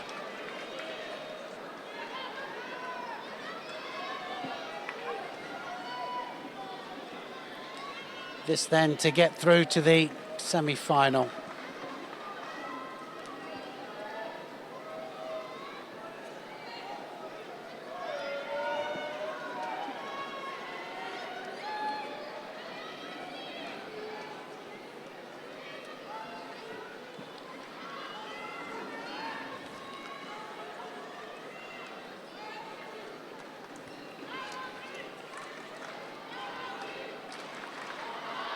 Shido to Bouchard just dropping down to avoid being thrown. Good attacking judo here from Delgado.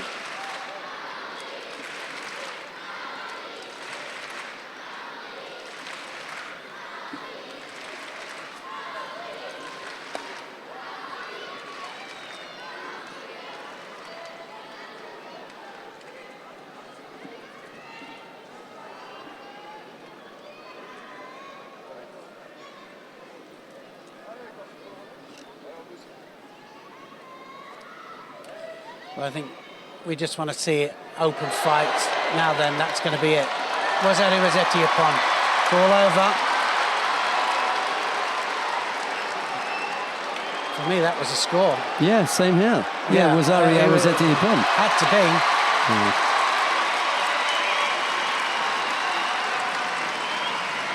But the referee did well because she called the offside komi just in case it wasn't, and so didn't call. The problem is, if you call the Wazari and then they overrule you, and they've got up from the hold down because of Rossetti upon. Yes. Yeah. So she did it in the right order. It was very good, good decision from the referee. No mistake there, and the right winner. That's what they're looking for. Just call the offside komi and then let everybody else sort it out on the side. Yeah. Good decision.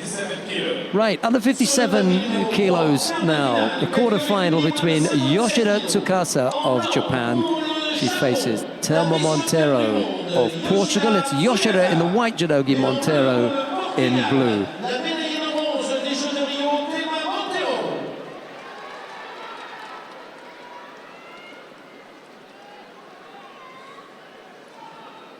Certainly performed incredibly well in Japan, Yoshida. World silver medalist, though, goes over here. My goodness. How many times have these two fought? Because actually, just thinking about it, these have got a little bit of history together, these two.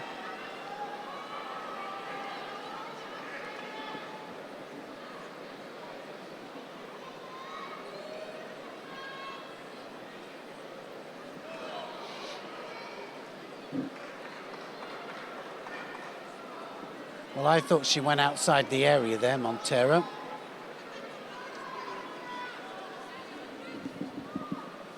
No history?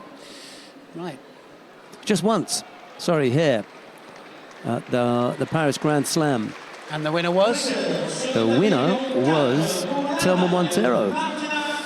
Yeah. I just something in my mind. Yeah, I had something in my mind that they right fought here as before. well, in the semi-final in 2015. The spectators, the next quarterfinal on the 34. It's quarterfinal for men. And the reason I said it is because Yoshida came out just a little bit tentative, Yeah. didn't she? She just she's not too keen about it. Watchful, isn't she? Almost she's going gone again. It's that coinciding of attacks. Certainly for me, Montero looks the one that is more comfortable here.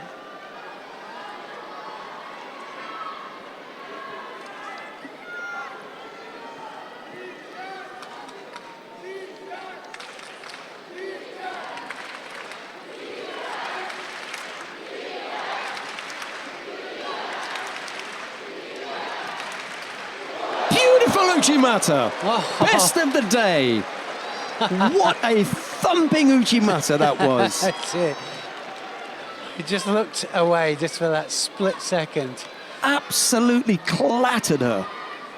Well, we're going to see it here. Oh, dear. Well, I thought maybe Wazari... Look at Go Sonoda, the coach. He knows what that is. Ask him what score he was going to give for that. I think Go Sonoda said, if you can give 2 ippons for that. Beautiful stuff. How... Look, the support leg there is, you know, if you could win the lottery for putting your leg in the right place, she'd be... Well, it's everything working together, wasn't it? Absolutely beautiful. That was we saw perfect. her, Yoshida, doing another one of those against French girl, didn't she? She did... Your memory's better than mine. And it was in the final of Paris as well, not... and it was beautifully executed the same, but that was that's great. It'll be on all my ippons. You said the right word. I'll be beautifully executed. It was absolutely beautiful. I could watch that all day. Yeah, well, especially because I'm not Portuguese. Technique like that, eh? Technique like that. Oh dear.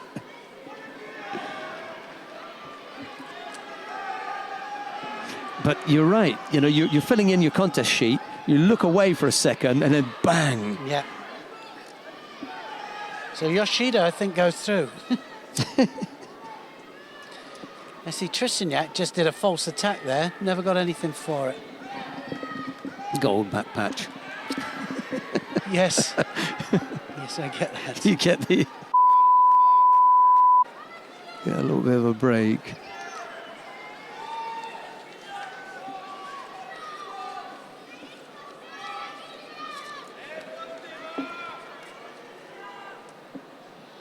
Fighting well, Lucy Renshaw of Great Britain. Don't forget, she's fighting the Olympic champion here in the quarter-final of Paris.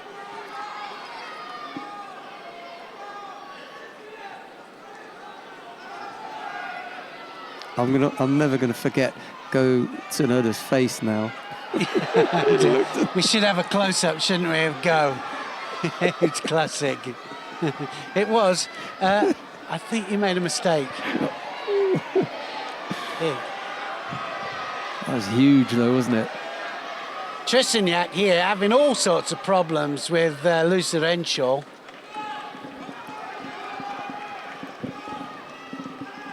Change of direction there from Trissignac.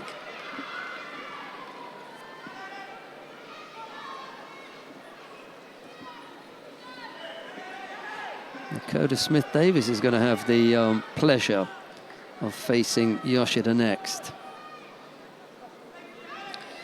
I think she has to be careful of the Uchimata.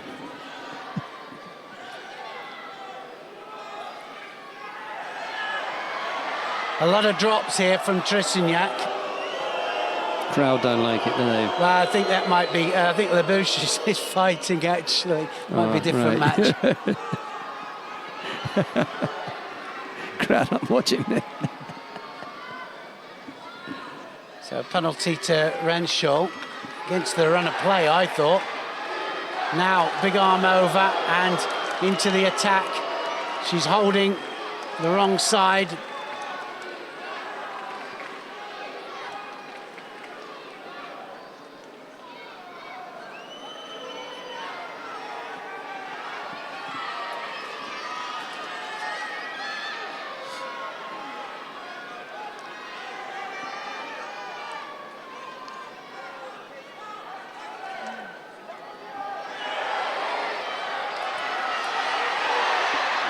Now Tricignac realises that she needs to start inject some pace into this match. Now looking for the Uranagi. Not so sure that didn't score, actually. Going for the Jujigatame.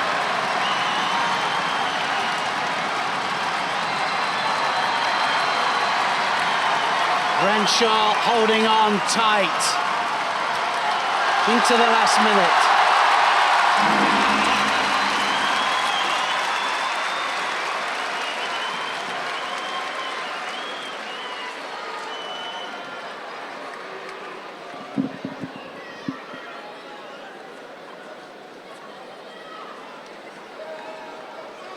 Cheers that you heard in the background before Kilian Lebluch winning out over Wu Jijiang of China on the adjoining mat. Lebluch into that semi-final, and he'll face Maruyama of Japan, Maruyama Joshiro, in the second of the semi-finals. Dear spectators, the next contest on Tatami 4 is quarter-final for men under 73 kilo. Renshaw again, cross grip, has to go in immediately. Oh, that's going to be a score. That's going to be, it's a soft one, but I thought that Seoinage was in. Might be wrong.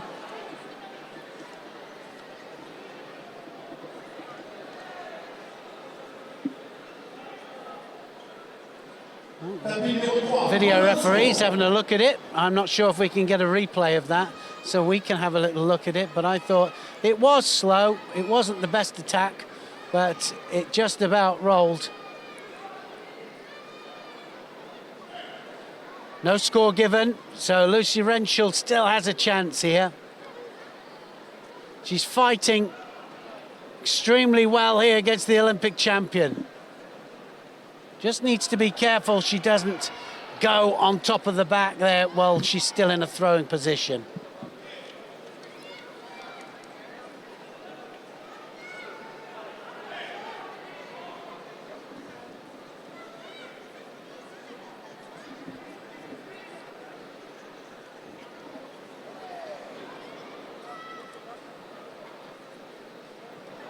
Oh, nice change of direction from Tricignac.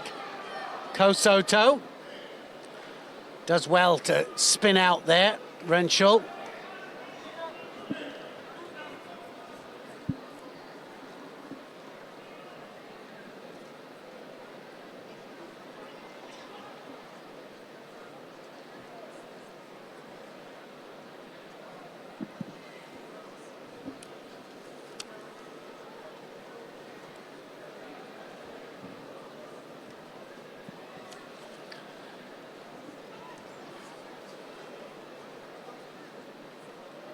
Seoinage this time from Tricignac.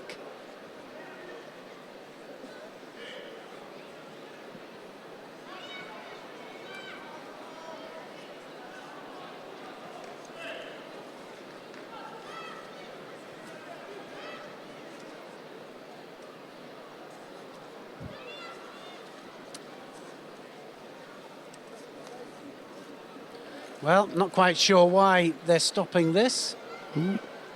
Shido for Tricignac, just stop the film because they wanted to see if she did touch or not. She obviously did. Not the first time. Good attacks from Renshaw. Good one there from Renshaw. That was close. Big Surigoshi there. Couldn't give the final push. No, not quite.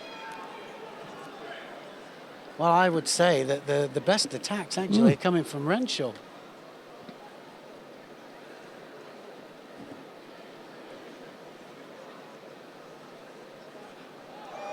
That's got to be a Shido. Has to be. Tricignac's done that a few times. Just drops on her hands and knees. No Kazushi whatsoever, no hands. It's got to be a penalty. Yeah, it was untidy. Second one up to Tricignac.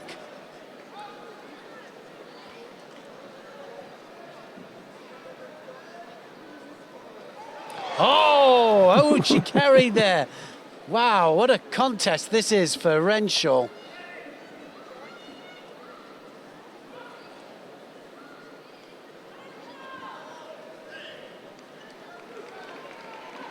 What a terrific performance from Lucy Renshaw of Great Britain.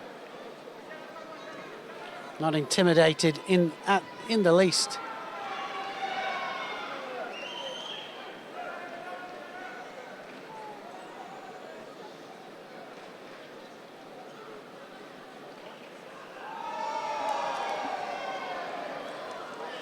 Well, she really is. She's dropping all over the place, isn't she, here?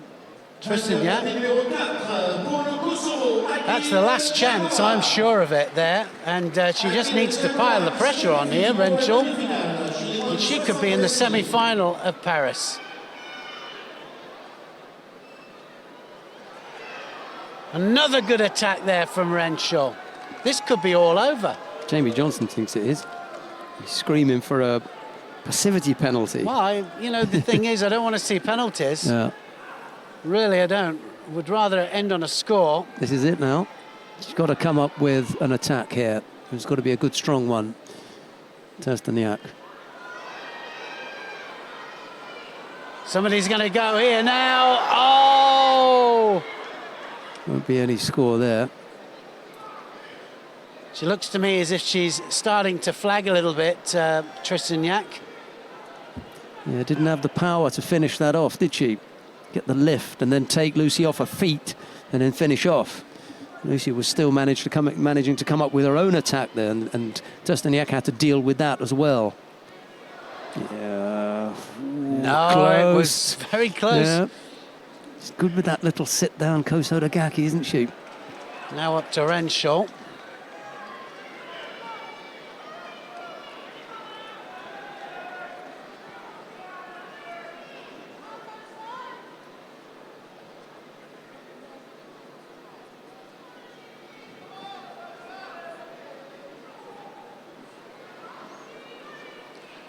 You know, she's come back with two attacks here. Maybe Yoko Otoshi last time, wasn't it, round? You know, that little sit down and hook. Second penalty, I think that's a bit harsh. Having done all the attacking there, she just didn't respond to 2 attacks, and now she picks up a penalty. It's a little bit harsh. Yeah, I think so too. I think it's against the run of play here. They're going to have to readjust their hair. Yeah. I think Renshaw's going to have to do the same here. She's being clever and just leaving it. I'll wait until he tells me. Oh, okay then. And there she is. Yep. Referee spotted that one. Well, you may as well have them doing it at the same time. Yep. Mm-hmm.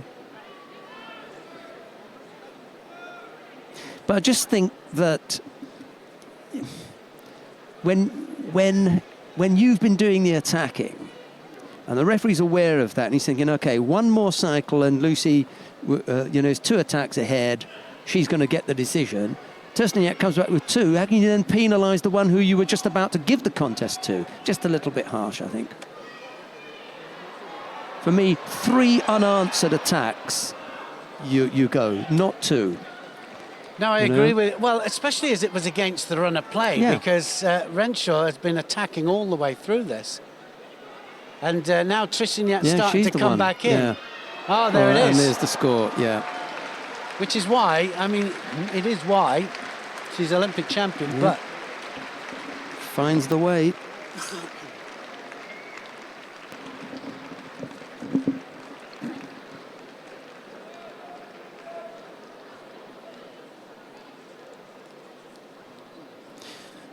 Yeah, pushed her really hard, did Lucy Renshaw, and in the end, when, it came down to just that one thing here or there, Testaniak was the one who managed to get back into it, come up with the attacks, and then eventually come up with the score. We've got another quarter-final coming up, Neil. This time it is in the under 66 kilo category. Isoda Norihito of Japan faces João Crisostomo of Portugal. Isoda in the white judogi, Crisostomo in blue.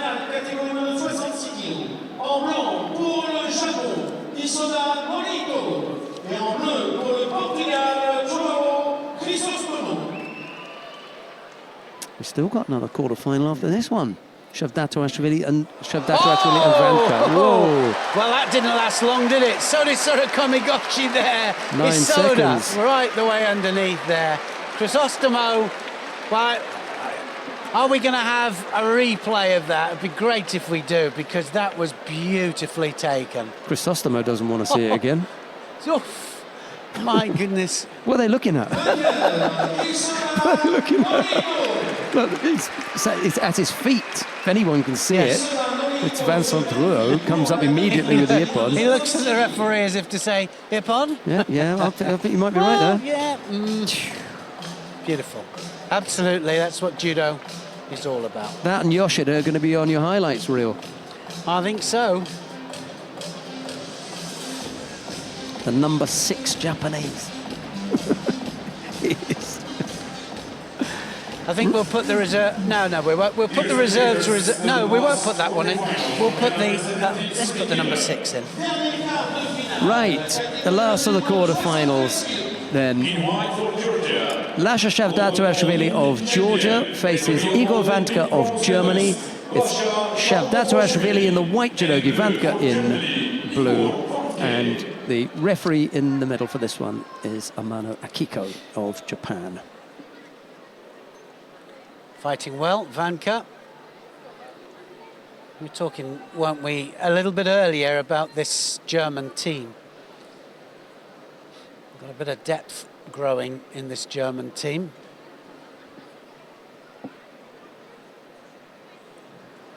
Yeah, it's amazing, isn't it? Number 6. Number 6.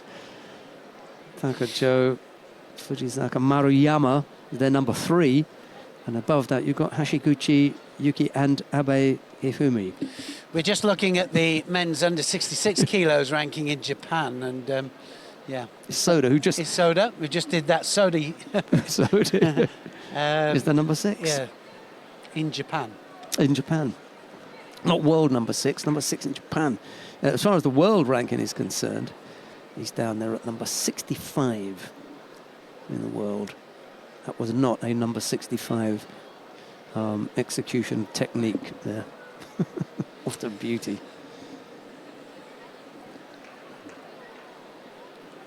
Well, we don't seem to have a good camera on this at the moment. Yeah, that's the one we're going to have to... A little bit distant. Put up with, I'm afraid.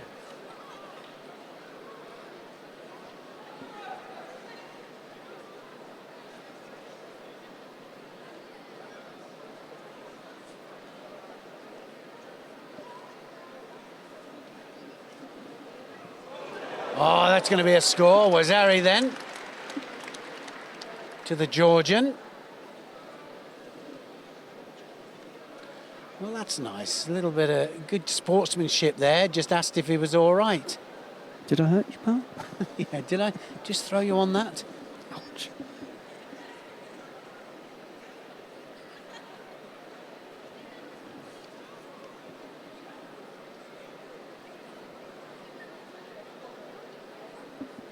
Oh, that's it. It's all over. That's going to be a Wazari Wazetti ippon. So he just tipped him there onto his side, and I'm almost sure that that's going to be over.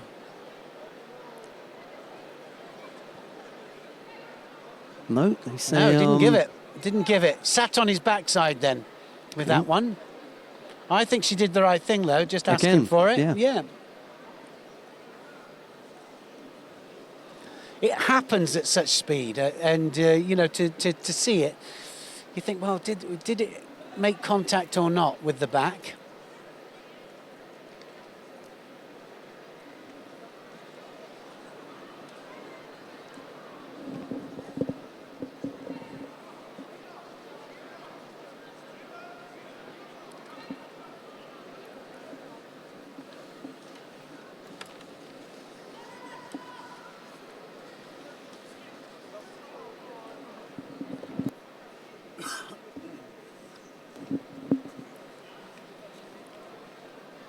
Well, I think Wanka realises that he's got to do something. He's got to go forward. Getting close to Shavdatoashvili.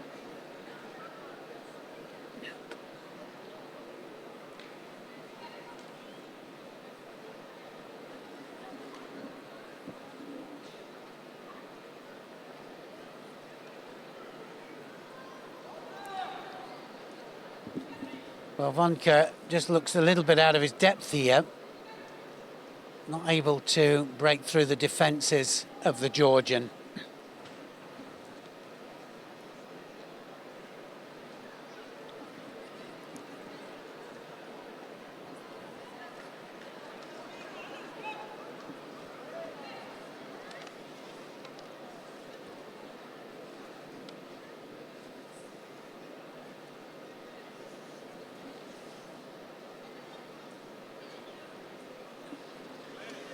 Oh, it's all over. I thought probably worth a nip on that, but he gets Wazetti Ippon. Got your camera back. Yeah, we did get it back. Yeah, just I think he forgot that he got a zoom on it.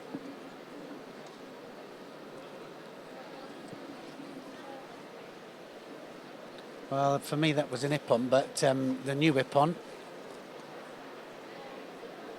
had control. Had impetus, force, speed. Excellent stuff. Wazetti Ippon anyway, but so he gets it now. And Shavdat dominated that right the way through.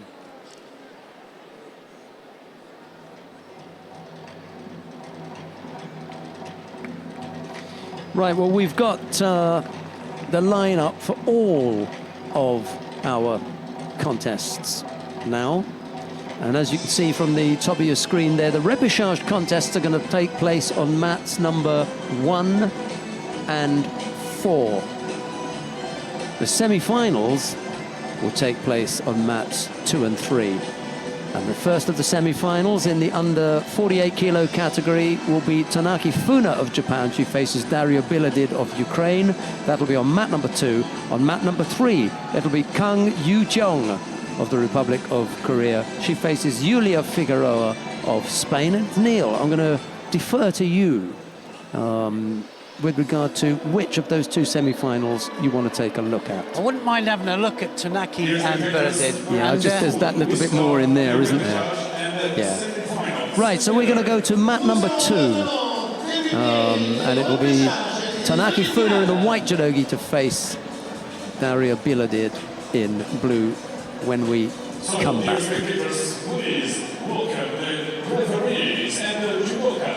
And we're not going far because coming up now.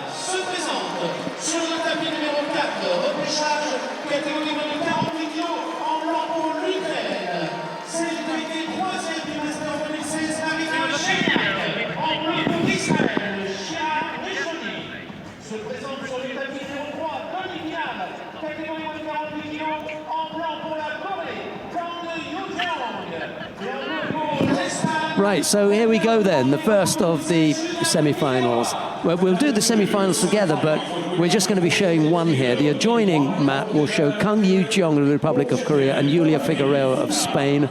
We're going to have a look at Tanaki Funa and Daria Biladid. The referee in the middle for this one is Wang Xiaowei of China. Well, this will be a real test, I think. This will be a real test for the young Ukrainian. And I think that she can rise to the bait. I really do. Big arm over the top, so I mean she'll use as best she can her range. But she needs some strong attacks off it. This is where she needs to go. Look at this transition through. So she has the legs now. Now just needs to get the turn. This isn't far off.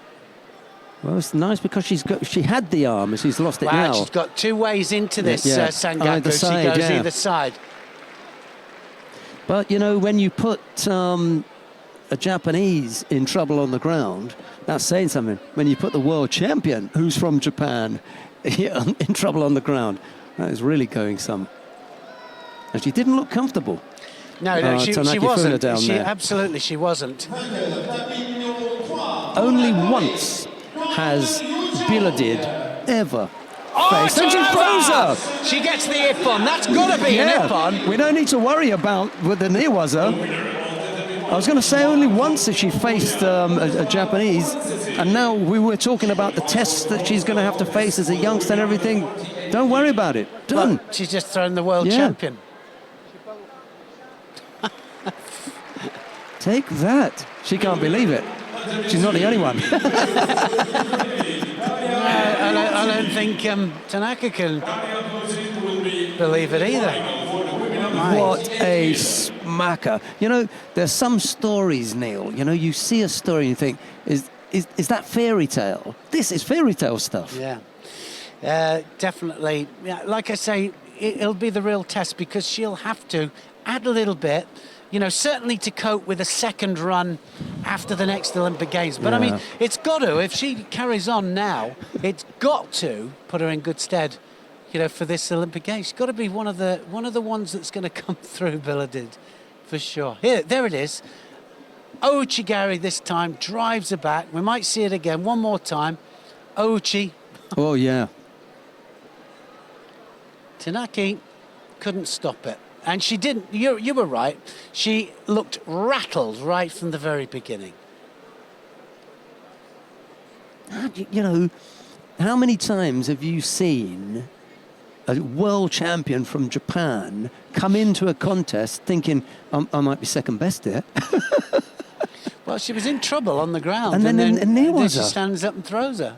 I mean, I'm not saying that she walked to the mat thinking, this girl is, you know, not going to be as easy as I thought. But when she stepped out, she just the first few, you know, that exchange, you thought, hang on a minute, where's the confidence of wearing the red back patch, you know, as world champion? Anyway, her teammate, Billedid's teammate, leads here in the repechage contest. Well, we know Billedid's going to be on the podium. That's done and dusted. Only once in her life has she failed to be on the podium. Once. And that was at the World Championships, Senior World Championships. The only time she's ever missed the podium. And she's on it again here. Whatever happens in Paris, you know, at this Grand Slam, Billedid is on the podium. Could be that we'll have a second Ukrainian on there. Yeah, which is what happened, exactly what happened in Tunisia. Billedid went on to win that. And actually, they fought in the semi-final. Yeah. She just, well, she sorted her out, scored an ippon on her teammate, Cherniak. We can just update our contest results here for Billedid and now have a look. And she's got 100% record against Japanese fighters. Never lost to a Japanese. Pretty good. How many fighters do you know that can say that? Never lost to a Japanese. I know, it's incredible, isn't Mind it? you, she's only fought two. She's only fought two of them. Still 100% record. Got 100% record. And one of them, Igarashi Riko, ended up as the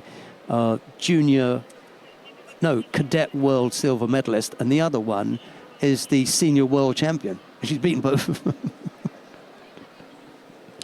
No, she's definitely one for the future. It's great to see. I love it. It gives us something to look forward to, doesn't it, in the future? She will have to add to her repertoire, definitely. More and more people will start to close her down a little bit, and then we'll see where she's at. Yeah, she can't rely on the Sangaku. She'll have to come up with some throwing techniques. Yeah, well, she did it. Tell Tanaki that. No, it's true, though. Neil makes a very, very good point. When you are what we often refer to in the UK as a one-trick pony, people find that out. That gets blocked, and if you can't come up with something else, end of story, you're gone. I think she may have a few more tricks. Oh, she might. Well, that was all over there. Look, Cherniak just winning that on the Wazari. And she'll go through. Rashoni, no medal this time. So still a chance for Ukraine to have two on the podium in the under 48 kilo category. We start the next contest. So, total before the repechage for men under 60 kilo. Right, where do you want to go with the semi-finals then, Neil? You've got a chance of Sharafuddin Lutfilayev of Uzbekistan up against Filipe Pelim, or Amiran Papinashvili of Georgia and Shishimi Toru of Japan. Yeah, okay then. I think so. we're both looking at each other going, yeah, fancy that one. Freddie's already got his finger on mat 3 anyway, so yeah, mat number 3. Semi-final for men under 60 kilo. In blue for Japan, gold medalist in Paris Grand Slam 2016, Shishime Toru. And in white for Georgia, 2017 European champion, Amira Papinashvili. You know, it's not every day or every tournament that you come away saying that the fans have had their money's worth, but we haven't come to the final block yet, and I think if I'd paid, you know, to come in, I'd have said I'd had my money's worth. Fantastic. Today. I mean, we've seen some great stuff, haven't we, so far? And here we go. We're going for more here. Papinashvili in white here, Shishimi Tori of Japan in blue. And I think they're going to go for it. Let's hope they don't just... Well, they're not going to be able to anyway, just pin the sleeves and not do anything. They'll have to attack.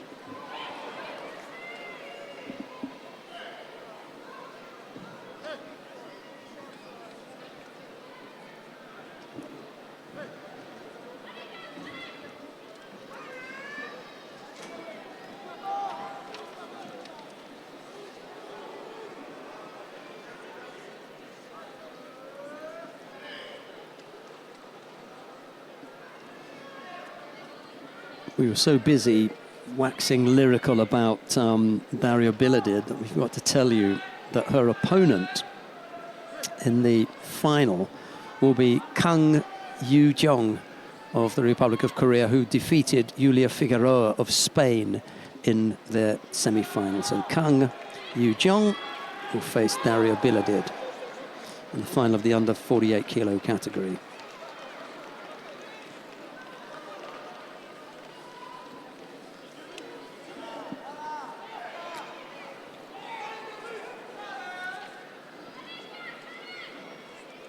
Both a bit tentative, aren't they? But that's to be expected.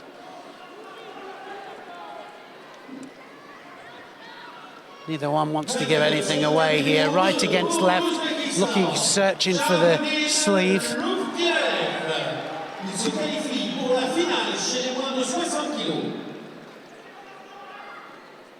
Stadium announcer just making enough noise to let us know that Sharafuddin Lutfilayev of Uzbekistan has made his way into the final, defeating Filipe Pelim of Brazil. So Lutfilayev waiting for the winner of this one.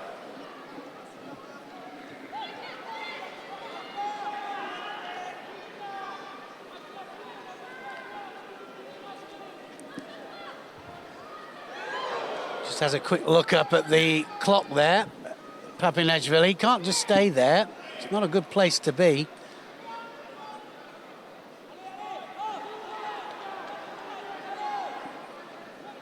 And what a bronze medal contest we've got in store for you. The first of the bronze medal contest in the under 48 kilo category. Munkbat Urentsetsik of Mongolia will face Tanaki Funa of Japan. That's only the bronze medal contest. Well, it was bound to happen here, wasn't it? Some good bronze medal matches. They're all finals, really.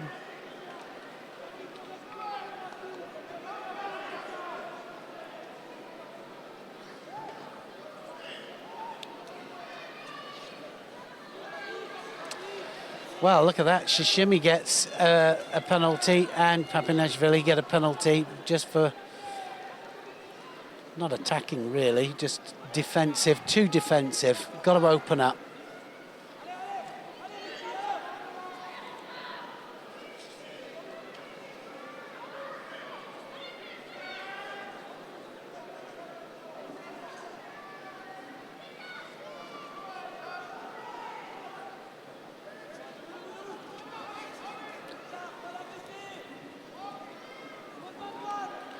Going to look for the change of direction as well, Papinashvili.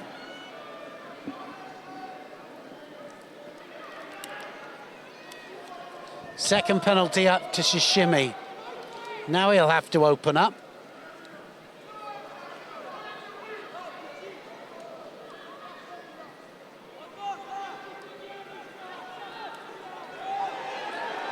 Looking for the Uchimata!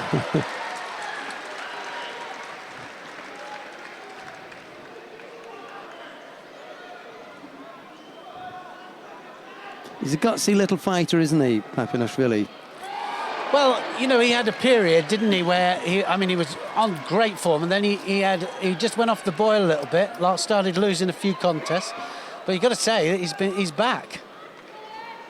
Well, I don't know whether that was because of preparation, but anyway, back to his best.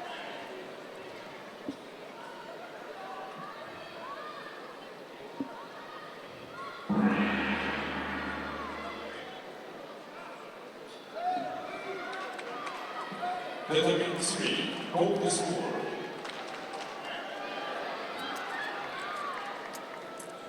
Vainqueur sur le tapis numéro 1 pour la Grande-Bretagne, Ashley Mackenzie. Well, again, the stadium announcer, nice and loud, tells us that Mackenzie has made his way into the bronze medal match in the under 60 kilo category. That's a great position for him to be in at the Paris Grand Slam, fighting for a bronze medal. It's good effort. Yeah, absolutely. Please his girlfriend, who happens to be French. Sorry. She does. That was a one-handed Ouchigari there from Shishimi. Oh, and this time almost catches him coming forward. Could go as far as to say that he's got French family, couldn't you? Because his little girl was born in France. Yeah.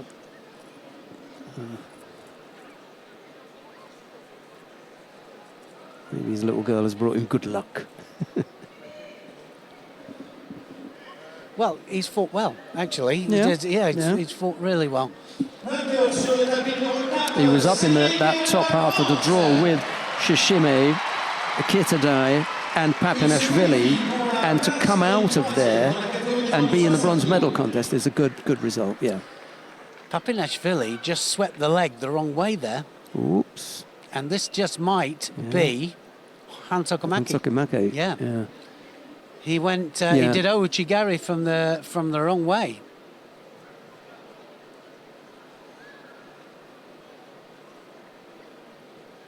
I don't know what he was thinking of there when he did that. I mean, it's such a basic mistake. Well, he's given him a Shido for grabbing the leg. That's what he did. That was the signal. Well, he swept it from the other side. Yeah, here with the right leg, he sweeps that right leg. What's that got to do with a leg grab? So why is he given a leg grab penalty? No, that's not a leg grab penalty, is it? That's a Hansokamaki, surely. Well, they've stopped it again. It's got to be a Hansokamaki. That can't be anything else but a Hansokamaki. There we go. I think what's happened is, well, they've given the Hansokumake. However, it was done when we were watching the replay. When they told him, give Hansokumake, he must have heard, give Shido for a leg grab. He didn't know what he was doing, he didn't he didn't see it, no. Because, the result has been Hansokumake for this action. Yeah, quite right. I mean, you just cannot do that. Determined 4. The repechage for women under 52 kilo. In white for... Yeah, that is Hansokumake, and he was quite rightly given Hansokumake for it. Yeah, I mean, I'm sorry I disturb you, but I saw it and I thought, oh my goodness. So now, the unfortunate thing for Papinashvili is with an accumulative Hansokumake, you go into the next round. With the direct Hansokumake, you're out. So, yeah, he won't be able to fight for third place. So you know, that's it. Direct hand Sokomake. Rules are rules.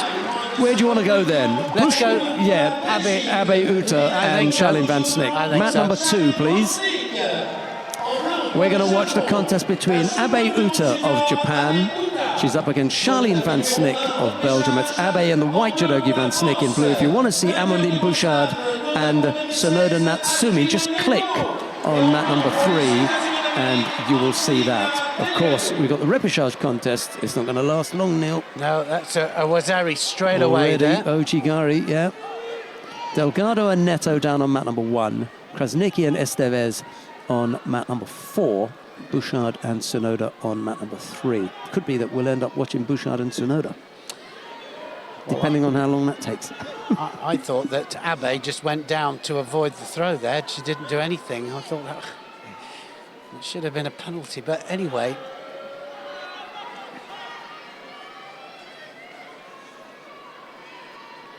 Full of action here.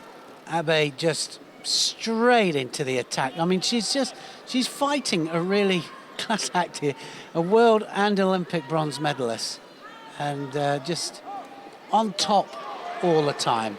Van Snick there just has a little look up, not quite sure how to contain Abe.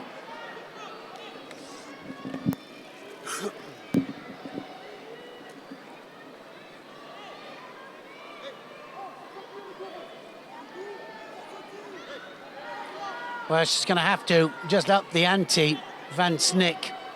Otherwise, she's going to get thrown for another quick Wazari here.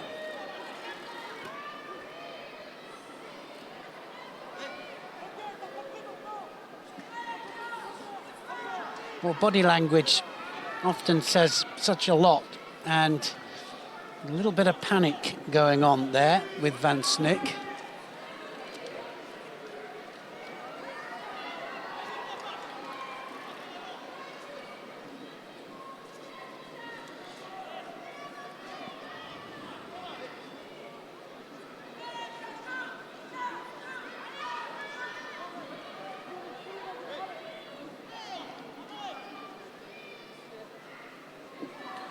This is just a matter of time here. Possible Shido for Van Snick. Shido it is, and now, and that's another one. That for me is no attempt at a proper technique whatsoever. She just went down head first.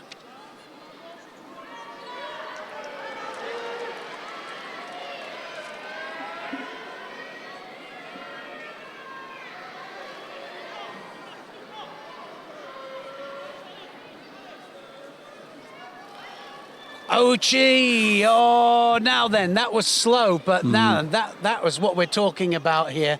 Not a dynamic score, but that might be a score. That might be the Wazzetti upon. Lets it go. Yeah, he does. Maybe it's not what I want to see for a Wazzetti upon, that's for sure, but... And that there, she landed on her back there, Van Snick's done it a couple of times before with the counter. Can't be her score. Any Kayashi Waza where you land on your own back or side can't be your score.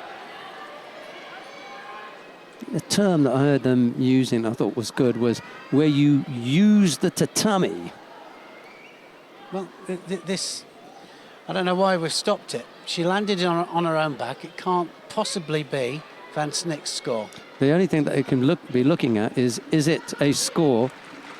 For white, yes. No, Ochigari, I thought she lost. And I thought she lost control. Yeah, she has. She doesn't complete the throw for me. No. Yeah. Definitely loses control with the hands. So no score for the for Van Snick. For Van Snick for the case she was quite rightly, but you can't give it to Abe because she doesn't have complete control at the end. Well, I agree. The only way that you can give it to Abe is if you freeze it at one point But that's not where the technique ends. It isn't finished. Well, Van Snick obviously Yeah. doesn't Yeah. know. She thinks she should have scored for the counter. See, if you freeze it at one point, it looks like Ojigari stopped, but it doesn't stop there. No, You know, there is more to this.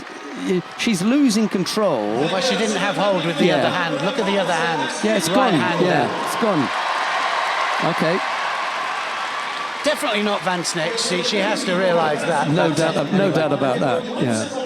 Right, Bouchard and Tsunoda. We said we were going to come across here to have a look. It's Amandine Bouchard of France in the white judogi, Tsunoda Natsumi of Japan in blue. There's no score. Tsunoda, in fact, has picked up 2 penalties, and we're now into the golden score period. Golden score.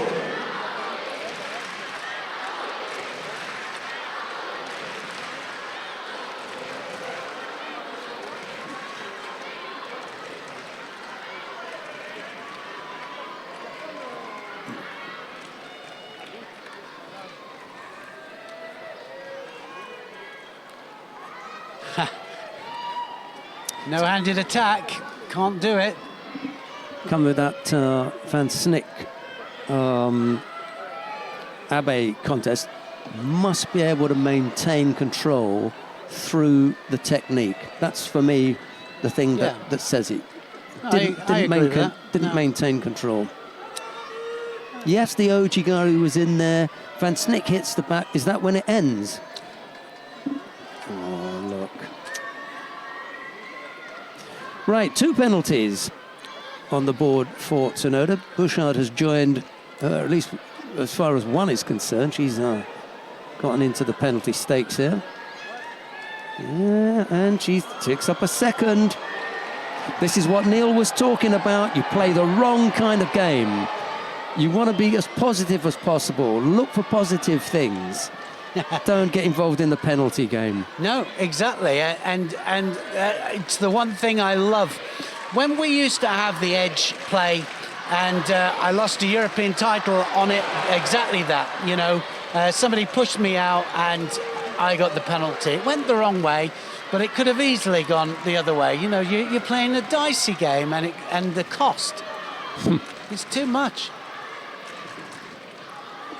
Avoid it if you can. Well, not in a semi-final. Better just to go for the score. And Bouchard does this, and under Yeah, pressure, yeah, she drops, no-handed drops. And I have a prediction. Under pressure, Bouchard is going to drop, and she'll lose it on this.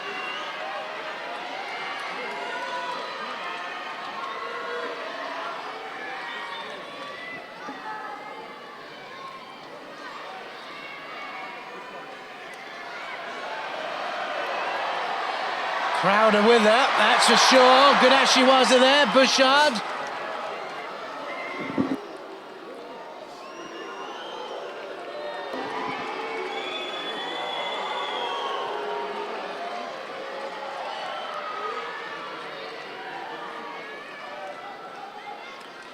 Oh, that was close. Good as she was there from Bouchard. She has to be careful not to drop, Bouchard. That's what's going to lose this for her. If she loses it, that's what will do it. It'll be if she panics and drops.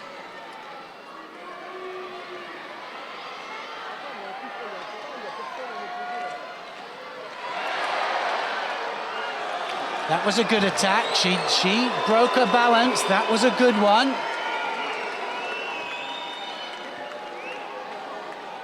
Got to give them one more chance, surely. Oh, it's it. Bouchard is in. Final.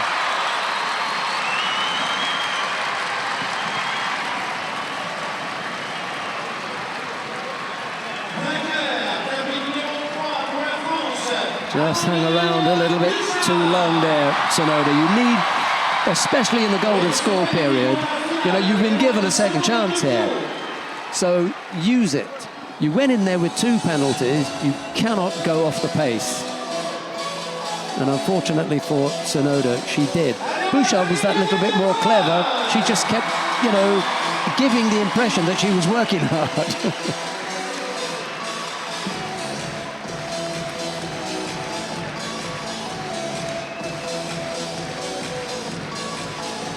So it'll be Bouchard to face Abbey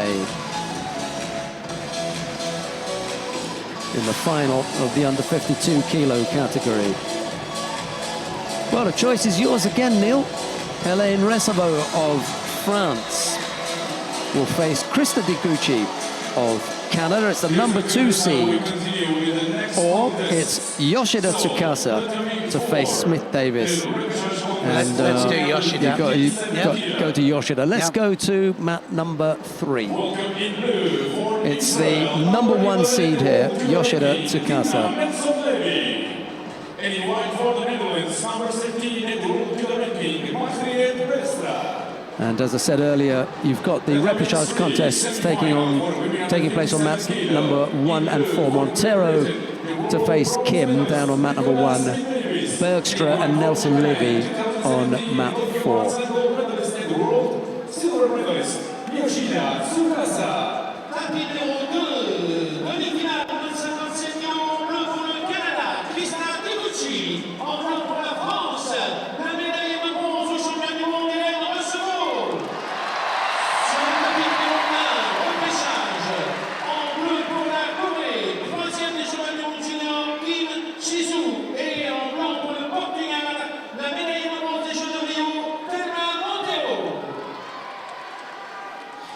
You see lots of people behind in red, all those red tracksuits. They're from Saint-Geneviève, the French judo club.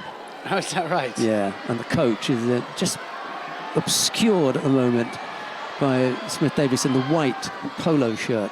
It's a very, very popular and highly successful French club in Division 1 of their league. Chance here for look at this, Yoshida going to town here. Yeah. Uchimata from Yoshida, and she got to get on the pace, Smith Davis. Yoshida comes out, all guns blazing.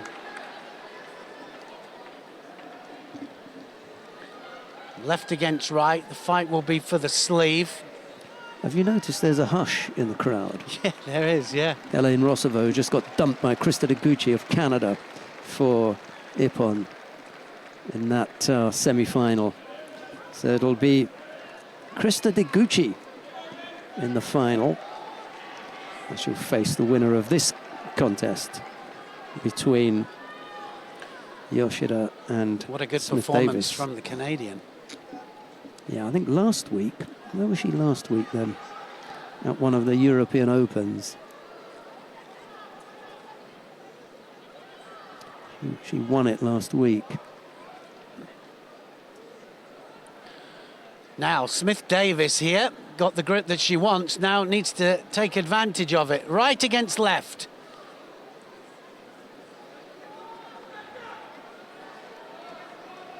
Yeah, she was at the European Open in Odivelas, smacking them over there. Hasn't stopped, she's got a nice little run going. I know somebody who's going to be pleased about that. Mm-hmm. 3 Canadians at home.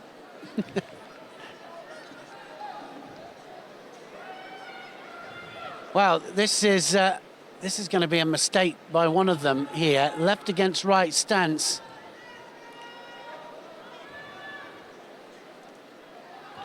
They'll have to grip up there. Smith Davis will have to keep that grip at some stage. They feel the danger, of course, when they're all gripped up.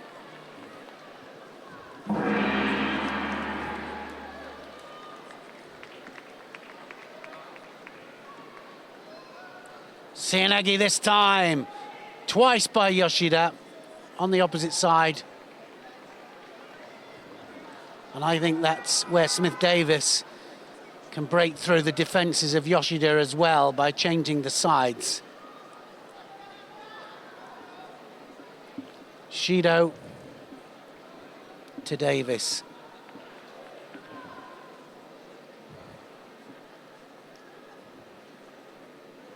The 34, the winner in blue for Israel, Dina Nelson-Levy.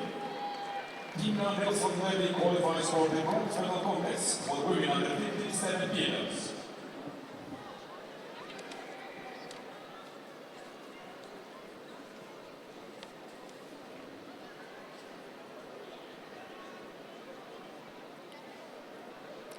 Well, as soon as she catches the grip, I was going to say then,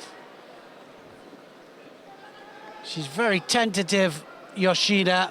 As soon as Smith-Davis gets that big arm over the top there, that's what I would be doing. Just pulling that head down and then a big attack off it.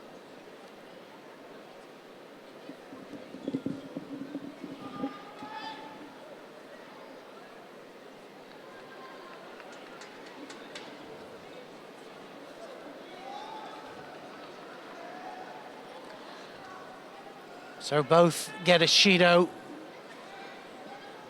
for passivity. That's 2 up to Smith-Davis. Can't afford another one of those. Osoto, Uchimata. Oh, it's the Yoshida then. Oguruma in the end. And catches Smith-Davis. Over the top she goes, and that was just persistent play there by Yoshida. How many big Ippons have we seen today? Massive. Been a good day. Yeah, it really has. Oguruma, beautifully taken, it really was.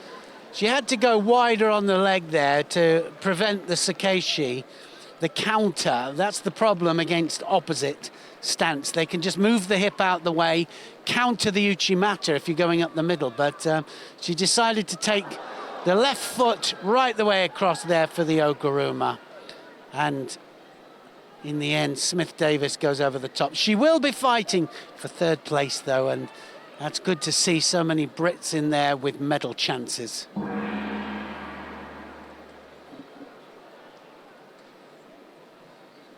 Right, we go down to take a look at the repechage contest on mat number 1, which has just gone into golden score. Thelma Monteiro of Portugal faces Kim Ji-soo of the Republic of Korea. There's no score in the contest, obviously, because we've gone into golden score, or it could have been 1-1, but there is no score anyway. And Monteiro has a single Shido against her. 13 seconds of golden score so far. Here's Neil again.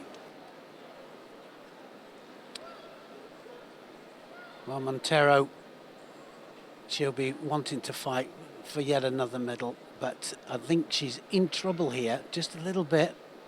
Just manages to come out of it.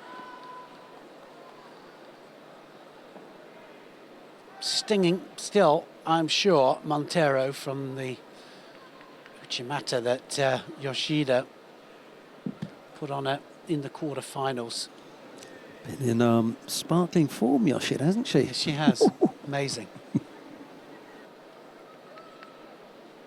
Well, you know, especially when you're throwing for Ippon like that at this level.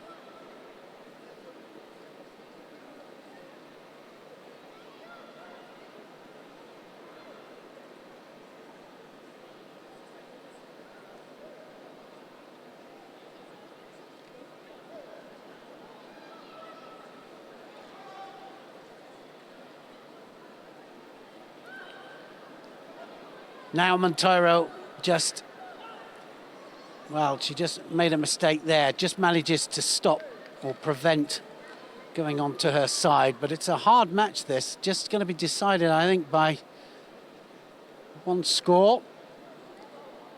Already a minute into golden score.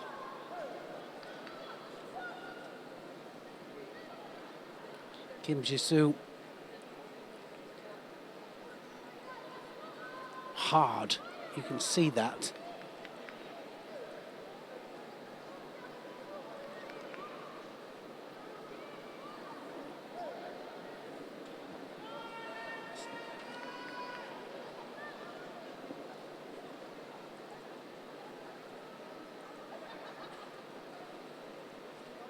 So anybody's match this. The winner of this will fight for 3rd place.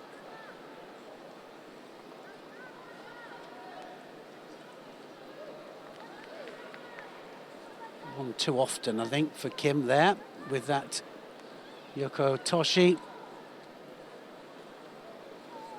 And that was just a drop. For me, that was just a drop down on the knees, and it's got to be a Shido for Monteiro. I think Monteiro's kind of half expecting it.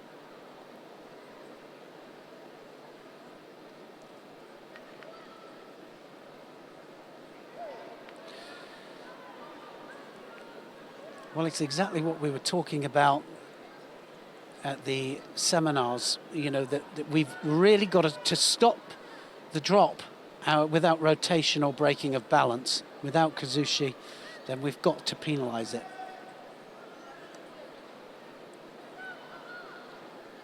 Same. That poor attack, no hands.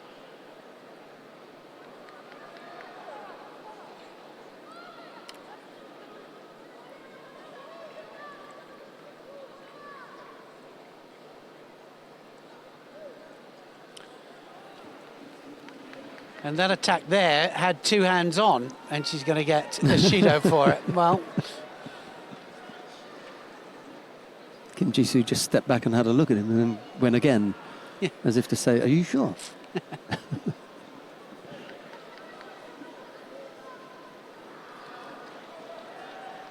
And he's waved that one off. Yes, good. I'm glad. Yeah.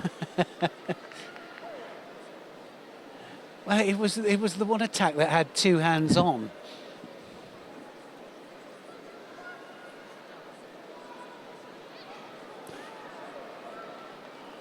Stumbled her a little bit now. Yeah, she did. Now up to Montero. Montero got to fire back now.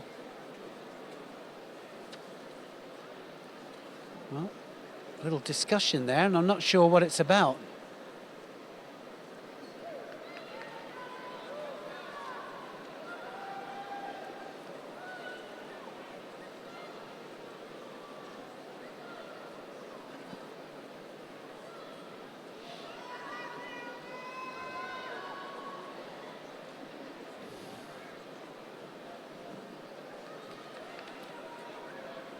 Almost 3 minutes into this golden score.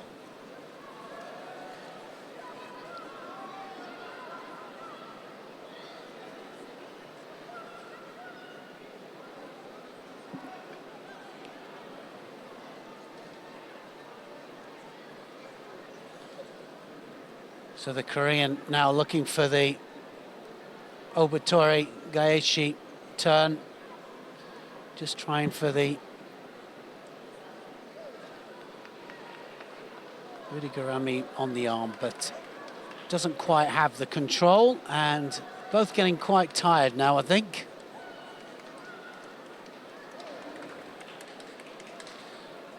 One more contest to go after this. Always a difficult one when it's a repechage.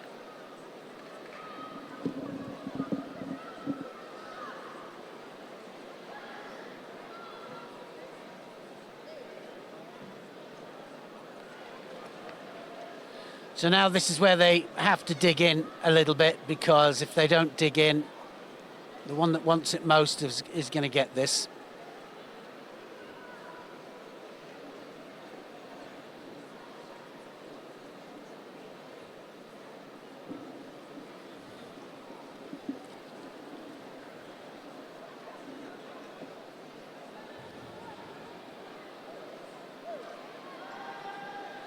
Montero just gave a little bit of a nod there, as if to say, okay, I accept the fact that I've been passive and I'll take that penalty.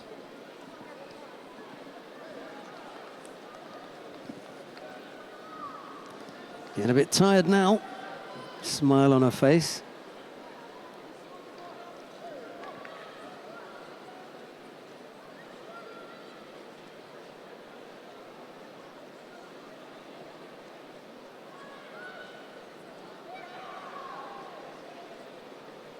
No, and as Neil was saying earlier on, the Satemi was are at this point, unless they're really strong, will get penalised.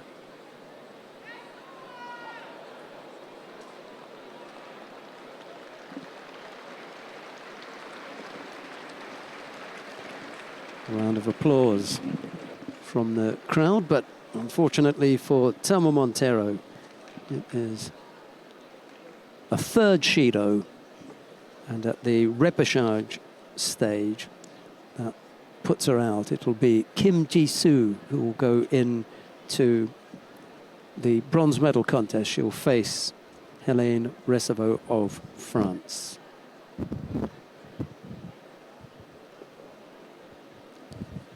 This was insufficient from Montero in that last attack to make it a valid attack, and nothing there. She picked up the penalty for a force attack. It was a third penalty. Right, what have we got coming up for you next? Semi-final in the under 63 kilo category. Tina Trsteniak of Slovenia will face Toshiro Miku of Japan. If you want to watch the semi-final between Clarisse Agbegnenu of France and Martina Traidos of Germany, that is on mat 2. Down on mat number 1, Lucy Rentschel of Great Britain will face Baldorj Munchingimeg of Mongolia, and on mat number 4 it'll be Jules Franson of the Netherlands to face Nabekuranami of Japan. That's the lineup for you then.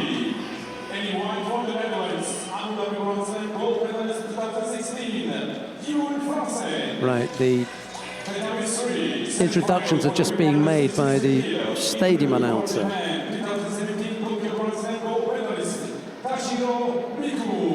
Our referee in the middle for this one is Vladimir Nutsubidze of Georgia.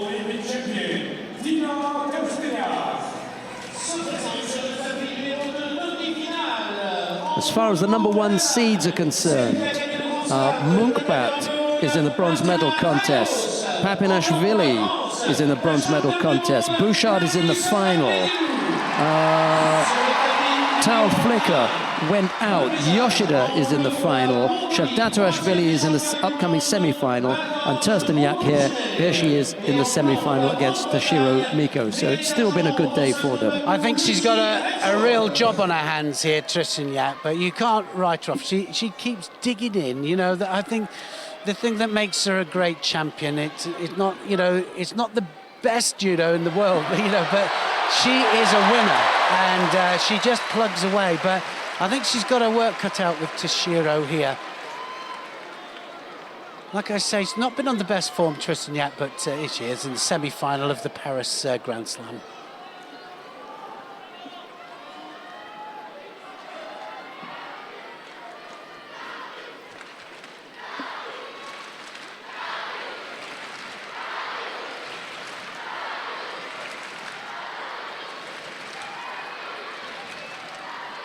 Oh, almost counted her, didn't she? That was a close one.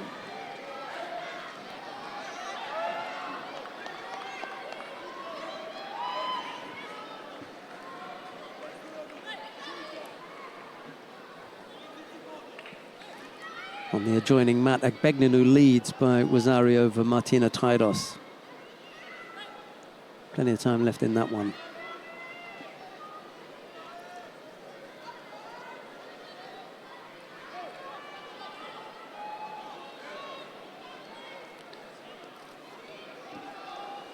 Yeah, well, it was the possible final, wasn't it, that we had in mind there, but that we thought might happen. I think Toshiro is going to say something about that. She's going to have something to. Now, is that underneath the neck, or is it across the face? Yeah, she opened up to show Nutsubidze exactly what was going on there. It's always a dangerous thing to do. Well, especially when you go like that with your hand, you know, you indicate something's wrong because you could say it could be Ippon, yeah. On this occasion, it worked out for her.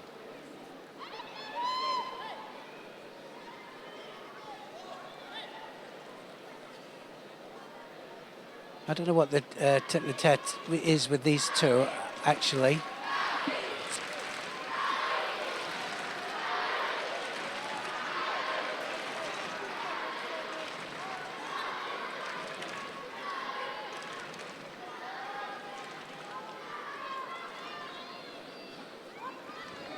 Sheridan just finding out what it is. Uchimata there by Trsteniak.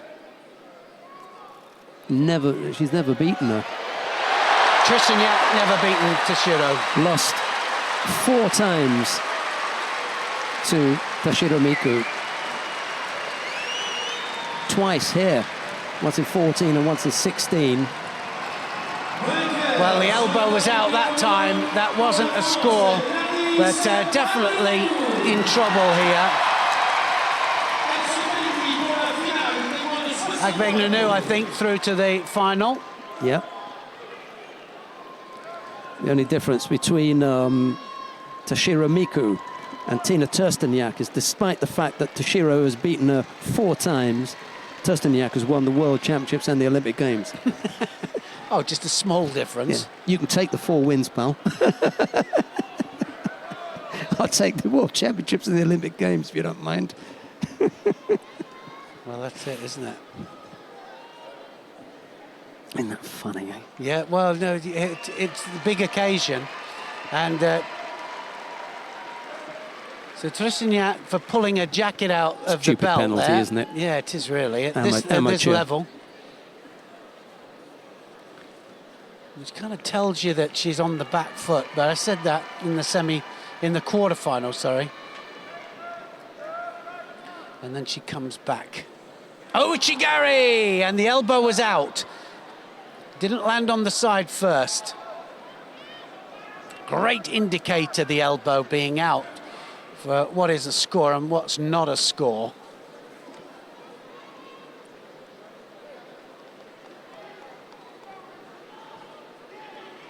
Toshiro starting to break her down here. Left-handed Ouchigari's, Osoto's.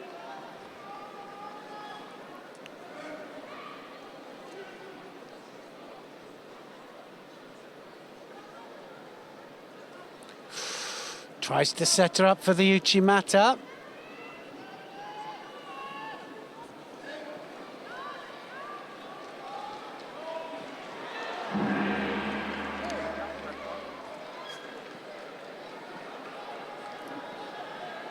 The time before, open score.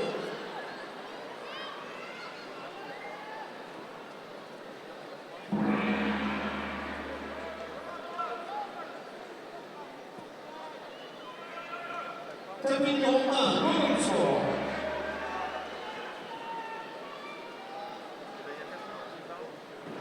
The time 3, open score. Well,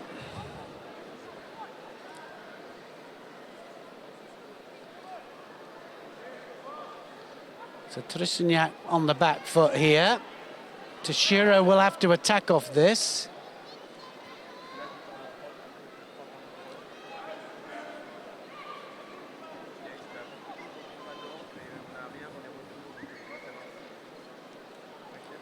Good Ashiwaza all the time from Toshiro. The arm was out again on that particular Ashiwaza, but great feet, setting it up all the time.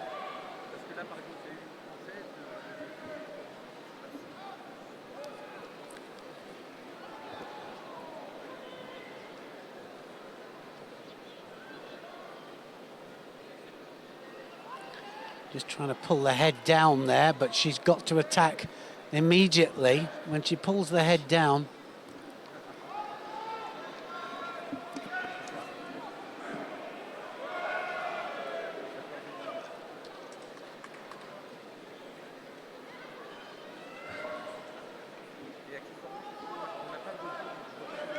One more clever attack here from Tursteniak, and Toshiro is going to be on the back foot. Got to come up with a big one, a strong one. Real pressure here, I told you. Doesn't take long. 3 in a row, no answer, you're going to get a penalty. Now she goes. It's amazing, isn't it? Sometimes what a little bit of a Shido does to the... you have to step up. to the game. Get in gear. It definitely changes the attitude, doesn't it? Because if you think that 4 Shidos, you've got 1 to play with, 2 to play with, and it's only when you get third, but now when you've only got 3, so 2, and you're in trouble. Yeah. Minute and a half of golden score. During this period, Tursteniak has just looked that little bit busier.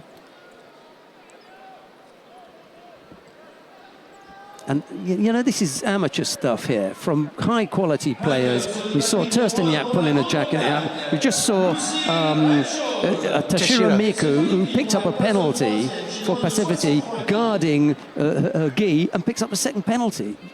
We're in golden score here. You want to avoid any error. Put that onto your opponent. Let them make the mistake.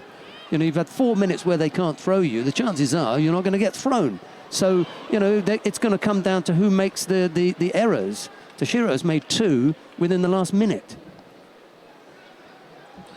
And this is what I mean about Tersteniak. Tersteniak here, you know, she just plugs away, doesn't she? She absolutely does plug away. She finds a way. You know, you look in every pocket. Oh, there you go. That's where that penny was that I was looking for. You know, you find something.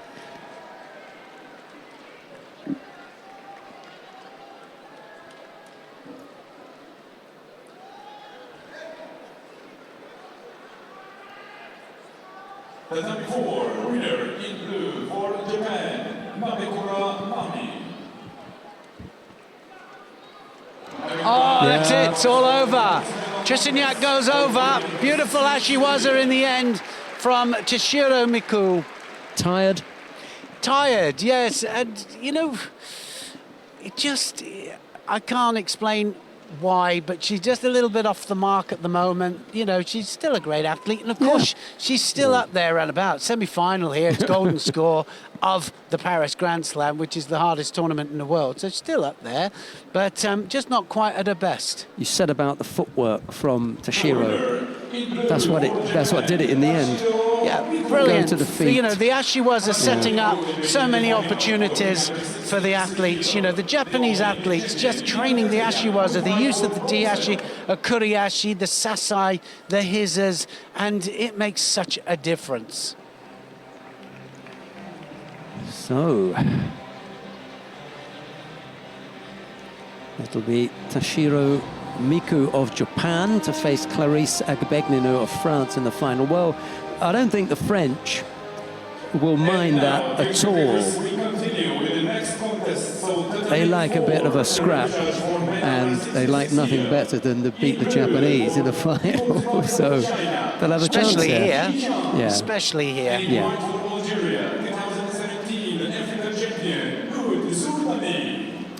Right, well, I'll just give you a quick rundown then of these under 66, the choices in the under 66 kilo category. Down on mat number 1, the repechage contest, João Crisostomo of Portugal will face Sebastian Seidel of Germany. On mat number 4, there's another repechage contest, Hud Suadani of Algeria will face Wu Tijiang of China. We're going to go with... we're going with Soda against Anbol of Korea, and it's another Japanese possibility here. Right, it'll be Isoda of Japan in the white judoka, An of the Republic of Korea in blue. And if you want to watch the contest on mat number 2 between Maruyama Joshiro of Japan, he's up against Kylian Lebluc of France. We're underway with Isoda and An. Here's Neil. Well, possibility of some really good techniques here. Obviously, we know the pedigree of Anbol, who is the Olympic silver medalist, world silver as well. Brilliant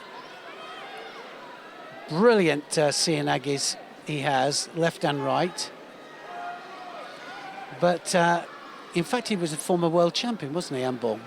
Yes, that's right. And Isoda, of course, relatively new on the block here, but I love his stance. Absolutely upright position, just looks for the ippon. Didn't he have that really nice Sode earlier on? It was just immense. It really was. Standing Sode Surikomigoshi made it look easy.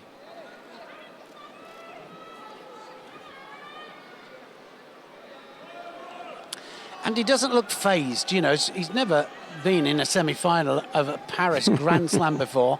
Doesn't look phased that he's fighting the former world champion, and it just looks as if he wants to throw him for ippon.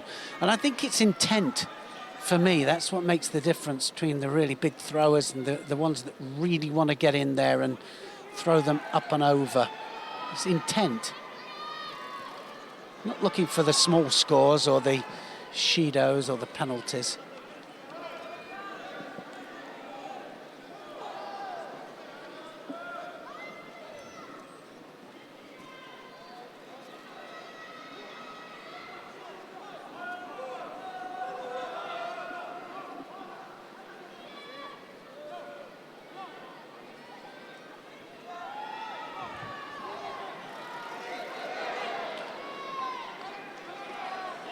Well, he's fighting a real class act here, but he's got to get on the pace because Bol is just beating him to the attack every time.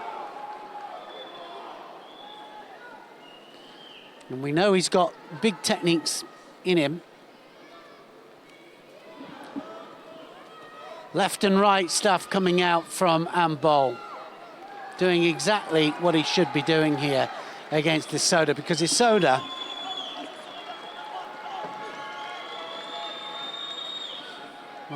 has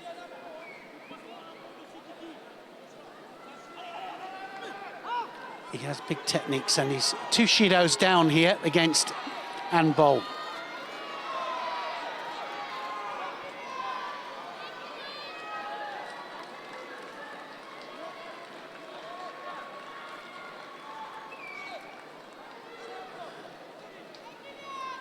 Bit of inexperience here from Isoda.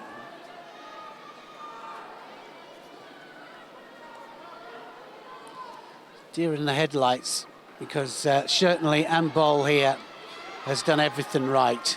Good tactical play from him. It's attacking judo, he's trying for the scores. He realizes that if he stands still, Isoda Norihito will take him out.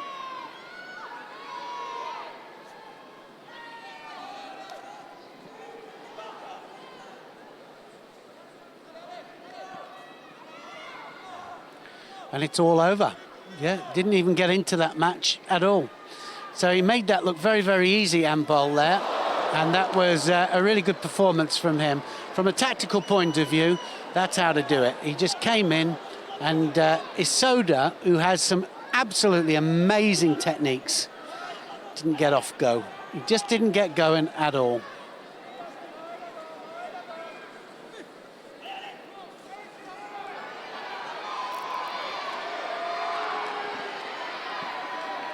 So Bol there, brilliant stuff. Well, we can pick up the remainder of the contest between Maruyama Joshiro of Japan and Kylian Lebluc of France. Lebluc is just behind here, trailing with Wazari with 20-odd seconds left to go. He's picked up a single penalty. It's Maruyama in the white judogi, Lebluc in blue. Well, we just saw in the other semi-final a very tactical match there. Bol Isoda never got off go. He didn't get a chance to stand there for Isoda Tsurukumigoshi at all. That's going to be a penalty, isn't it, for Maruyama? Surely. Maruyama just went down on his hands and knees. He's got to stop it. He has to stop it. He must give it. Well, you got to stick by the rules. And he's got to give a penalty to Maruyama. Yeah.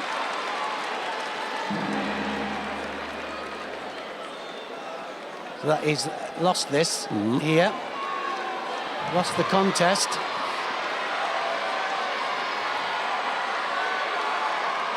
So now, coming into full time here, Lebluc still has a chance.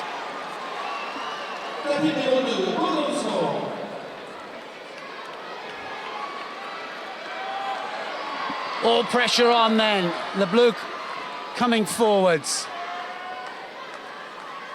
He's had a good day today.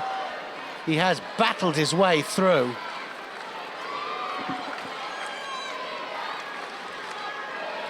Now this is where the French absolutely come into their own, because this is a real pressure situation.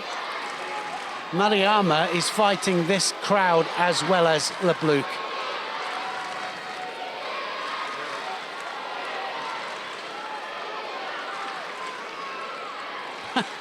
And he's frustrated there, you can see it.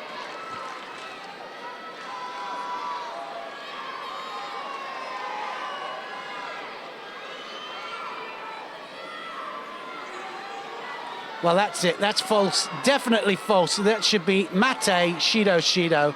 They're neither one of them. He's not doing anything to address this.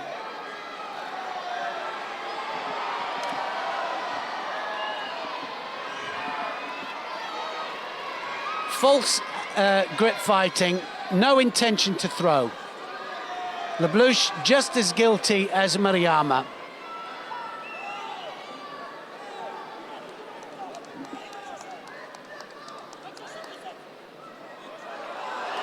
Now Leblouch picks up the penalty for avoiding to take the grip.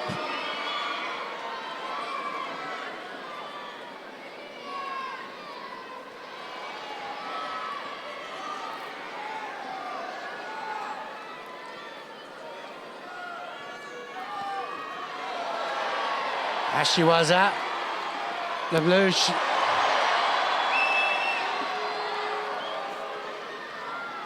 Well, this you can see here now that they're fighting for the penalty rather than the score. Just better to go for the score. Just grip up, go for the score. Mariyama going forwards, trying to grip up. Leblouch definitely the one that's just ripping off the grip. Osodagari! Mariyama, the Tenri man who's a protege of Hosokawa Shinji. Got some good background then. Thanks to media manager Mark Pickering for filling us in there. I wonder if he's going to fill us in of the Wales-England score. I don't think he will. I think he'll just... He'll shy away from it, as always. I'm sure he will. Supposed to be going to lunch with him. He won't talk to me. He won't talk to me either. 2.5 minutes of golden score. I'm sorry, but there we go. Yeah, it's done now. And he knows. He does know, but Yeah. you know the thing is Leblouch definitely it was negative gripping, just to prevent Mariyama from putting two hands on. Absolutely, it should have happened actually a couple ago, a little while ago. Like you said, he absolutely expected it. Yeah, he gave the nod, the knowing nod.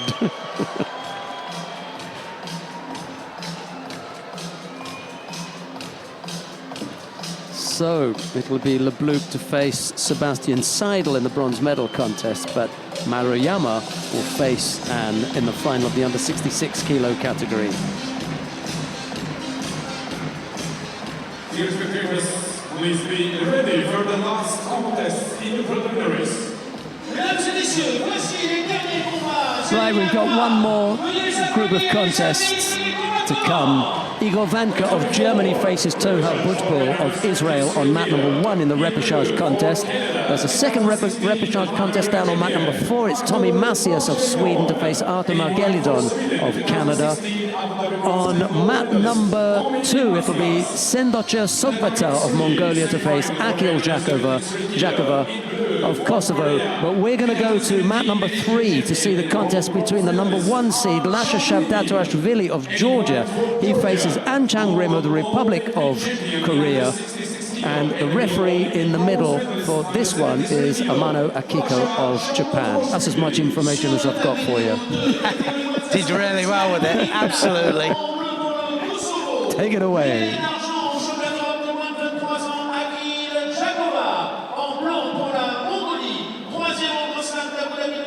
Not everyone is happy with the commentary. I know that. We can't please everyone all the time. But at least you've got one thing. You know who's on the mat. Why wouldn't they be happy with it? It's exciting. Great start there by An Chang-rim. Drops Sianagi. Someone's already gone. Margelidon has thrown Tommy Macias down on mat number 4 for Ippon. And Anne has picked up a bit of a knock to the nose. Where is he off to then? Why is he going on that side? I'm not sure that the medical is ever on that side. It's normally on this side, isn't it? Anyway, maybe there's not enough room. Well, that was a mistake there by Macias of Sweden. He's gone. Viva Margelidon of Canada in the bronze medal contest. What's this about Canadians all of a sudden? Doing well. Doing a great job there, Yeah. absolutely. Nicholas Gill. Shame about Bouchard. He's a good boy this morning. He just had a bad draw. You know, first fight up, I think. Who did he have? Early contest. Antoine Bouchard. Second contest, actually, lost to Shavdatuashvili. There you go. So, tough one, you know.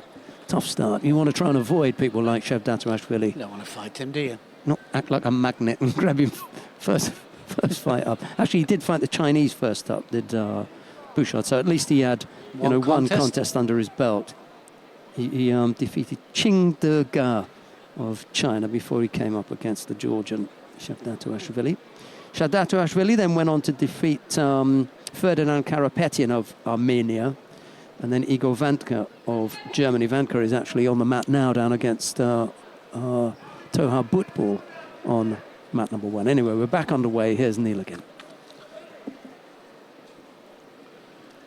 Well, really a clash of styles, this one. Different styles.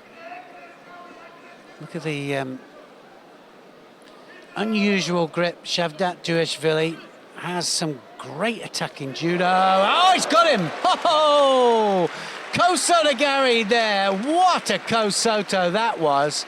And Chang Grim, you don't see him going over like that very often, but he had the head down. That was a great example of pulling the head down and then using it to great effect. Talk about action-reaction. Look at that. Pulled the head down as Chang Grim pulled his head up. Look, controls the head, doesn't just do it for the penalty, but does it to get a reaction. As soon as he gets the reaction there, Kosoto Gat goes in. Brilliant stuff there from Shavdatuashvili.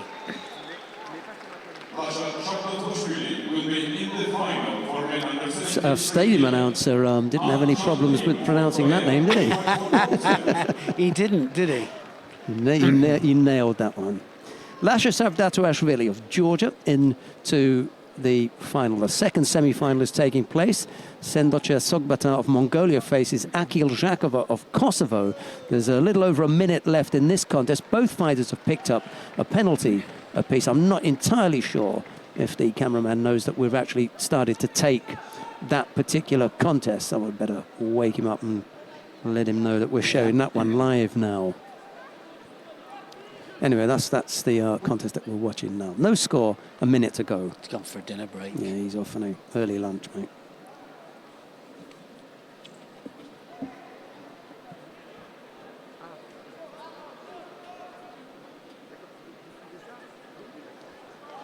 Dropped off for a second, but now he's back on it.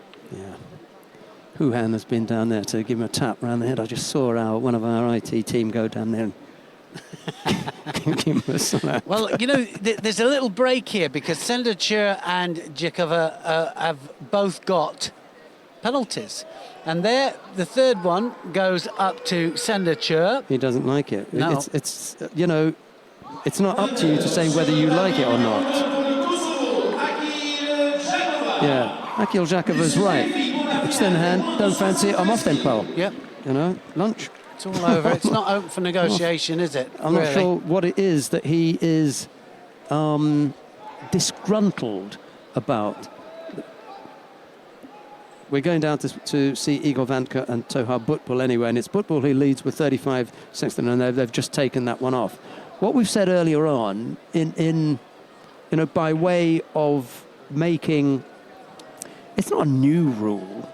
This is not a new rule. When you commit an error, you get penalised. What's happened is the referees have said, we're going to penalise you at any point of the contest when you commit an error, whether it's 2 seconds into it or 2 seconds from the end when you've got Wazari. I think that's the main point, isn't it? That you have to, when it's a penalty, you have to give it at the right time. You know, I wonder if in, football, if the referee says, well, it was right at the beginning of the game and I didn't want to spoil it, so I didn't give a penalty. No, but would he get away with that? I hear it a lot, and people, I was behind, my wife was behind somebody that was going, oh, benefit of the doubt, they gave the benefit of the doubt. You don't have rules to have, you implement a rule. Otherwise, what's the purpose of having it?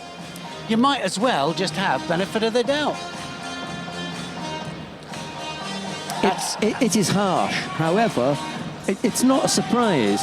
Those are the rules. No one's come here and said we're inventing something. Those are the rules. And as Neil was just saying, you have to play by them. Vanka overcame Woodfall on the back of that penalty, and then it was Margelidon. We already saw that. Winning out there. So Anne, let's have a look and see where Anne is going to go as far as the bronze medal contest is concerned, and then I'll give you the full rundown of the lineup. It will be Igor Vanka of Germany to face Sendocha of Mongolia, and then it will be An Chang Rim to face Arthur Margelidon of Canada. There's that, Vanka and Sendocha. I think after that we're all up. Are we going to say goodbye to the viewers at home? I don't know. Anyway, if we are and they decide to put that on, we'll catch it. But in the meantime, we'll just do the final because there's 7 finals. Okay, all right. Pang Yu-jeong of the Republic of Korea to face Dario Biladid of the Ukraine. I'm not even going to ask Neil where that one is going. No, go on. Okay then. Well, for me, definitely Biladid is. She's the new kid on the block. Definitely, she has the class to do it, and I think she'll be too strong for Kang Yu-jeong. Shishimi Toru of Japan to face Sharafuddin Lutfilayev of Uzbekistan, the final of the under 60 kilo category. I think, just having a look now, sorry, you've done me out of order here. Sorry. So, Shishimi, I think, Lutfilayev, I don't know out that one because that is a clash of styles. And I think it's a real clash, you know. I think Shishimi could get thrown. Lutfilayev has the ability to do it. Lutfilayev might just cause an upset there. And he's brave, isn't he? Yes. He goes for it. Right, under 52 kilo category final, Amandine Bouchard of France to face Abe Uta of Japan. Abe, for me, every step of the way. Class I think act. she'll be too much for her. Under 66 kilo category, An Chang Rim of the Republic of Korea to face Maruyama Joshi of Japan. Is it Ann Bull or is it Ann Bowell? Ann Bowell, sorry. Yes, Ann Bowell, yeah. Ann Bowell of the Republic of Korea to face Maruyama Joshiru of Japan. Difficult one. I think Ambal will have too much. I think he'll play a tactical match and he'll come out the winner at the end. It'll be close. I still had An Chang Rim in my mind after that dumping that was dished out to him by Lasha Shavdatuashvili. Right, Yoshida Tsukasa of Japan to face Krista Deguchi of Canada. I think it's going to be. I think Deguchi has done an amazing job getting to the final. Absolutely amazing. But I think Yoshida will be just too much for her, and it'll end. I think she'll just be too much for her. Under 73 kilo category, Lasha Shavdatuashvili of Georgia to face Akil Zhakova of Kosovo. Shavdatuashvili, for me, he's on great form all the way. Jakova has had a great run through, but I think it'll be Shavdatuashvili for me. Too many weapons. I think so. And the final of the under 63 kilo category, Tashiro Miku of Japan to face Clarisse Agbegnanu of France. It'll be a good match. I think Agbegnanu on home ground will win gold for France. Right, now, of the 7 number 1 seeds that we had this morning, 3 of them have made it to the final. That's Amandine Bouchard, Yoshida Tsukasa, and Lasha Shavdatuashvili. 3 out of 4. It's not been the best of days for the number 1 ones. seeds. No, indeed. Right. Neil and I will be back at 5 o'clock. We look forward to your company then. But from everyone here on the broadcast team in Paris, it's goodbye for now. Yes, goodbye for now. We'll see you later.